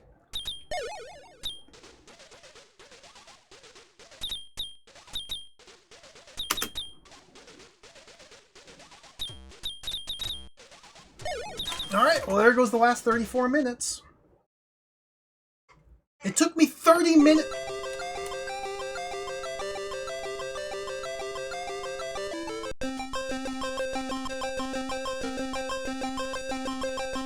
It took me like 30 minutes to get there.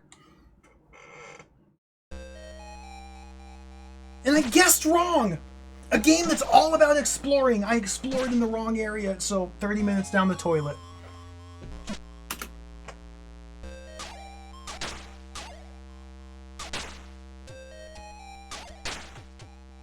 That's why I say, I don't know if I have time to beat this game.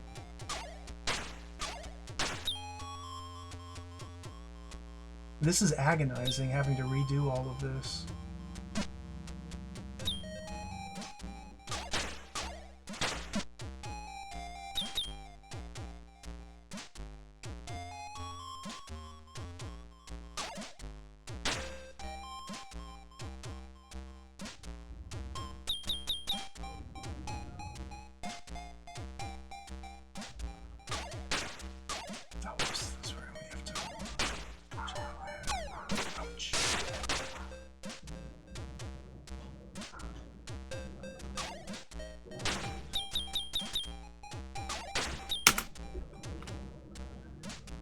Meditate.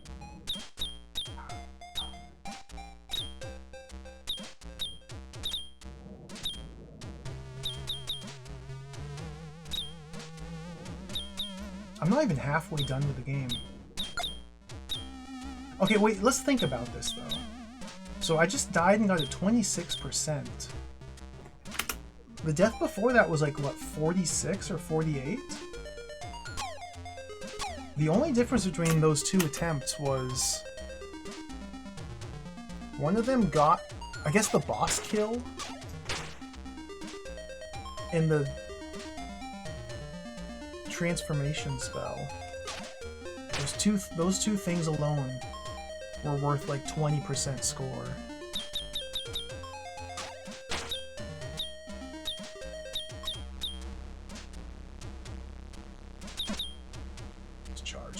Nonsense.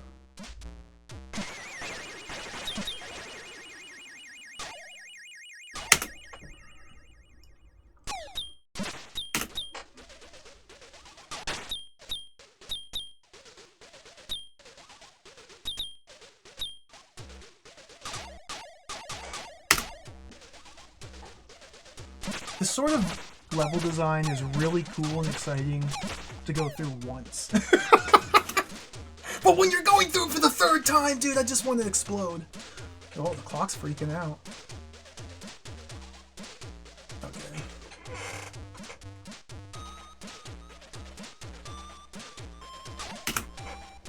Like, it's really exciting when you don't know what's coming up ahead.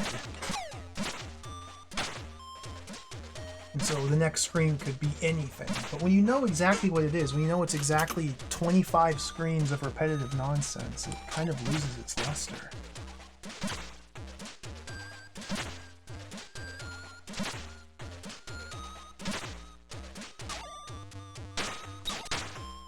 You have to go up and left here to get the next power up.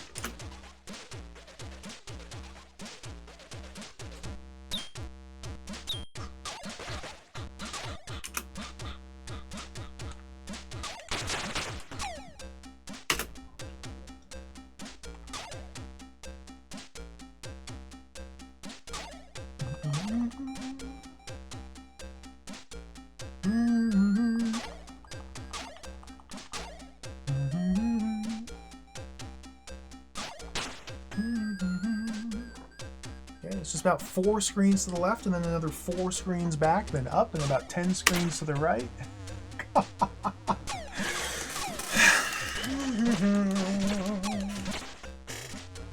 Let's meditate here.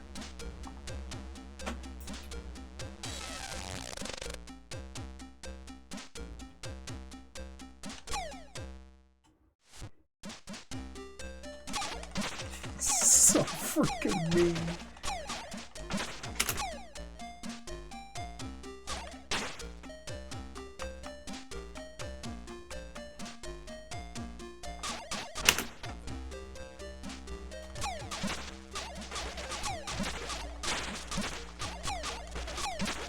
Oh, my brain has been burnt. I have to meditate.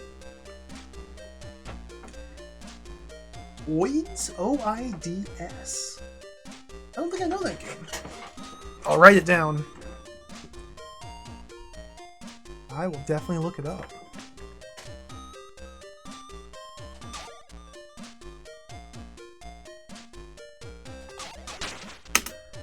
Okay. Let's reset that.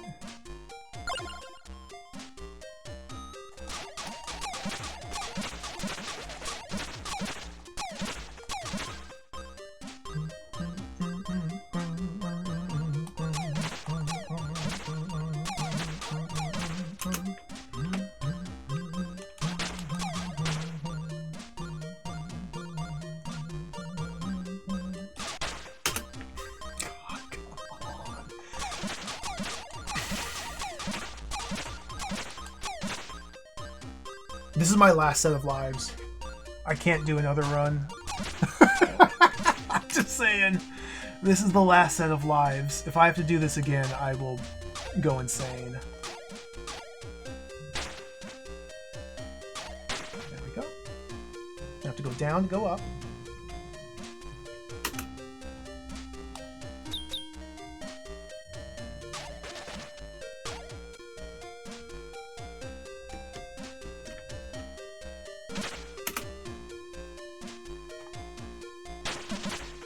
Eat the damage because it literally doesn't matter.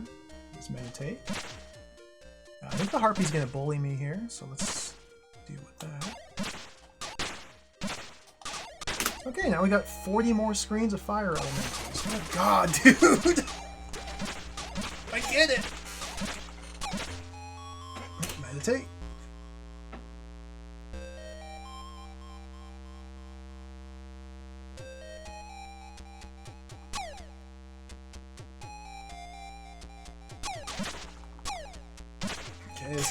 This is a mix of fire and ice with a worm.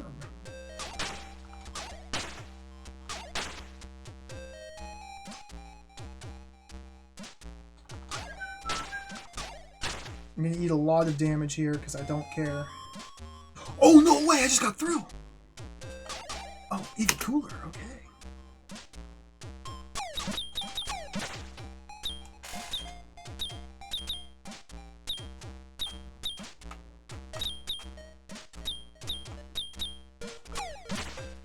Harpies, just charge. Just charge. Meditation. How many more rooms do I have to go through? Like 30? 50? 100? Where am I? Okay, we're going down.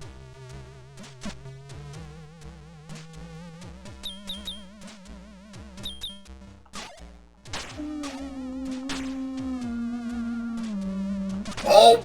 Okay, that's fine. We can meditate. Good.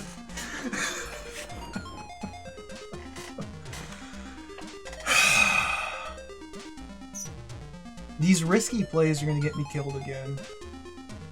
Like, it's trivial to get through every room easily. Or to get through every room safely. Maybe trivial is not the right word. It's not that difficult to get through every room safely, it just is boring.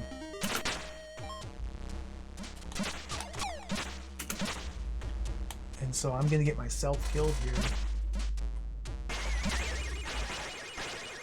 Okay, keep going. Down here.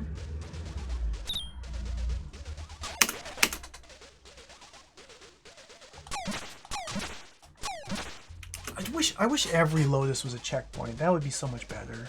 Okay. So we've done this section now for the 3rd time. It gets worse every time. But the next section is fully mapped. So we start here at the blue area. We have to go all the way through to the shape-shifting power-up, and go all the way back to the Sphinx boss, and then escape out the Lotus. Here we go. There's a lot of heat-seeking water droplets here in this path, and we don't have the means to deal with them at all. Which means there's going to be a lot of times where you just have to sit there and meditate to heal. Like, this is the new favored construction of room. I can't walk into this room and fight these fire elementals any closer because the water droplets are impossible to avoid and heat-seeking and infinitely respawning. So the only way to approach these rooms is to hang out to the side, slowly shoot projectiles till you clear out every enemy, then meditate to full health, and then just sit here and kind of wait and go. Oh, I only got 1 hit. Okay. If you time it right, you can get by and only get a little bit of damage. There we go. We have about 30 more rooms to go through. A bit of a journey here. This room's easy. You can point and click at these. Like The different power-ups are so cool. Hello, Eerie Gray. Welcome. I know, the heat-seeking Amiga droplets. I don't think I've ever seen that before. It's a nice spin on an old idea.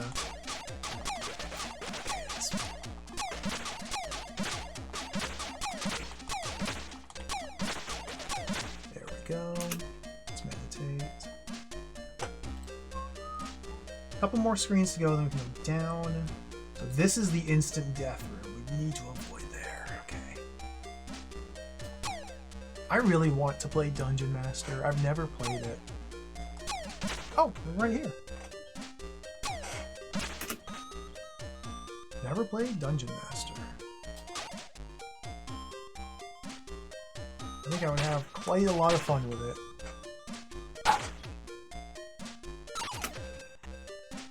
So left and down is the evaporate every life you have remaining evil trap. So let's not go that way. We need to go down from here. Down again. Left. Oh, careful.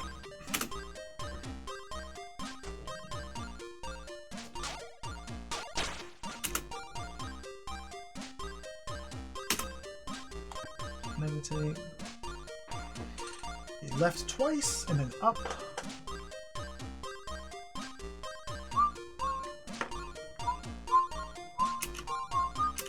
So these are just normal enemies.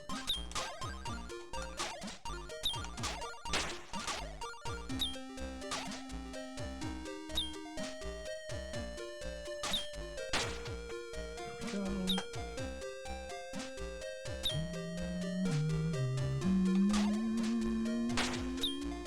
And this is more of this nonsense here, okay.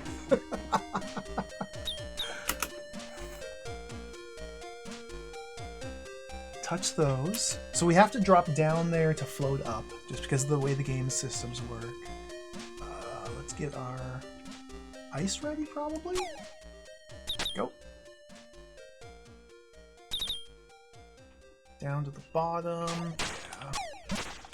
There's nothing to the right. We've already mapped that.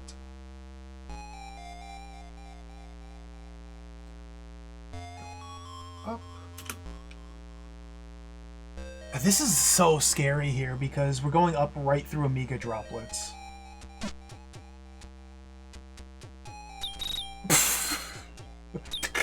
They just generate you. Okay, jeez. Timing has to be like perfect here. I think we want to go when they're going up, like now. Fire. Okay, that worked. Good enough. We can meditate.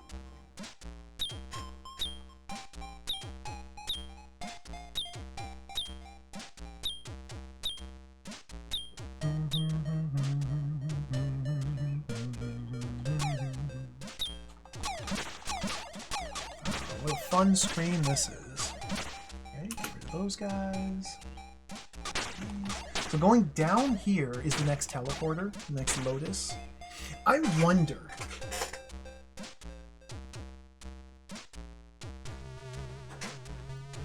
My theory is that the game autosaves every 2 zones. So at the end of this zone, my theory is that the game will autosave. I wonder if I could go into that Lotus Flower, teleport to activate the checkpoint, and then teleport back, and then finish out this level. It's too late, I've already gone past it, but that might be a better approach.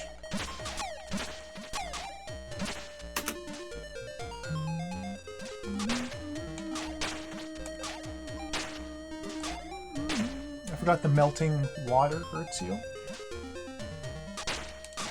The melting ice, I guess. So we've gone past the boss because we have to go pick up this power up.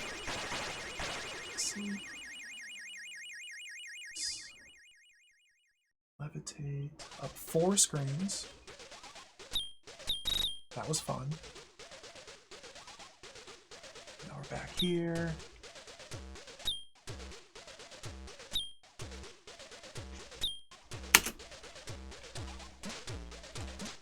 Oh no, no, no, no! Okay.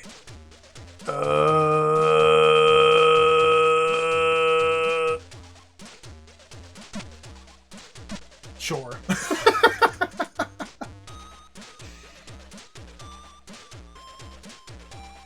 have to try this again. So if I can't levitate here and go up, can I? No.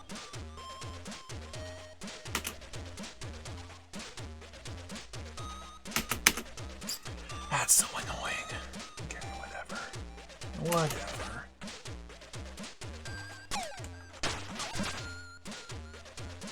So we want to be like right in the middle, yeah. Here we go.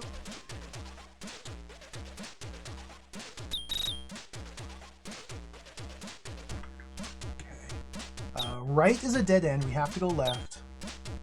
It's all about the timing here. Are we now?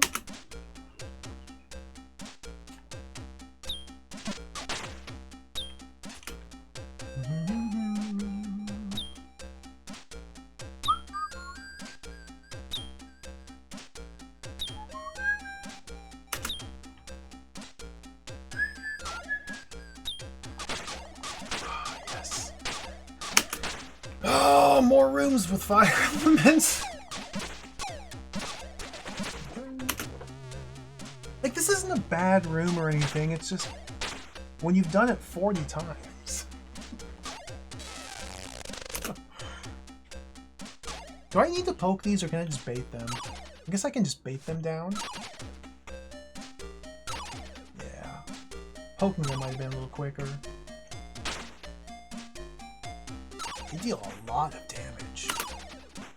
Okay, we poke.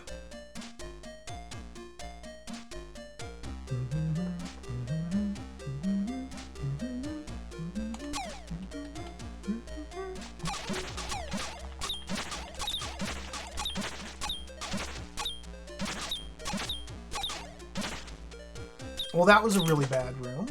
Let's meditate.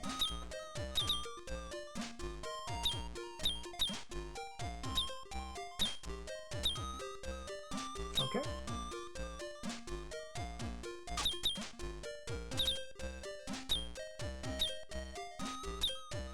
Nice. You don't like the music? I love this music. I could listen to this song all day long. I have listened to it all day. It's great. So this is our next power-up. Finally. Grab it! Okay, we grabbed it. This power-up is kind of cool, but not as cool as it should be. It lets us turn into a bird.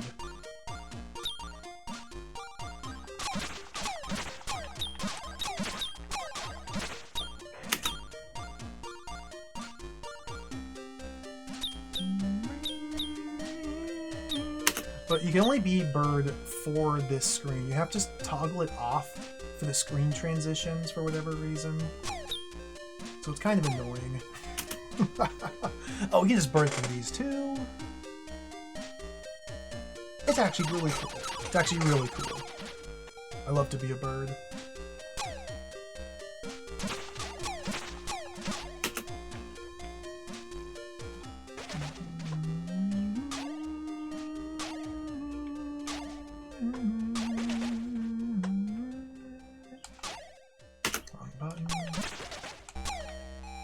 Okay, we go down here.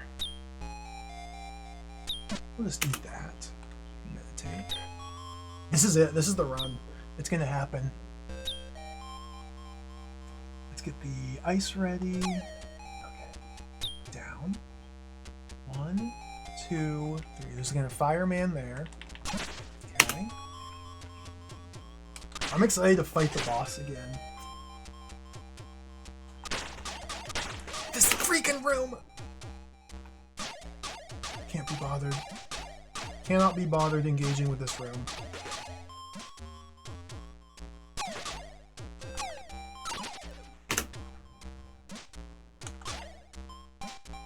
Ow! Okay, let's meditate. Get rid of that. Alright, alright, alright. We're sitting in this cave area. We just have to go down and over to reach the Sphinx. And double back to the Lotus. And we're finally to new areas. I think it's just straight down. Let's get the ice ready.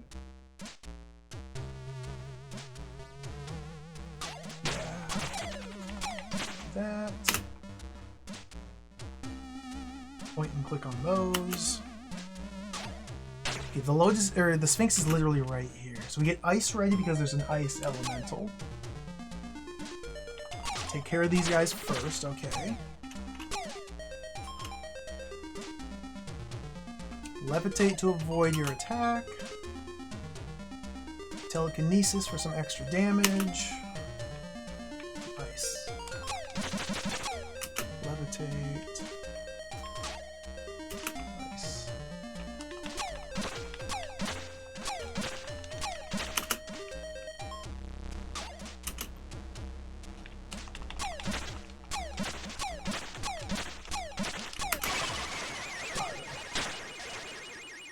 Cool. So there's the boss down. It was a perfect fight. I didn't even get hit once.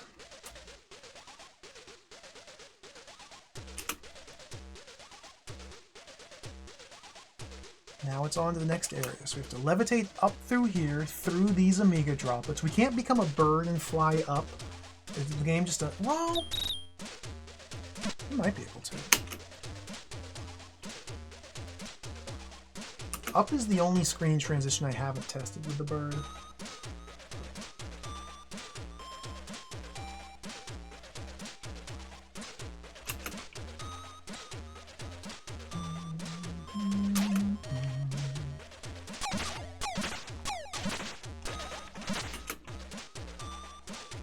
Oops. Okay. This is fire elementals.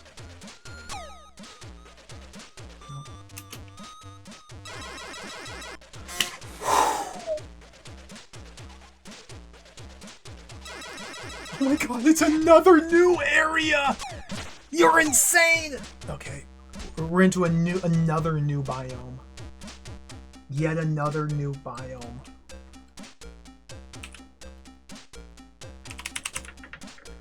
Map again.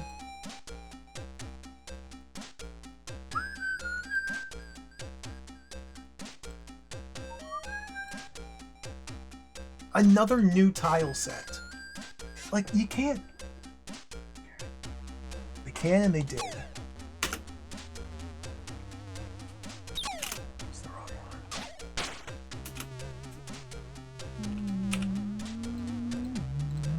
Okay, we have to go bird to get through these homing Amiga droplets.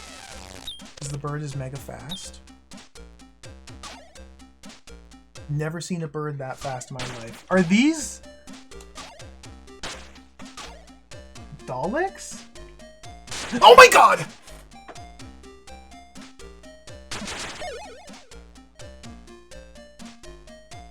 Well, that's really cool. Okay, there goes 2 lives. I got exterminated.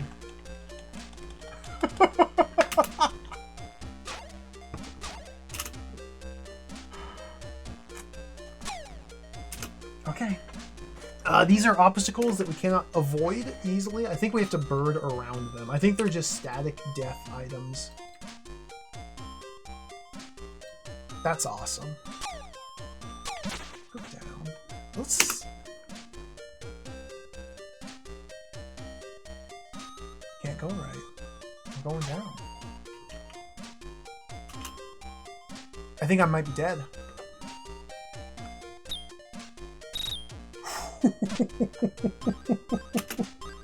Brutality.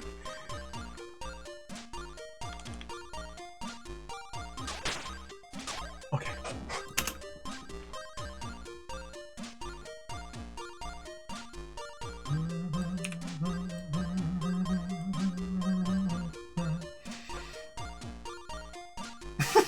Kidikos? I would call those people cowards. If your immediate reaction to difficulty in a video game is to hack the video game to make it easier, then you're a coward. That's actually a really fun and creative solution to a difficult video game, in fact. I just can't do it, therefore I insult people that can. Okay, I think I'm safe here. Let's just jump down. What is the Barbies? It is really funny to me, just the culture of trainers and cracks. Where it was just like normalized that a video game is impossibly difficult. Like that's just normal. Like games aren't supposed to be beaten. Like that's just the mindset that people have playing a lot of games.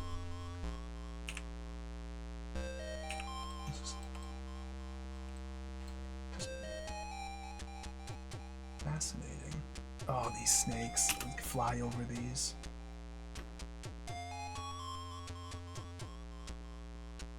This is impossible to jump through.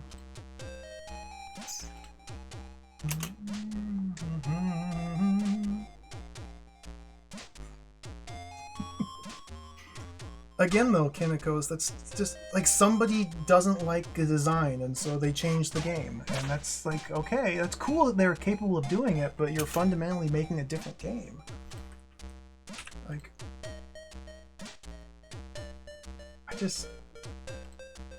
I don't know. I don't understand the mindset.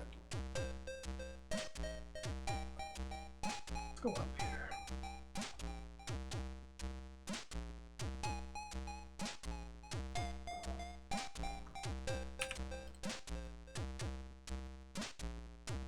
Branching paths, I got no idea which way to go. I could go this way.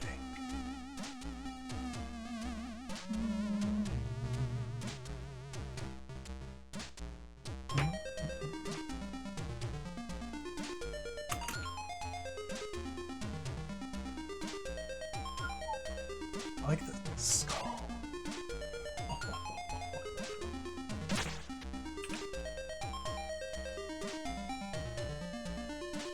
Very mysterious. Down here. Ah! Okay, fine.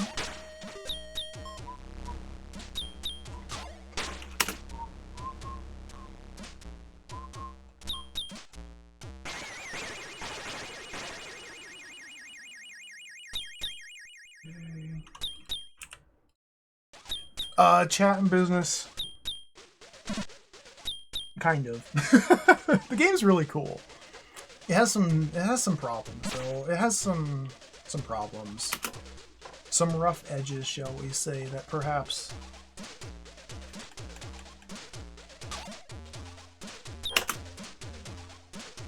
were not fully thought out. Nice.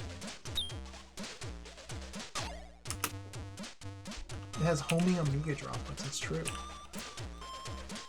Homing Amiga droplets. Okay, this is a danger room. Like, going up here might actually be impossible.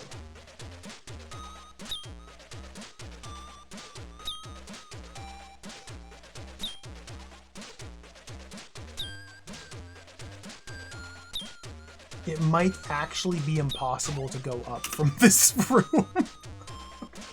Let's meditate here. I haven't tried flying up. Yeah, let's do that. Let's try that.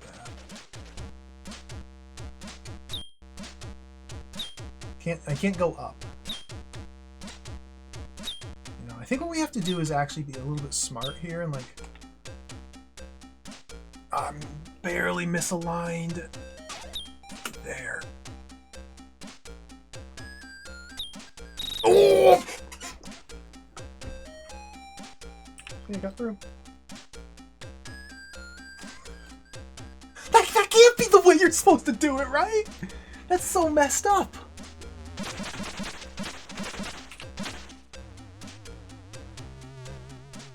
God. I guess we go right here.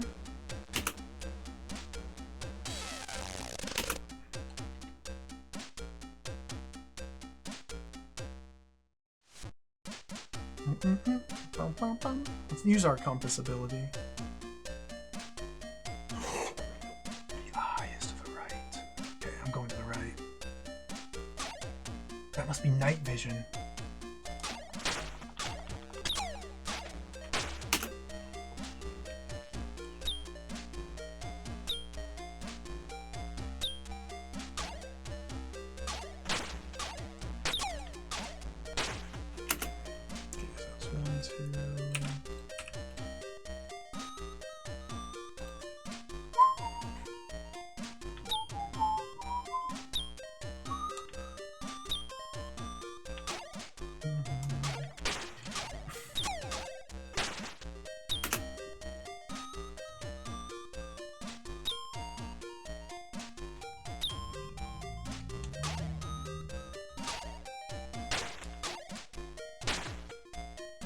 What's this guy's pattern? Is he gonna own me with this pattern? I think he might be trying to own me. Don't know if I appreciate that.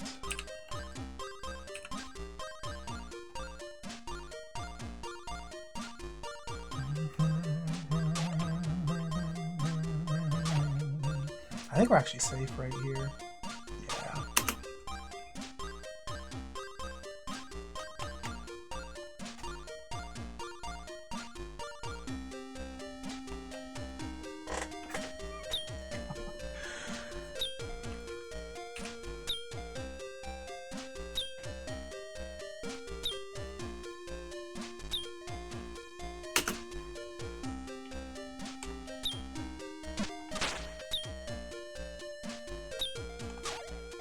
Snake.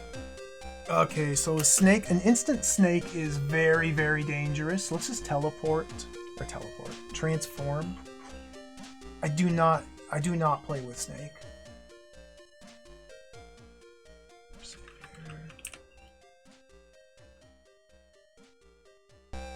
Do not play with snake.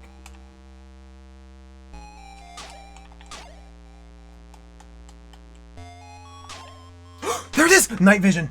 Okay, night vision powers. That's the final power. Got it. We got the final power.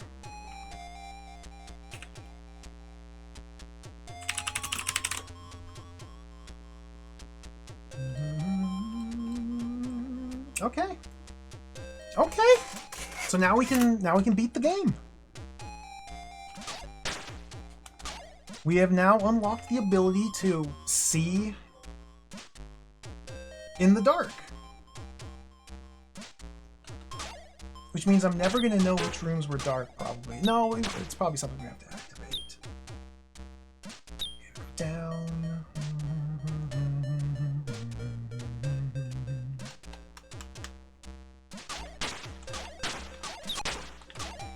We get these really fun rooms here. I have to do this every time.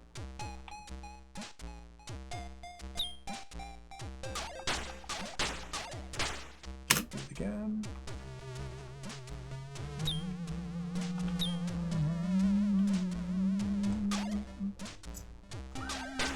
Again. They love this little gimmick so much, they put 4 rooms in a row that utilize it. Oh no, just 3. We have 3 left turns here. 3 possible paths. This has to go down, so instead let's go left.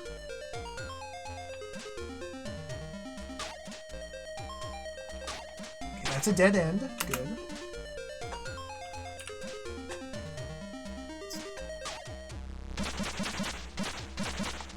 And so now I have to fall down through Amiga droplets and then go left.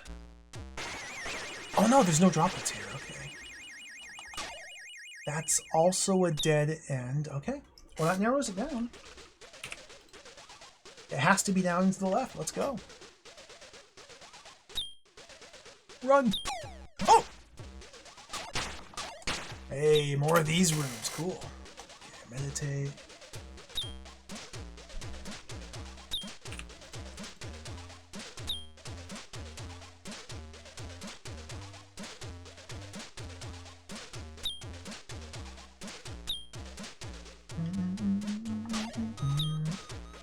That's my favorite part of the song.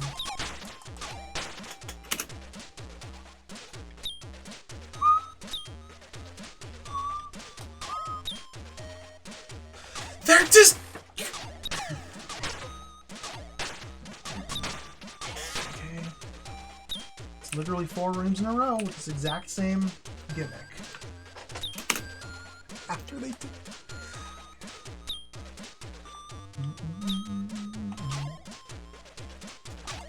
Oh, 5 in a row!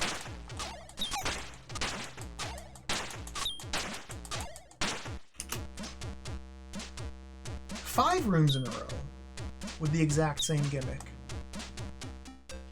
Would they do 6? Oh my god, they did!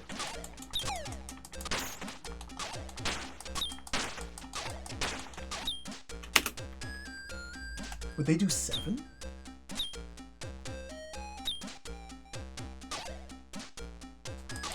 Oh, down. Okay. Yeah, I lost track. My map is probably inaccurate now. I think it's like that many.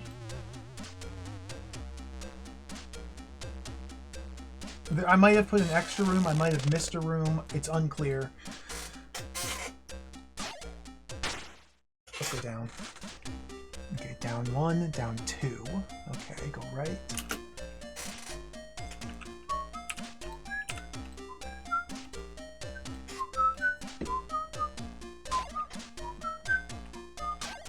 Oh, the Daleks. They don't really look anything like Daleks. But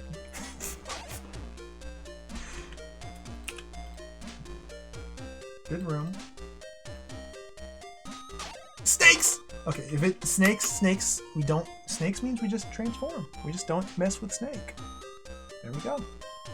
I have to play it slow here and wait for that worm. I don't know about this. Okay, we go now.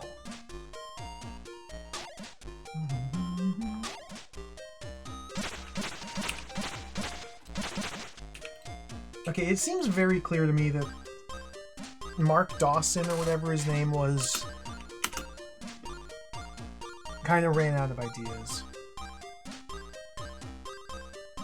In terms of, like, the obstacles that you traverse. Oh god, dude, this is for real.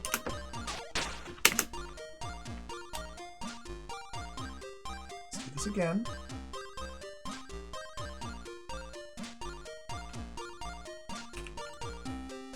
I'm losing track on my map again. I think I'm in this room here. This could mean, yeah, this could just be like a final gauntlet leading up to the ultimate showdown. I don't know. Maybe not. The Lotus. Sorry, Mark Dawson. The developer's name is Mark Dawson, not Mike. Mark.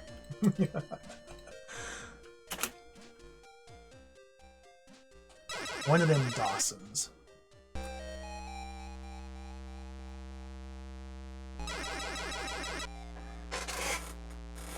It's still going!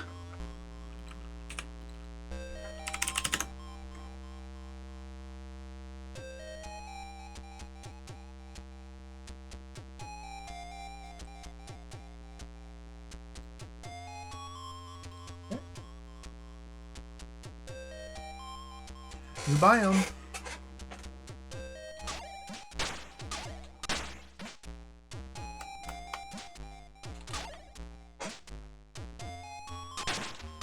Kinda don't like the looks of this room.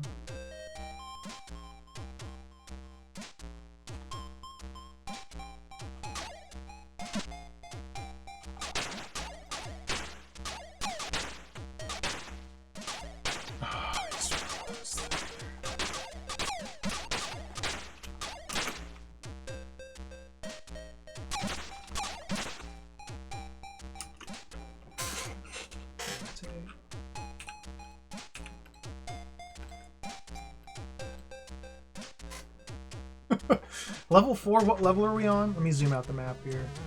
1, 2, 3, 4, 5, 6, 7. This is the 8th section. Section number 8. We're in the 8th section of the game.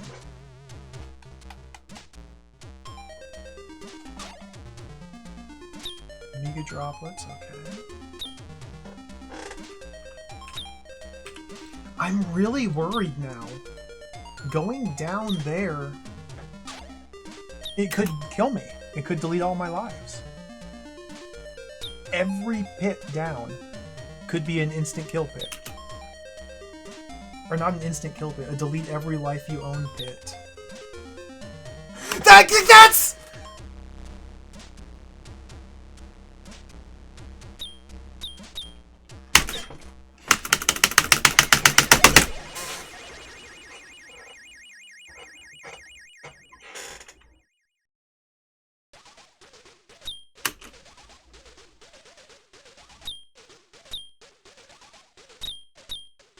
Careful.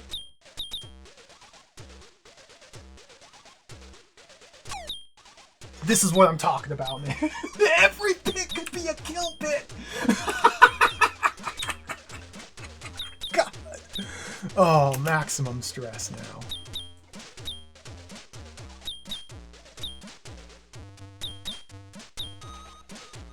Okay, let's heal. It's okay, we're probably like at least 50% of the way through the game by now, right? Ooh. I think they're putting nipples on the statues now. That's a good sign, too.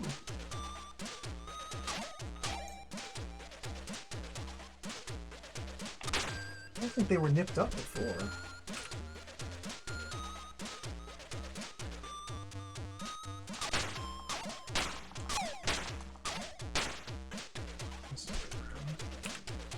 These rooms still have unique art. Like, I'm positive we've never seen these backgrounds before. Still.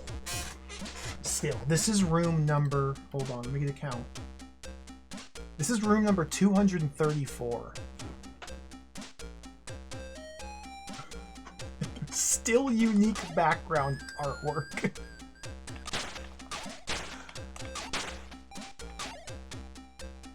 That's a lot of screens, I know! And like, yeah, there's a lot of reuse and like background elements that are recycled and tiling employed. But still every single screen handcrafted.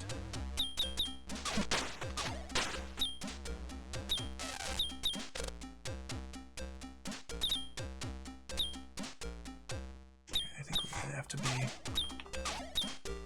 very careful here.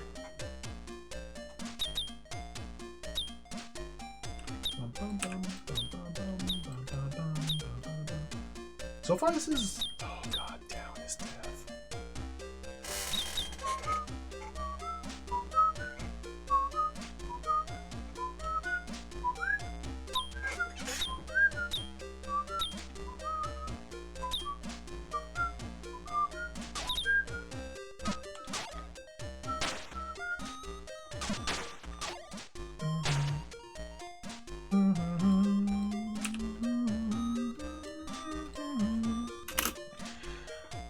Go down.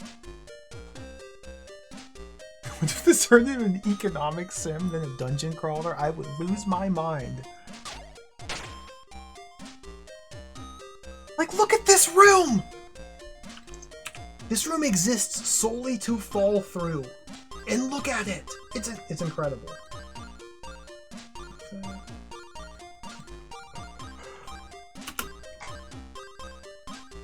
Down for the star. Okay.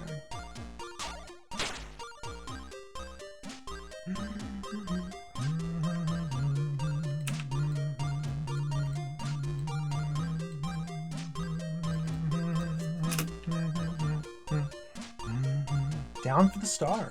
I don't know what that star is. Maybe that star is Astaroth.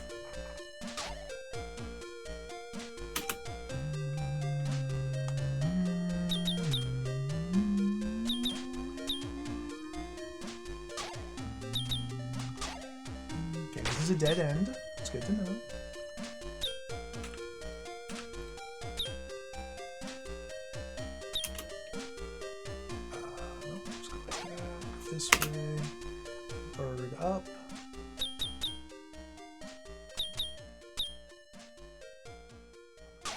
Oh, Stormlord. God, that game looks so great.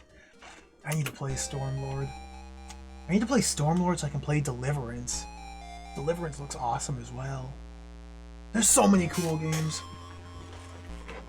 Let's go down here. Elements! Look at these statues! Holy smokes! That's crazy. Meditate on that for a minute.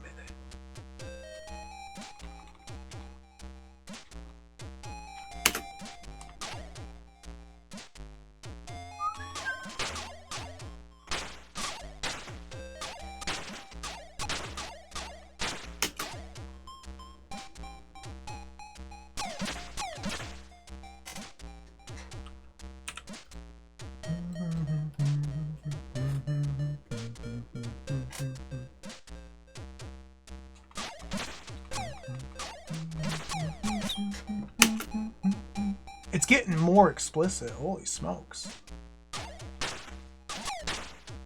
This is pretty wild. Keep on moving along. Birdland.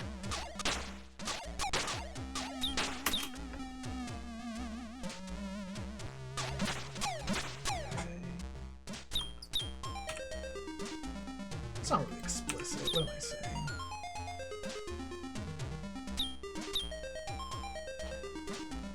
These aren't even the fast damaging droplets. Like, you can just walk through.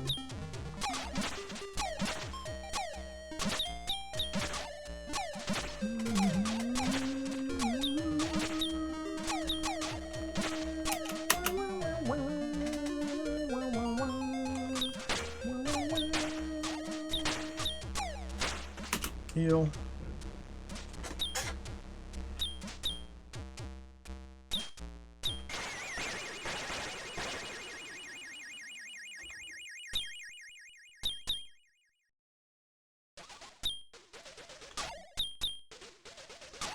Oh my god, dude! How...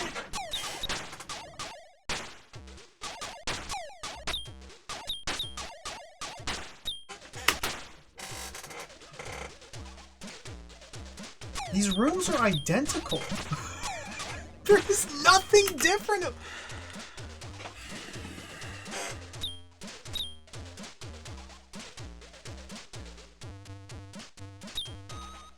I've done this exact same room so many times now. Oh, we get to do it again.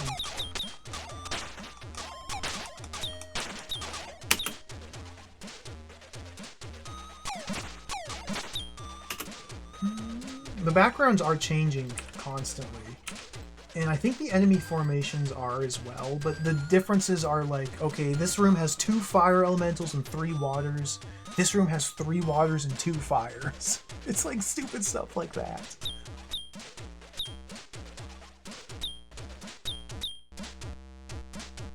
The backgrounds are cool.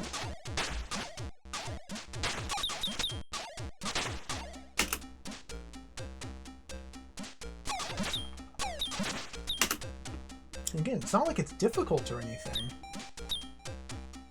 It just really sucks. Okay, we finally made it to the up. I kind of stopped updating my journal there. So maybe I'm just going to guess that we went here? Whoa, don't do that.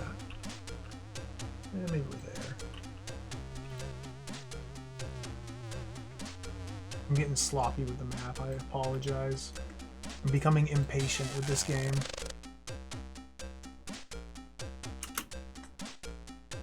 Meditate. I love this part of the song.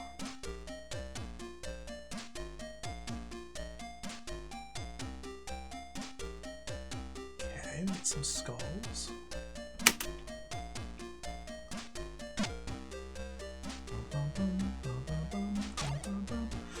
Oh, if that's a death pit, that's gonna be really annoying. Please don't be a death pit.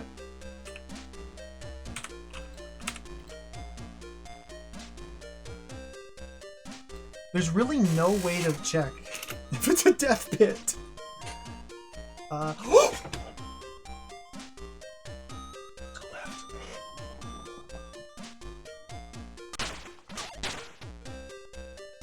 So that'd be what, Malekith? Or Marilith? Malekith. Malekith the Black Blades over here?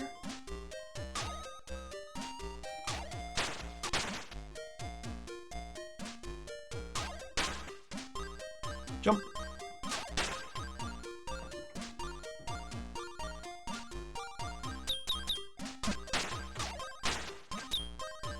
This is a fun room.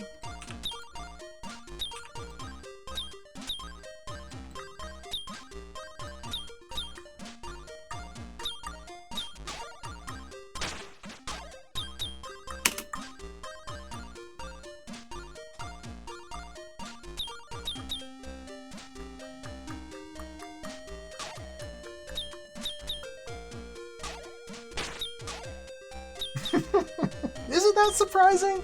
I mean, I'm no game designer, but if I just had to sit down and brainstorm, like, obstacles for level design versus various poses of naked women, I bet I could get a pretty long list of the latter.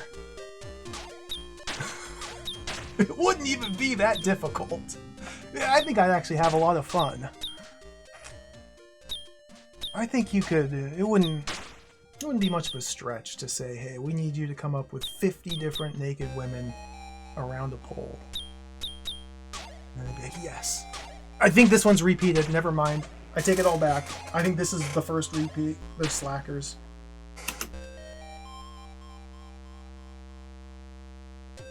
Or maybe like this giant hookah is new. Or maybe this is a hookah. Or maybe, I don't even know what I'm looking at. How do you parse this?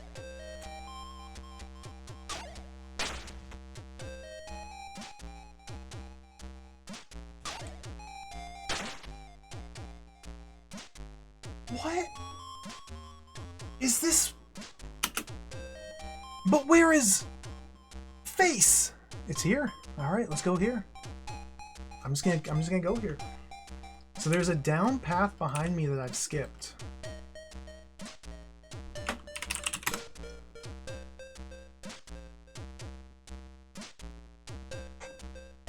There's a path behind me I skipped.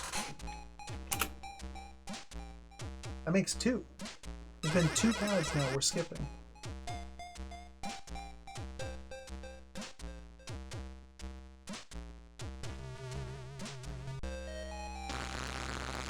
What? Waggle! Waggle, waggle, waggle, waggle, waggle, waggle, waggle, waggle, waggle. I'm waggling, I'm waggling, I'm waggling. I couldn't waggle fast enough.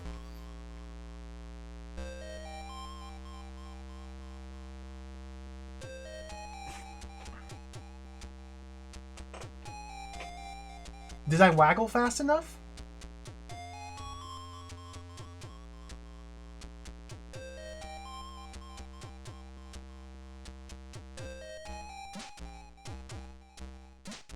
I died.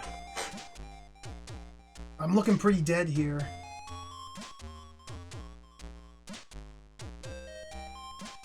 Oh no.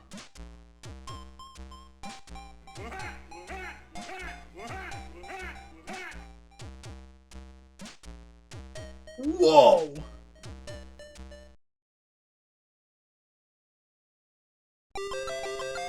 Thank you for the raid count, dude. Welcome, Raiders. Holy smokes. We just got a 46%. We just died to the last boss, and apparently we're only 46% through this game. Welcome, everybody. Hello, this is Astaroth, the Angel of Death on the Atari ST. Let me go see where my checkpoint is. We might be wrapping things up for the day imminently.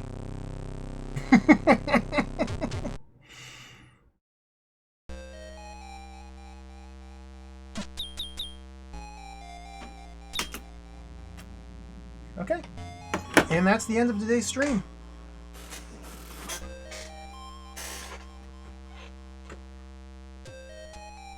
We're all the way back at the start of the game. If you die to the boss of the game, you have to replay the entire game.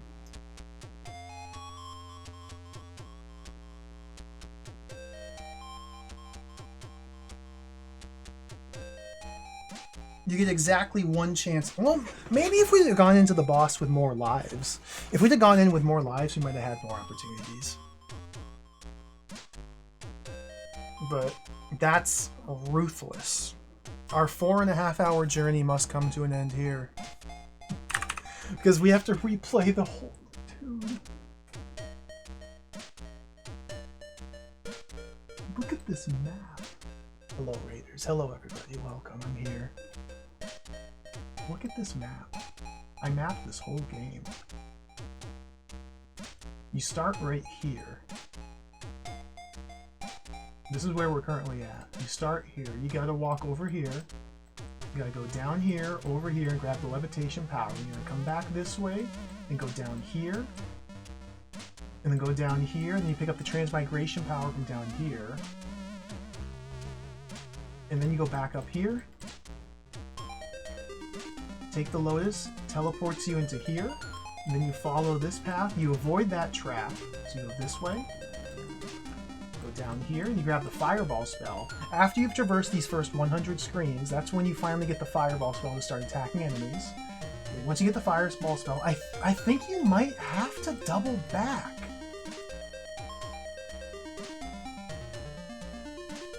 I'm really curious, because the three-headed Hydra boss was all the way back here. And we never killed it, so we might have to double back for it. That's going to be impossible. So if we have to double back, then we have to walk back to the start, fight the Hydra, go back through the Lotus. Okay, then go back through here, to this Lotus, to here, go through level 3, making sure to go kill the Eyeball Demon along the way. I don't know if this does anything. I have to go past this Lotus to pick up the telepathy power, and then go to this Lotus to go to level 4. Level 4 had a path I didn't take, so maybe there was something here I missed. And we go through this gauntlet, pick up the meditation. So once you get to the meditation power, this is about 150 rooms into the game, this is when you can now heal your character. Take it to this Lotus. Goes into here. This is the checkpoint I had to replay 3 times in a row. Get the cryogenetic powers, the telekinetic power there. To this Lotus, up to here, all the way over here to get bird mode. And then you need to go down to the Sphinx, to this Lotus, and then this is just up here to the night vision, down here to this Lotus. This goes up here, and then 30 billion rooms, and with 1 missed turn. Okay, so we'll have to do this again. Let's save the map. Let's save the map here. Astaroth. We're not done with Astaroth. What a game. What a game. But we are done with today's stream. Whew. Thanks for watching, everybody. I gotta run. We're gonna have to return to Astaroth, the Angel of Death. Now here's the thing, with Astaroth, the Angel of Death, here's the thing. I don't know when I'm gonna want to replay this. It's kind of boring! It's kind of really boring! But it's really, really awesome too, and I really want to see what happens at the end. But it's kind of really boring, so I'll have to think long and hard about when we revisit this. It might take like a week or 2 before we come back to this. We'll think about it. Thank you all for watching. I do want to see what happens at the end though, like I do want to revisit it. But I think it might take a couple days, maybe a week. But yeah. Imagine the ending screen, I know! Thanks for watching. This was pretty fun. I'm going to stream again tomorrow. Tomorrow, we're going to stream video games again. We're not going to play Astaroth tomorrow. Tomorrow, we're going to stream Blaster Master. Tomorrow, we're going to play the Game Boy Color Blaster Master. That's the plan. Do I have the box art? I think I do. Where did I put it?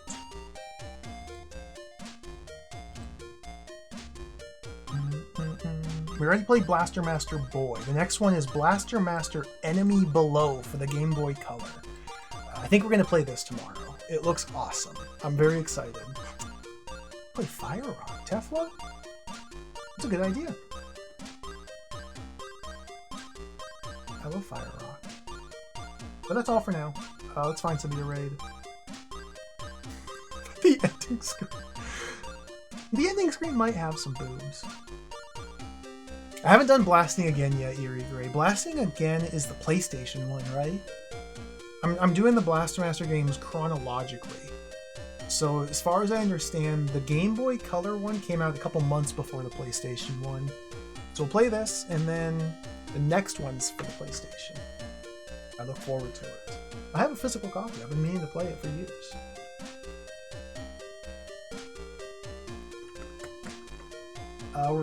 I gotta get out of here. Let's raid. Holy smokes. There's so many people streaming.